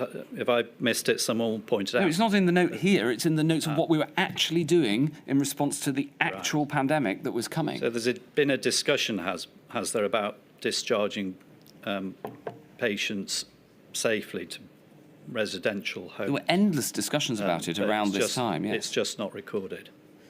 No, it's in loads of the notes about real world discussions we were having about the real pandemic. Can you help us as to why no one was apparently invited to Nimbus on behalf of the social care sector? I was invited to Nimbus on behalf of the social care sector. Well, you're the minister. Yes, that's right. But looking at the participants in Nimbus further up, there's nobody there, so far as I can see, from the social care sector. So why is that? Well, because this was a ministerial meeting, so I was there as the Secretary of State for Health and Social Care. That's the technical answer. But there is a wider point that you make that's important, which is that whereas the NHS has a chief executive who can represent them, there is no such figure. The closest we got was David Pearson, who did a fantastic job. But he did that job. It's not the same as having executive authority over a whole sector. It comes back to the accountability point we were making right at the start. Well, you say it's a ministerial meeting, but you've got people from the NHS there. Exactly. But you've got nobody from adult social care. I fully understand what you're saying. You've got a chief executive for NHS, but you're not looking for people to express responsibility in an operation, are you? You're looking for people who can put impact into how those sectors or those organisations would react given what's going on in the exercise. That's what you really want in an exercise, isn't it? No, this is not a stakeholder exercise. This is a ministerial exercise for decision-making. So you need the people with decision-making authority, and there isn't anybody beneath ministerial level with that sort of decision-making authority in social care. It's one of the problems that we talked about earlier. If you could possibly go on to page 2, you see Helen Whately is there. Minister. The minister, yes, but ministers have responsibility for this in social care. That's right. Before I move on, would it have been improved as an exercise had there been somebody from the adult social care sector involved in it? That's the problem. Who? There isn't a chief executive. There isn't a Simon Stevens or Keith Willett counterparty. That's one of the problems. Staying with Nimbus, but moving to a different topic, older people. So the minutes record that you, paragraph 8 of the minutes, asked what were the key decisions to make, and NHS England clarified that the committee needed to decide whether to expand the intensive care capacity as a consequence of stopping treatment to others, and following that decision that doctors' regulations are updated to reflect treating by likelihood of survival by years of life left. Now, am I right that that means that older people were less likely to be prioritised for treatment? This was a recommendation by Simon Stevens that I rejected. I rejected it here in the exercise, and then I rejected it when the BMA later made it on behalf of their doctors' union later in real life. Right. So the answer to my question is that, yes, this does reflect a view of prioritising less likelihood that treatment would be prioritised for older people. It reflects that proposal that was put forward and rejected. Yes, I see. And again, in those minutes, can you help us with what alternatives were actually put forward by you or by anybody else and minuted? Alternatives for what? Well, this proposal is put forward. You say you rejected it. Yes. But what is the rejection that's recorded in those minutes? What is it that the alternative that you say, no, I'm not having that? No, so that's right. The way we'll prioritise treatment or the way we'll do it differently is this. Where's that? A rejection of a change to this approach left us with exactly the same and normal approach, which is that the doctor on the ground makes a decision as to the appropriate. Yeah. Let me finish my answer because it's quite important. It's that the doctor on the ground should make that decision. That was my view, strongly supported by Chris Whitty as CMO. But it was exactly this sort of discussion that made me determined to ensure that we would stop the pandemic rather than just let it wash through, and that made me realise that the doctrine that had been underpinning the planning was wrong. And it is a deep irony that it was the Department for Health team who spotted that, yes, with me at the helm, and went on to solve all of these problems as much as we possibly could in the circumstances. Right. That is what I did. And representing some of the bereaved families as you do, that is the work that we had to do from this point onwards. Okay, so this is what's thrown up in the exercise. You realise here that what's being said to you is that we need to prioritise in a way that just basically discriminates against older people, and you reject that. Correct. So where is it in the minutes about what you're going to do in the alternative? Well, the alternative was, what this led to, ultimately, was the policy of lockdown. Yeah. Because lockdown wasn't discussed in these minutes either, because it wasn't proposed as part of the plan. There's nothing in this minute of Operation Nimbus which says Secretary of State's rejected this view that was put forward, horrified at the idea of discrimination. Can you go on to the conclusions? Because the chair asked what key decisions to make. Yes. I have a feel. I have a. If you go up a page, back a page. I'll have to read it because there is I don't want to. There's two. I suppose there's 2 points. The first is I rejected it, and it's there in the minutes somewhere. But the second point is that this is the exercise. In real life, the BMA brought this proposal to me, and I rejected it in the pandemic itself. So that's not my point, Mr. Hancock. Okay. The point is where is your alternative here? You've got the exercise, you've got the proposal. You say you rejected. Yes. But where's the alternative? The alternative is the status quo, which is that doctors make decisions on the ground. At 12th of February, we need to realise that in order to avoid this discriminatory proposal, we need to do X, Y, and Z. And it's not there, is it? No, because it's the status quo that I was supporting, and therefore I didn't need to set it out. It was that we're not going to make such a change. Finally, the NHS was recommending a change to me. I rejected the change. I didn't need an alternative. I needed people to do their job, which is what doctors went on to do, which was to treat everyone. And my job was also to try to stop getting into a position where you even have to choose. Yeah. I did not want the rationing of care, and that's what we achieved. Well, you did need an alternative. You needed isolation and testing and PPE. Yes, and I went on to build all those things. Exactly, yeah. Finally, on Nimbus, there appears to have been discussion about staff absence in the healthcare sector with respect to communication about it, but no discussion about staff absences in the adult social care sector. Why was that? I don't know whether that's the case. As I say, it was a Cabinet Office prepared paper. So ultimately, Exercise Nimbus was in my view, the end point of the approach of embodied in the 2011 strategy. If you remember, a few weeks before this, I'd been calling for cobras, trying to get action, been blocked by the Cabinet Secretary. They'd been quite rude about me, and they continue to be rude about me. Let's not worry about that. No, it's important, because what I'm trying to get you to understand is that Exercise Nimbus was based on the wrong doctrine. It was the moment for me that I thought, we cannot let this happen. And then there was a whole load of action that went from it. So that's my explanation of why certain things aren't in there that really, in a future exercise, absolutely should be. Okay, I'm not going to take Nimbus any further with you. The point I put to you is that the problem about the proposal that was being put to you You're chairing it. Yes. These are the minutes. They're not the Cabinet Office briefing document. These are the minutes of it. Yes. There's nothing in there about all the measures that you say you agree should have been taken thereafter, and this is 12th of February.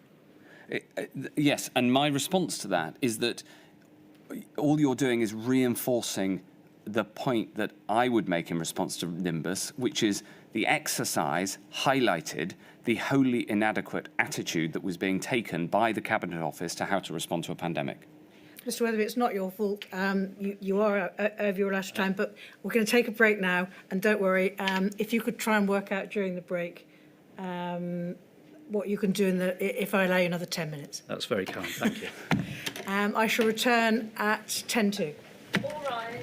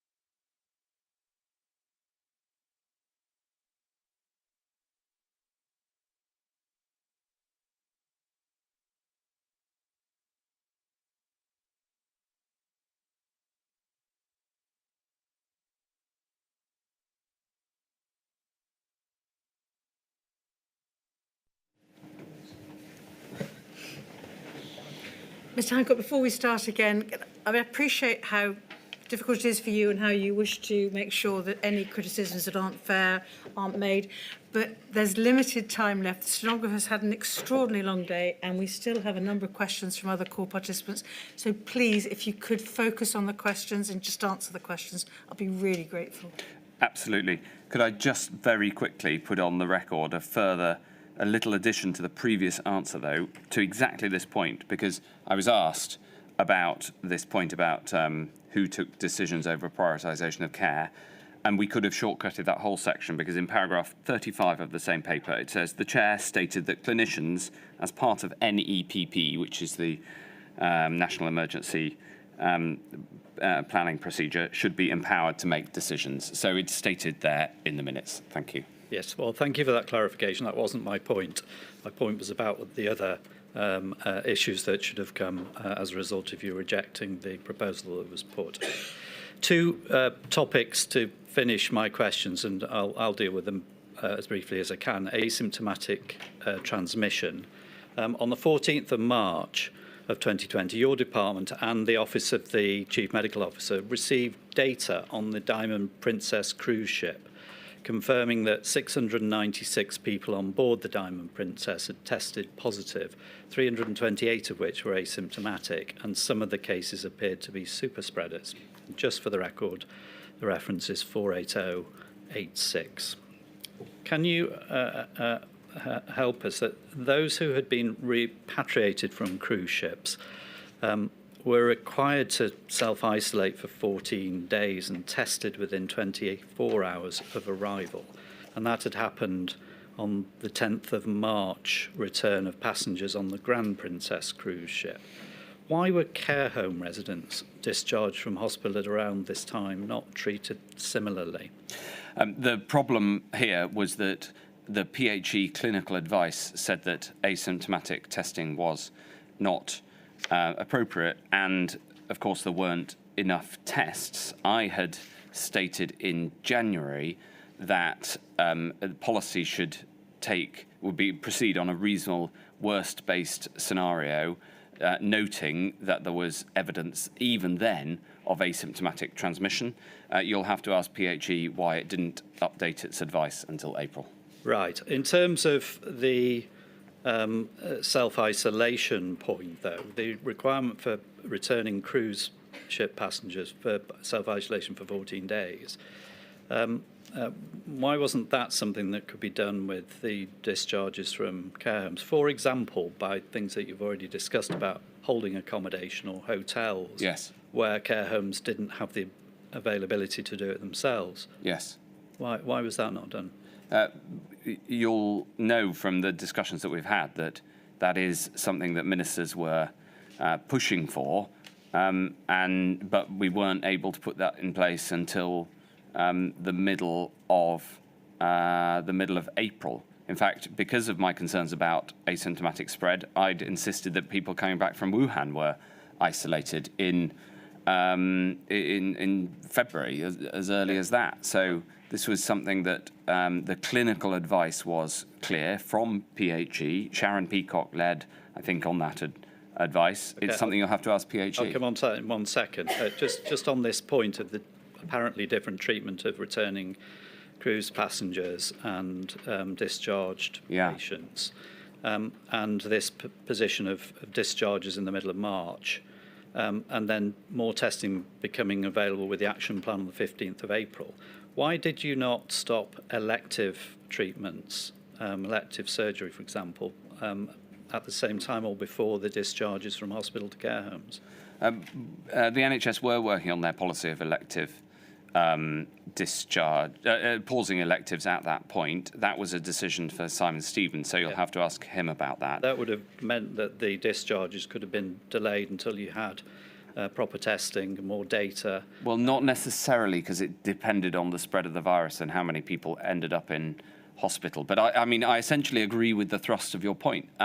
People coming home from cruises, of course, could self-isolate at home. For somebody in a care home, their home is the care home. So it is more difficult because there isn't a place automatically to go. That's why I put the point about the holding centres. Right. Finally, onto asymptomatic transmission more generally, you've said today and in your statement that the initial consensus that the virus could transmit asymptomatically underpinned many decisions, including, for example, the department's initial advice on the management of the virus in care homes. And to be fair to you, in your statement, you set out your reservations about that. Yeah. But does it follow that if you had worked on the precautionary assumption that the virus could transmit asymptomatically, you would not have supported the decision to discharge patients untested in March 2020? Oh, not necessarily. I think if there had been concrete evidence and clinical advice of asymptomatic transmission, that would not necessarily have changed that policy because, for instance, then we would have known that asymptomatic transfer in hospitals would have been more prevalent, and therefore hospitals would have thought to have been even more dangerous settings than they were thought to be at the time. So I don't think it follows that a policy assumption of asymptomatic transmission at that stage would have changed that policy. It's a difficult counterfactual question, but there is a case that, in fact, it would have made the policy as enacted. I follow that. Your case is that there weren't enough tests available, hospitals are dangerous places. But, yes. But the question is that you would have stuck to the same policy decision. As I said, it's a difficult counterfactual question, yes. But there is an argument that, in fact, knowing about asymptomatic testing categorically at that point might have made the policy choice that was made more rather than less strong. Yeah. Now you say that finally, you say that you'd received advice from PHE that tests didn't work reliably on asymptomatic individuals. Yes. Yeah. Were you made aware of any evidence that was based on? Oh, I was advised this repeatedly by my clinical advisors from early on. There was then a disagreement that we went through in a previous module between Chris Whitty and Patrick Vallance on this point. I asked for advice from the two of them, and a month later, Patrick Vallance finally came up with that advice. So we went through this in the previous module. And did you suggest or consider ordering, as Secretary of State, a trial of whole care home testing, for example, in one of the locations with an outbreak to test? We did that when enough tests were available, when we'd expanded the testing capacity. But as you know from another module, that took longer than it should have done, and I had to take personal responsibility for making that happen. Bearing in mind the answers you've given, even if it was necessary to go ahead with the discharges without testing being available, was it something that you considered to only require care homes to accept patients if they had facilities to isolate them? Is that something that you... Yes, so we did consider that at the time, and the problem was what you do with people who don't have that available, and the point about the danger of hospitals remains the same. So, okay, but you would have had a position where maybe half of the care homes or 3/4 of the care homes in a particular area had isolation facilities, so you would have had that capacity, and then you've been able to consider what to do with the others. Yes, but all of that presumes that people are safer in hospital than in a care home, and I don't think that was true at the time. Nothing further, thank you. Thank you very much, Mr. Weatherby. Next, I think it is Ms. Beattie. Over that way, Mr. Hancock. Thank you. Mr. Hancock, I ask questions on behalf of disabled people's organisations. You gave evidence this morning that it was when you saw the two local authority plans that you realised that local plans were as good as useless, I think you said. Yeah. Now, in June 2018, which is just before you were appointed Secretary of State for Health and Social Care, a department briefing paper on pandemic influenza in adult social care and community health care had highlighted that exercise Cygnus in 2016 identified, quote, a knowledge gap in community services preparedness. Right. I don't think I knew that. Including for adult social care.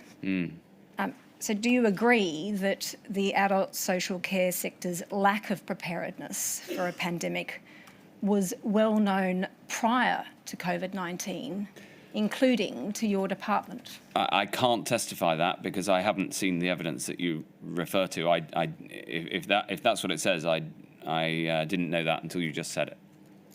And so you didn't have to see those 2 local authority plans to know about the knowledge gap in community services preparedness, is that right? I can only testify what happened to me and what I did, and it was when I saw those plans that I first realised that that was a major problem. Had you made any investigations between becoming Health Secretary and the outset of the pandemic into that level of preparedness?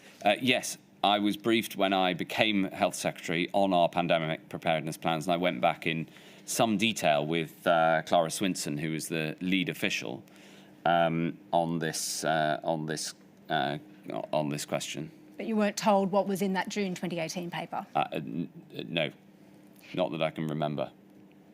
Now, at the beginning of March 2020, Counsel to the Inquiry took you to the coronavirus and social care meeting of the 6th of March this morning. Do you remember that? I do. I remember it very clearly. And at that meeting, you said the impact of COVID posed a complicated set of problems for the social care sector, which needed to be gripped as soon as possible. You recall that? Yes, that's right. And I think at the same meeting, the Minister for Care, Helen Whately, said we need to ramp up preparedness around social care. Is that right? Yes. The essence of this meeting was when the department decided, and it was my decision ultimately, but it was a strong consensus in the department that we needed to take responsibility for what was going on in care homes, irrespective of the fact that some of the policy levers were not our formal responsibility. We just decided that nobody else was doing it, so we had better had.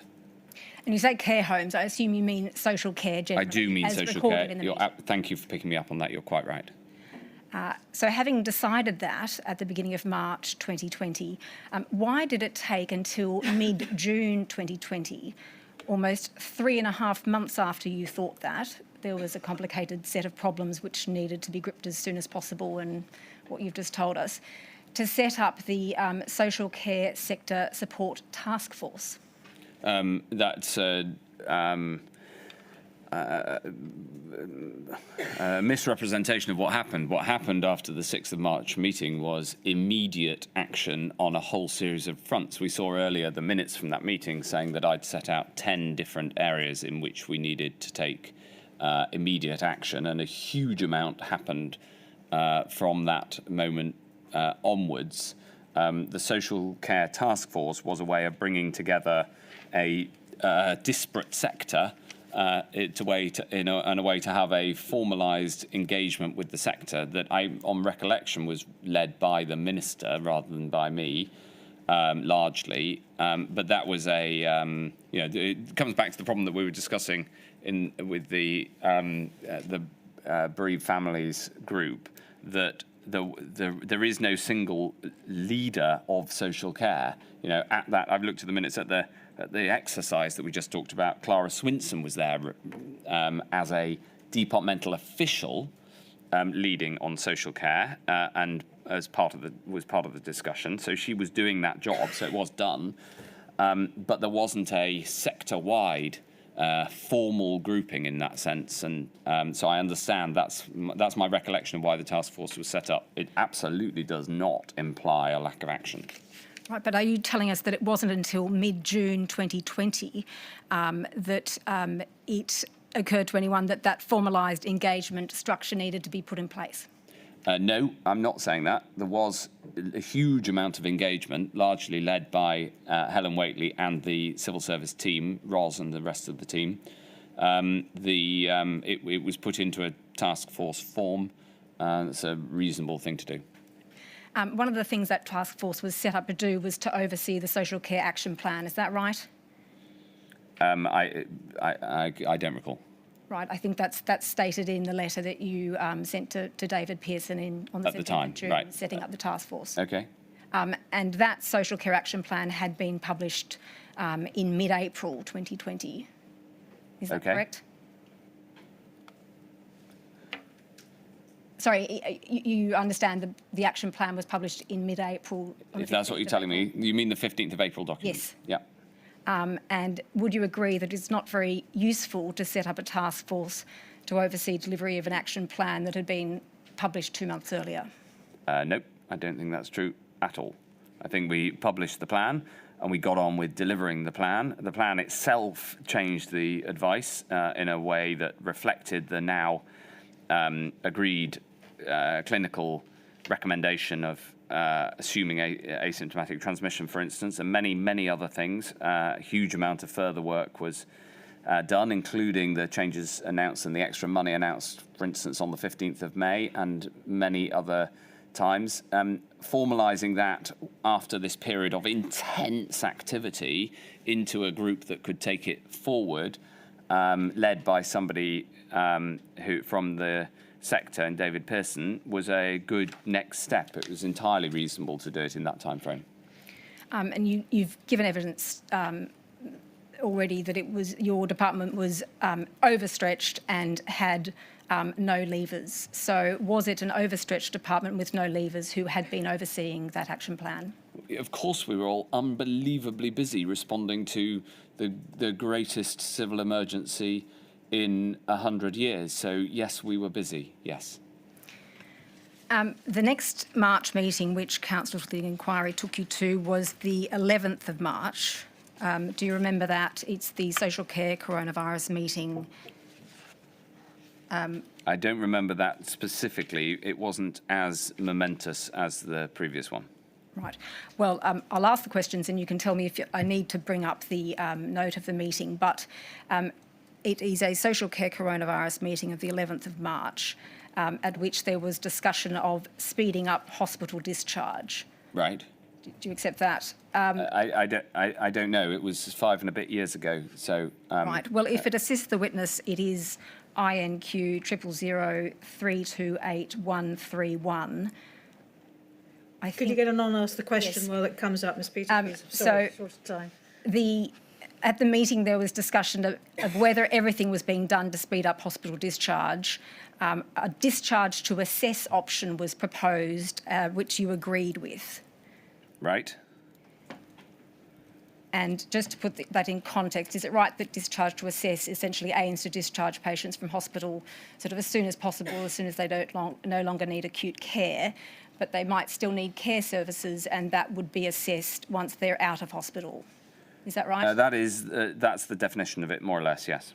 And you were at that time trying to free up tens of thousands of beds, and so discharge to assess was accelerated. Is that right? Yes, and that's entirely reasonable if you don't clinically need to be in hospital but do need continued help, making sure that the assessment of what continued help is needed is done after discharge is an entirely reasonable way of going about things. So what safeguards did you understand existed then to ensure that patients who were discharged to be assessed did in fact receive full assessment of their support needs once they were out of hospital? Yes, it's incredibly important that they do. For instance, we were putting in place at the same time the financial arrangements to make sure that the initial period of care was paid for in all instances, rather than having to be assessed for payment. So removing the financial barrier to getting that care was one of the steps that we took. Because what you wouldn't want to do is to undertake a discharge to assess without a care package in place. And normally the care package is agreed in negotiation and it's based on the assessed care needs, but instead we simply put the care packages in place. Now, you're aware, I presume, of Healthwatch England survey material, which showed that, in fact, in the first 6 months of the pandemic, 82% of respondents did not have their recovery and longer-term support needs assessed. Nearly 1 in 5 of these reported having unmet needs. 45% of people with a disability and 20% of people with a long-term condition said they had support needs that were not being met following their discharge. Yes, well, you need to consider that evidence alongside what is the normal reported level of unmet need in that group, because some of those needs will be significant in normal times as well, because we're generally talking about non-COVID needs of those who are in hospital for non-COVID reasons. The one possible explanation for why the proportion of those who didn't have assessments is so high is because we were paying for the care irrespective of a needs assessment, whereas normally the payment only comes following a needs assessment, and therefore the needs assessment is critical to unlock the payment. So ironically, the generosity of the support for the care sector and the £5.1 billion that I outlined may have led to fewer assessments being done, along with the fact that this was in the middle of a pandemic, so there would have been, people would have had other priorities as well. Right, so that's the formal aspect of, you're talking about the procedural aspect of the assessment, but are you aware of any auditing of discharge to assess cases to ensure that patients have not remained post-discharge in unsuitable placements and without adequate support and needs being met? I'm not aware of whether there was or there wasn't. It's a level of detail that you'll have to ask Helen Waitley, or maybe even, or maybe one of the officials. It wouldn't have come to my desk. I'm afraid you're going to have to wrap it up. Thank you, Ms. Beattie. I'm sorry that we're in such a rush this afternoon. Thank you, Ms. Weston.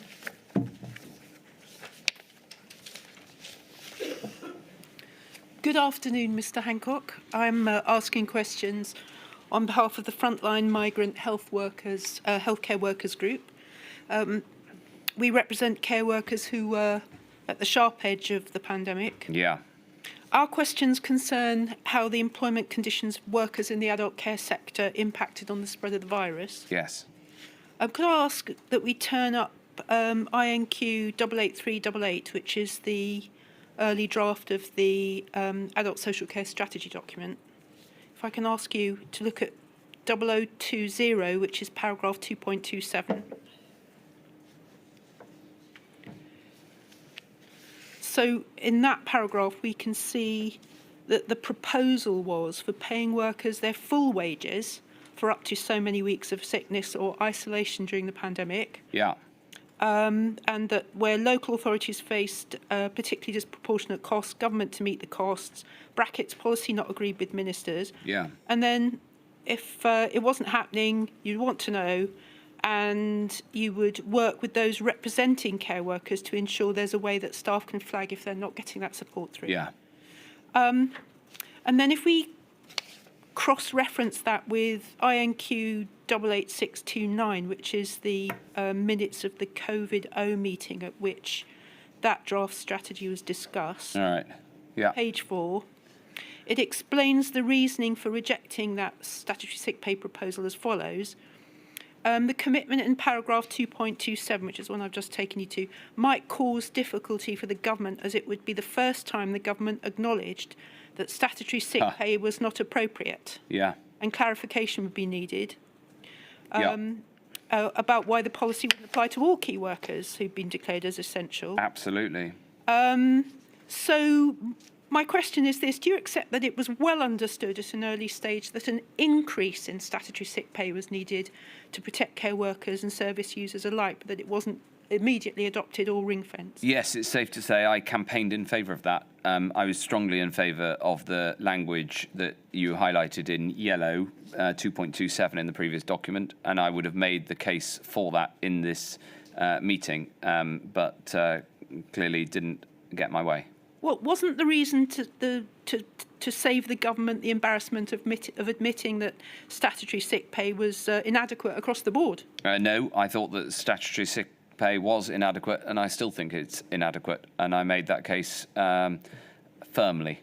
So how would you describe then, could you explain what was the nature of the difficulty that such a policy would present for the government that's referred to? Ms. Weston wasn't suggesting that was your issue. No, I know, but all I can do is tell you what I think. I think statutory sick pay should be higher. I don't think there's a difficulty. That point would have been made by somebody else. I lost the argument.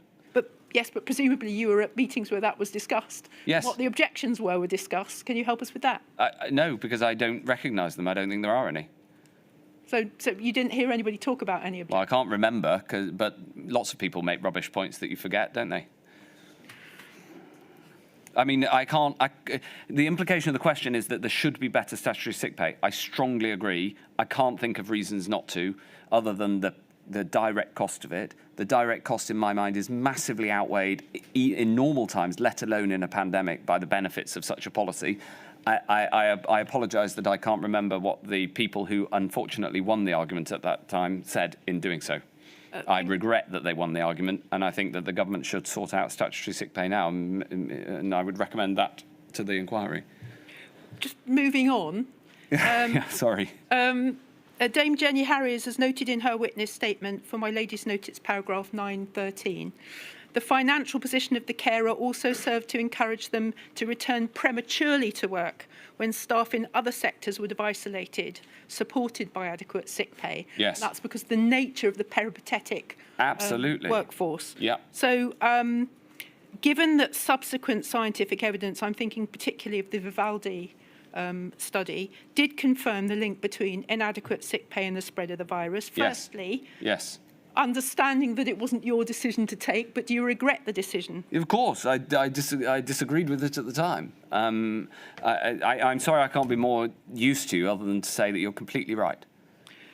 Mr. Hancock, I'm going to move on to the position of Sorry. domiciliary care workers. Yeah. So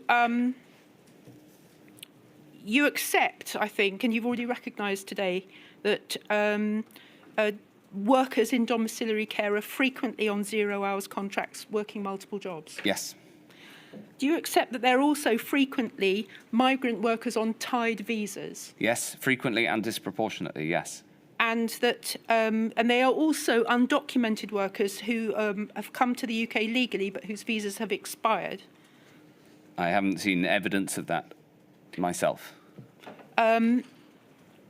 These were important aspects of the sector, the significance of which I suggest was overlooked by government when looking at the impact of working conditions on the spread of the virus. Do you agree? I agree that the decision by the government that I had argued against, by its nature, therefore, didn't take into account this important factor. For example, whistleblowing for a care worker in such a precarious position would be impossible, even in, to use your language of a short while ago, the worst extremes, wouldn't it? Yes, it would. Well, it depends on the exact circumstances of the worker. I strongly support those who are in the sector, and I absolutely recognise, and we all should, the huge contribution of migrant workers in this sector. I do not endorse the continued employment beyond the period of their visa of workers in that situation. And I think that the policy that I proposed, some of which became policy, some of which didn't, reflects that balance. I think it's a reasonable position to take. Mr. Hancock, do you accept that the government's pandemic strategy suffered from a lack of understanding of the realities for this cohort of workers who were already at the bottom of the hierarchy? No, I don't think that we in the department failed to understand the situation. I think the situation was exceptionally difficult because of the nature of the virus. You know, the question is a very reasonable one. You're saying, was there a lack of understanding? There wasn't a lack of understanding. It was just really hard. Thank you, Ms Weston. Those are my questions. Mr Straw. Mr Straw's over there.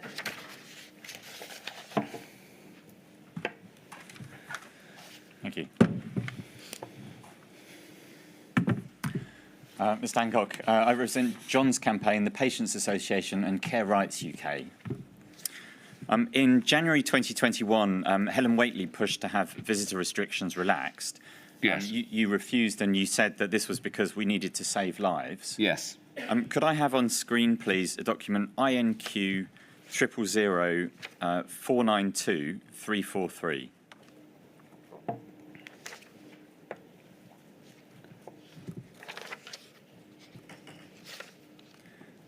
Thank Thank you. And you can see this is a letter here from, we can see from the bottom of the page, John's campaign, Dementia UK and others. Yes. Addressed to you, dated 2nd of July 2020. Right.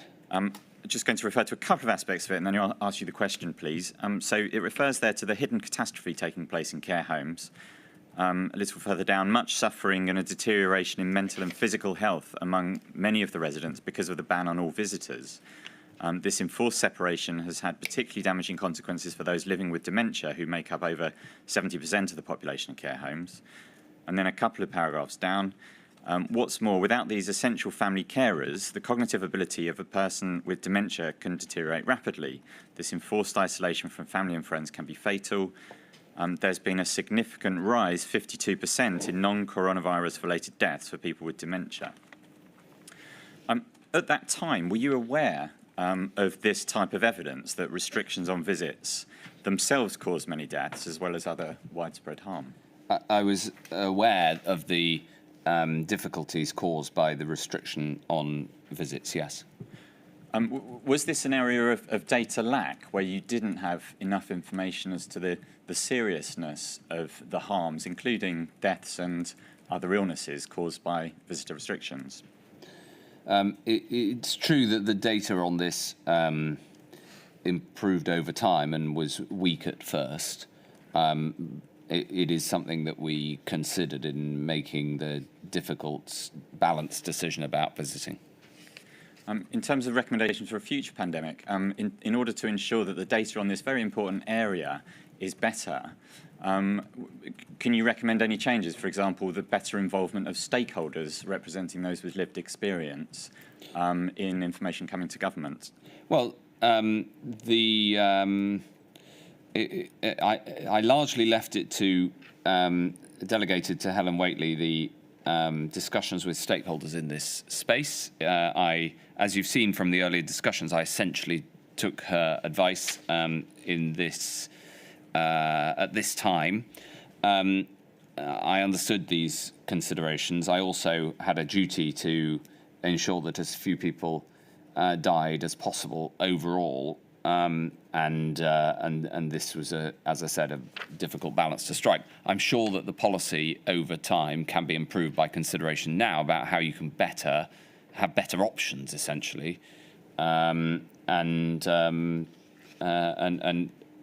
but ultimately, visitors were one source of bringing the disease into care homes, which we had to take seriously. Well, looking at that side of the picture, were you aware of evidence that permitting visitors by an essential care supporter with appropriate safeguards, and so, for example, a negative test, PPE, limited contact with others, didn't greatly raise the risk of harm from COVID? And to give you one example of that evidence, the Department of Health and Social Care's paper on the winter plan, dated 15th September 2020, said there's currently little evidence that visits are a source of outbreaks. Yeah, so firstly, I was absolutely aware of that sort of evidence, and it was duly considered, as your question implies. Second thing is that the case rate in September 2020, whilst rising, was still relatively low, so that might explain that statement. Whereas by January, the case rate was absolutely off the charts and extremely high. So the level of background prevalence of the disease is a very important consideration, which is why the rules around visiting changed over time. But even in January 2021, in terms of an essential care supporter, would you accept that the balance of harms, so the harms that would be caused by refusing access to essential care supporter, clearly outweighed the risks of harms through COVID of allowing them in? No, that wasn't my judgment. On the contrary, in January 2020, the disease. January 2021, the prevalence of the disease was at the highest point that it had been throughout the entirety of the pandemic, higher than in the first wave, and it was when the vaccine program was only just getting going. If you recall, the rate shot up over that Christmas period, and it was it was extremely serious. And so my guiding principle then, as throughout, was to save lives, and that's why I took the decision that I did. I think the balance actually was pretty clear. Would you accept that in decisions like this, the harms due to COVID were prioritised over the harms from other causes? No, that isn't how we operated. Right from early on, Chris Whitty set out the direct COVID harms, the indirect harms due to COVID, the non-COVID harms, and we took all of these into account. That was a really important principle of how we did things.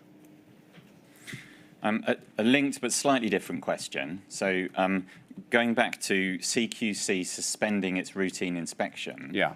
and a question linked to that, do you accept that the vacuum of oversight that was caused by that could and should have been mitigated by giving a right to visits from an essential care supporter to each person who's living in a care home? I think that is, when prevalence of the disease was low, that would be a reasonable option to consider.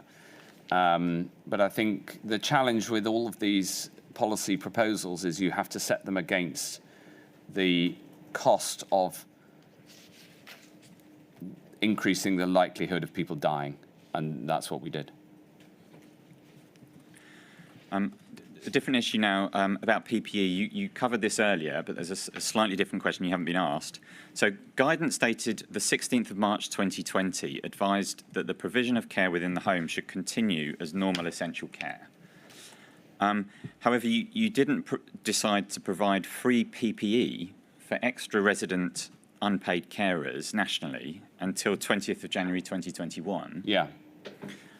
Would you accept that the needs of unpaid carers for PPE should have been met well before this, particularly when their essential role in the home was noted as early as March 2020? Well, that is a very, very good question. There were a number of challenges there.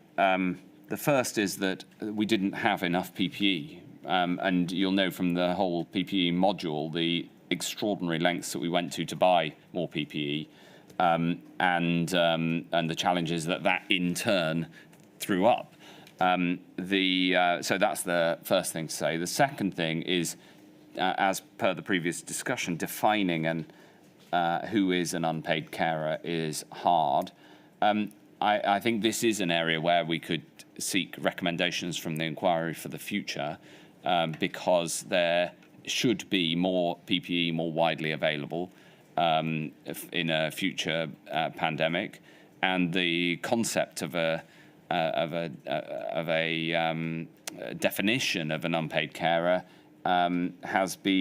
is improved. There's been a lot of work done on that, including during the pandemic. So I think I think it was a reasonable judgment at the time, but it is an area where we should be better prepared in future.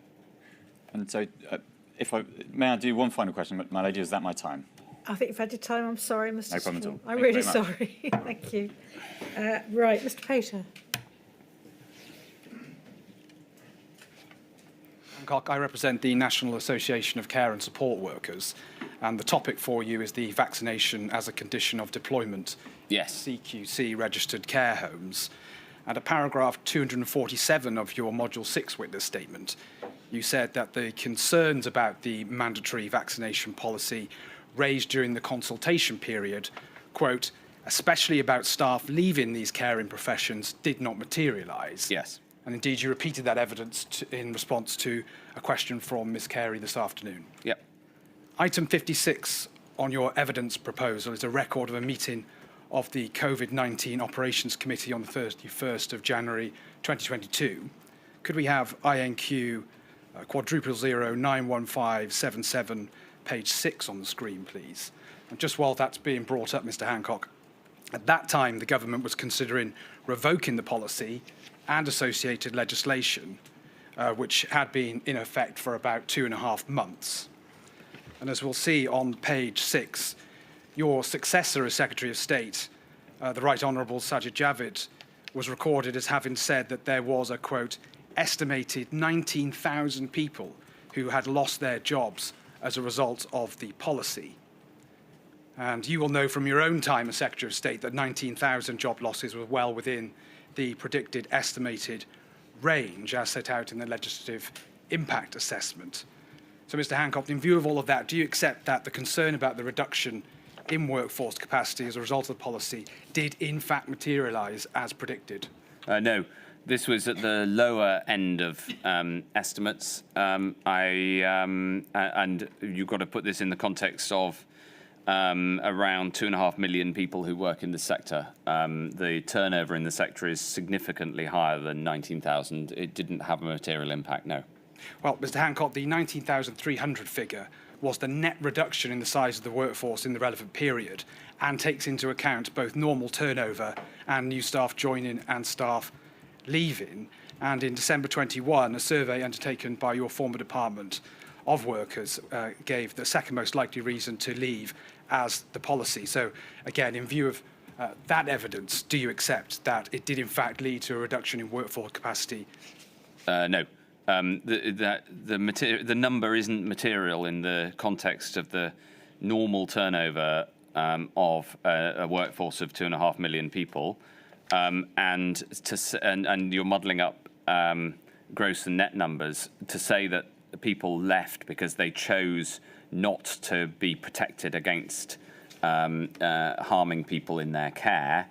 They will have been hiring to replace them. So no, it didn't reduce capacity, and the actual number of people who chose to go down that route was lower than the central estimate in the impact assessment. So I absolutely stand by the position. And in fact, the lesson from this is that vaccination of a condition of deployment has a lower impact than we had feared before bringing it in. And therefore, the balancing item, the only argument you can make against it, the only moral argument in my view, is weaker than we thought at the time. The logical case in favour of vaccination of a condition of deployment for people in caring professions is absolutely categorical, stronger than when I brought that policy in, and is a deeply ethical and moral policy. Thank you, Mr. Pater. Mr. Burton. Mr. Burton's over there.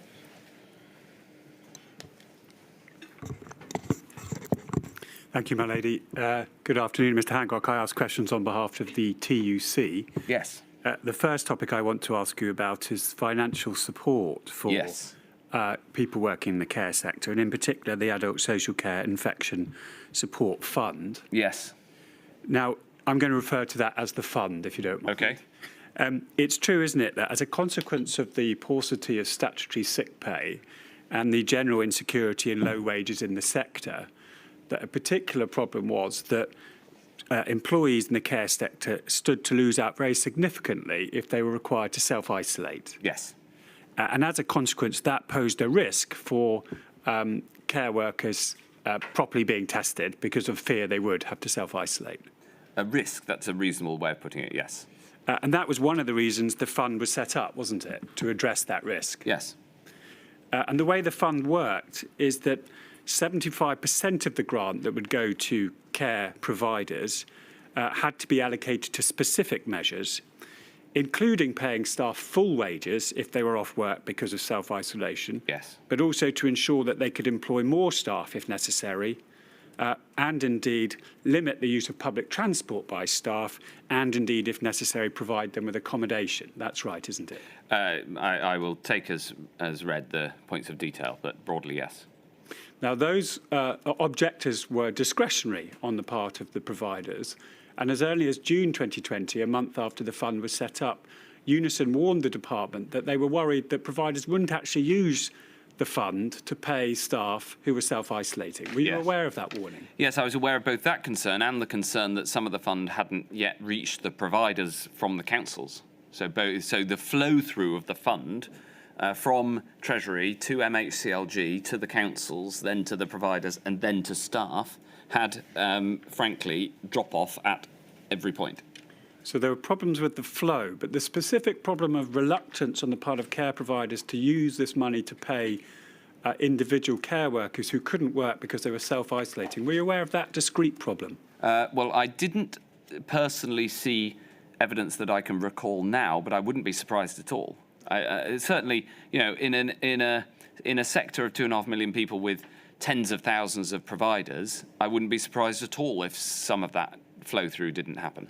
Well, Mr. Hancock, the evidence is that by October, 4 months after that warning, only 25% of employers were using the money in that specific way, i.e. to compensate workers who are self-isolating. Were you aware of that problem? I'm surprised that the figure was that low. You're surprised it was that low? Yes. As in you would have imagined a higher number of employers to have been doing what they were asked to do in accordance with the fund? Yes. Are you saying that only 25% were doing what they were asked to do in only accordance 1 with in the 4 fund? were using the fund for that purpose. Yeah, were you not ever good made enough, is aware it? of that? Were you ever made aware of that? I may well have been, but I don't specifically recall. Do you ever remember taking any specific steps to address that? Well, this comes to the point of levers that we've been talking about all the time. It was not within my direct bailiwick to be able to put requirements on these funds, because that was a matter for MHCLG in agreement with Treasury. So it all comes back to this problem of governance again. Can I just ask you one further question on that then? Did you ever invite either of those 2 other departments to stipulate that that money should only ever be made available to a care provider if they did indeed use it to mitigate infection control by ensuring they paid employees their full wages if they had to self-isolate? I can see where you're going with this. I essentially agree with the thrust of the question. I wouldn't be surprised if I had asked for that to happen. The decision would have been outside my departmental purview. It would be a more, if we had paperwork, I'd be happy to go through it, but it was a long time ago now. Can I just ask you one final question on a different topic then, which is just about the suspension of routine inspections by the CQC? Mm-hmm.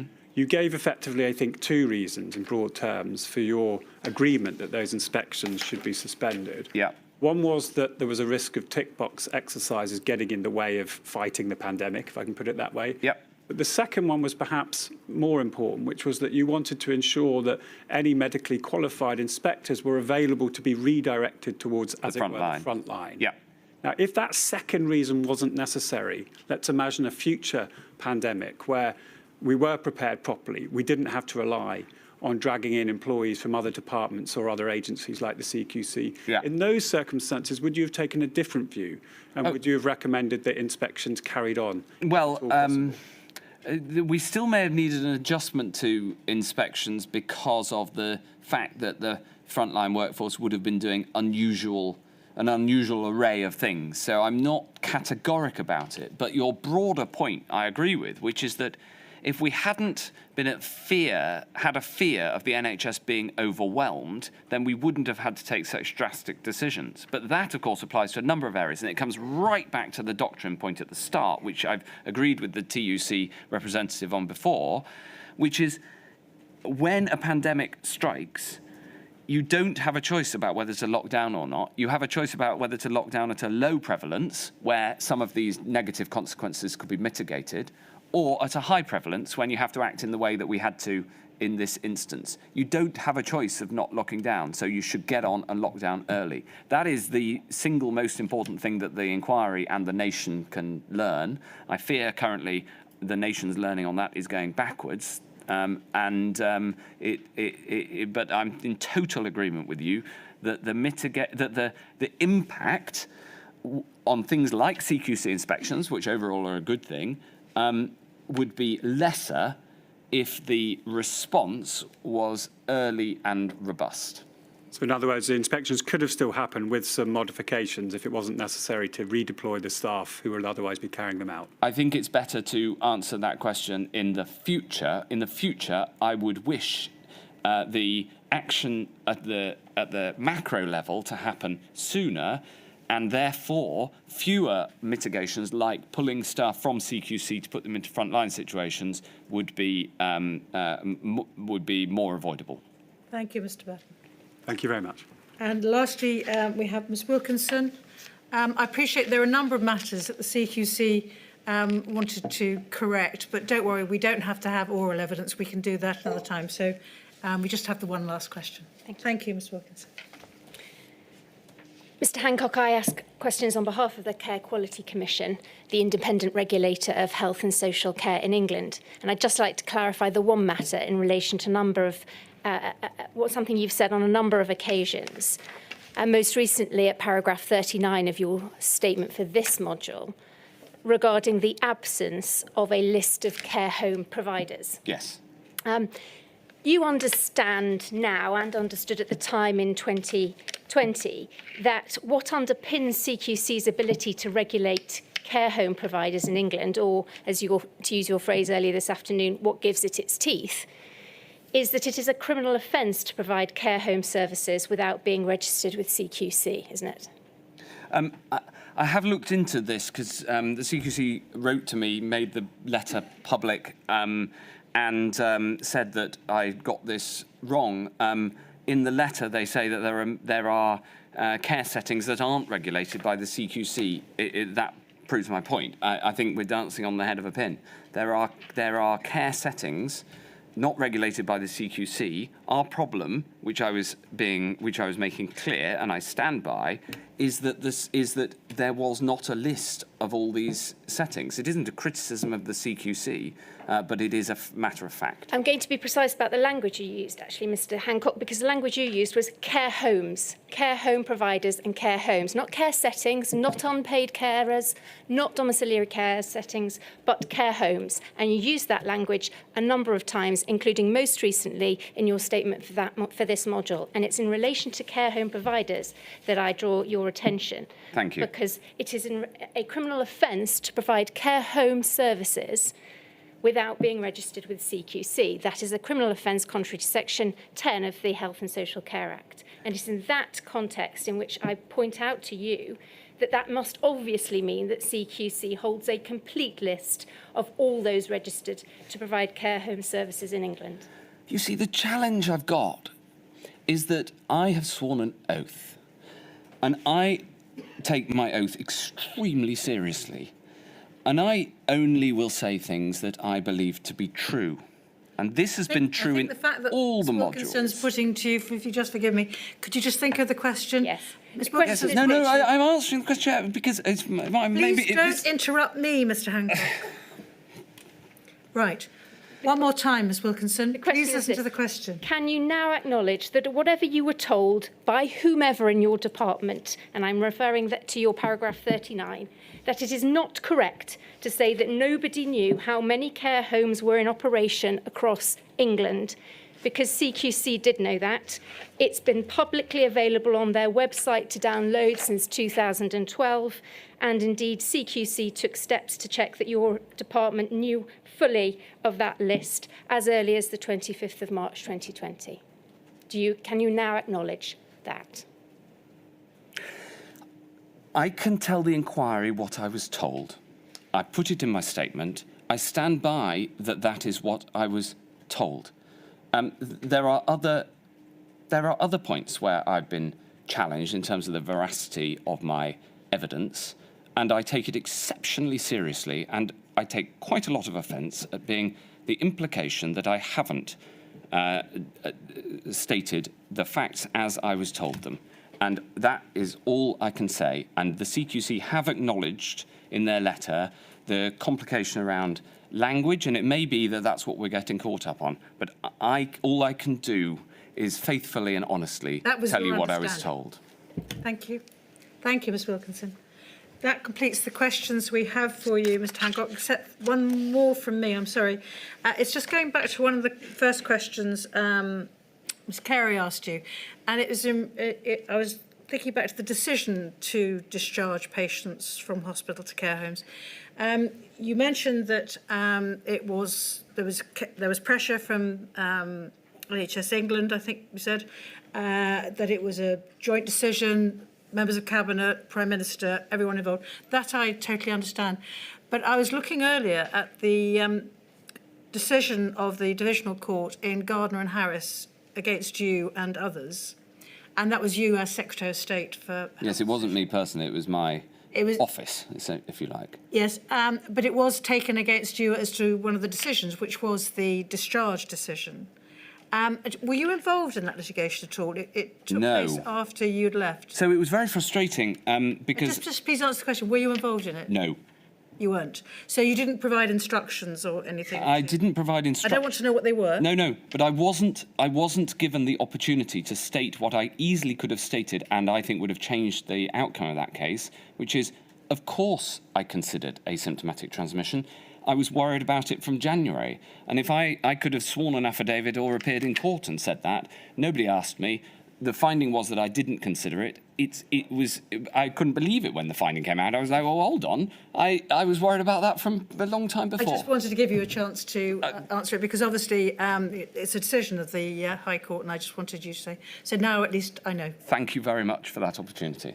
Thank you very much indeed, Mr. Hancock. I expect that is the last time in which we'll call you to give oral evidence. Apparently I'm not allowed to say it is the last time, but I'm Thank you. pretty confident that it is. So thank you very much for your help to the inquiry. I appreciate it's been a long session today, and indeed long sessions on other occasions. So thank you. I shall now retire, and I shall be back at 10 o'clock tomorrow morning. Thank you.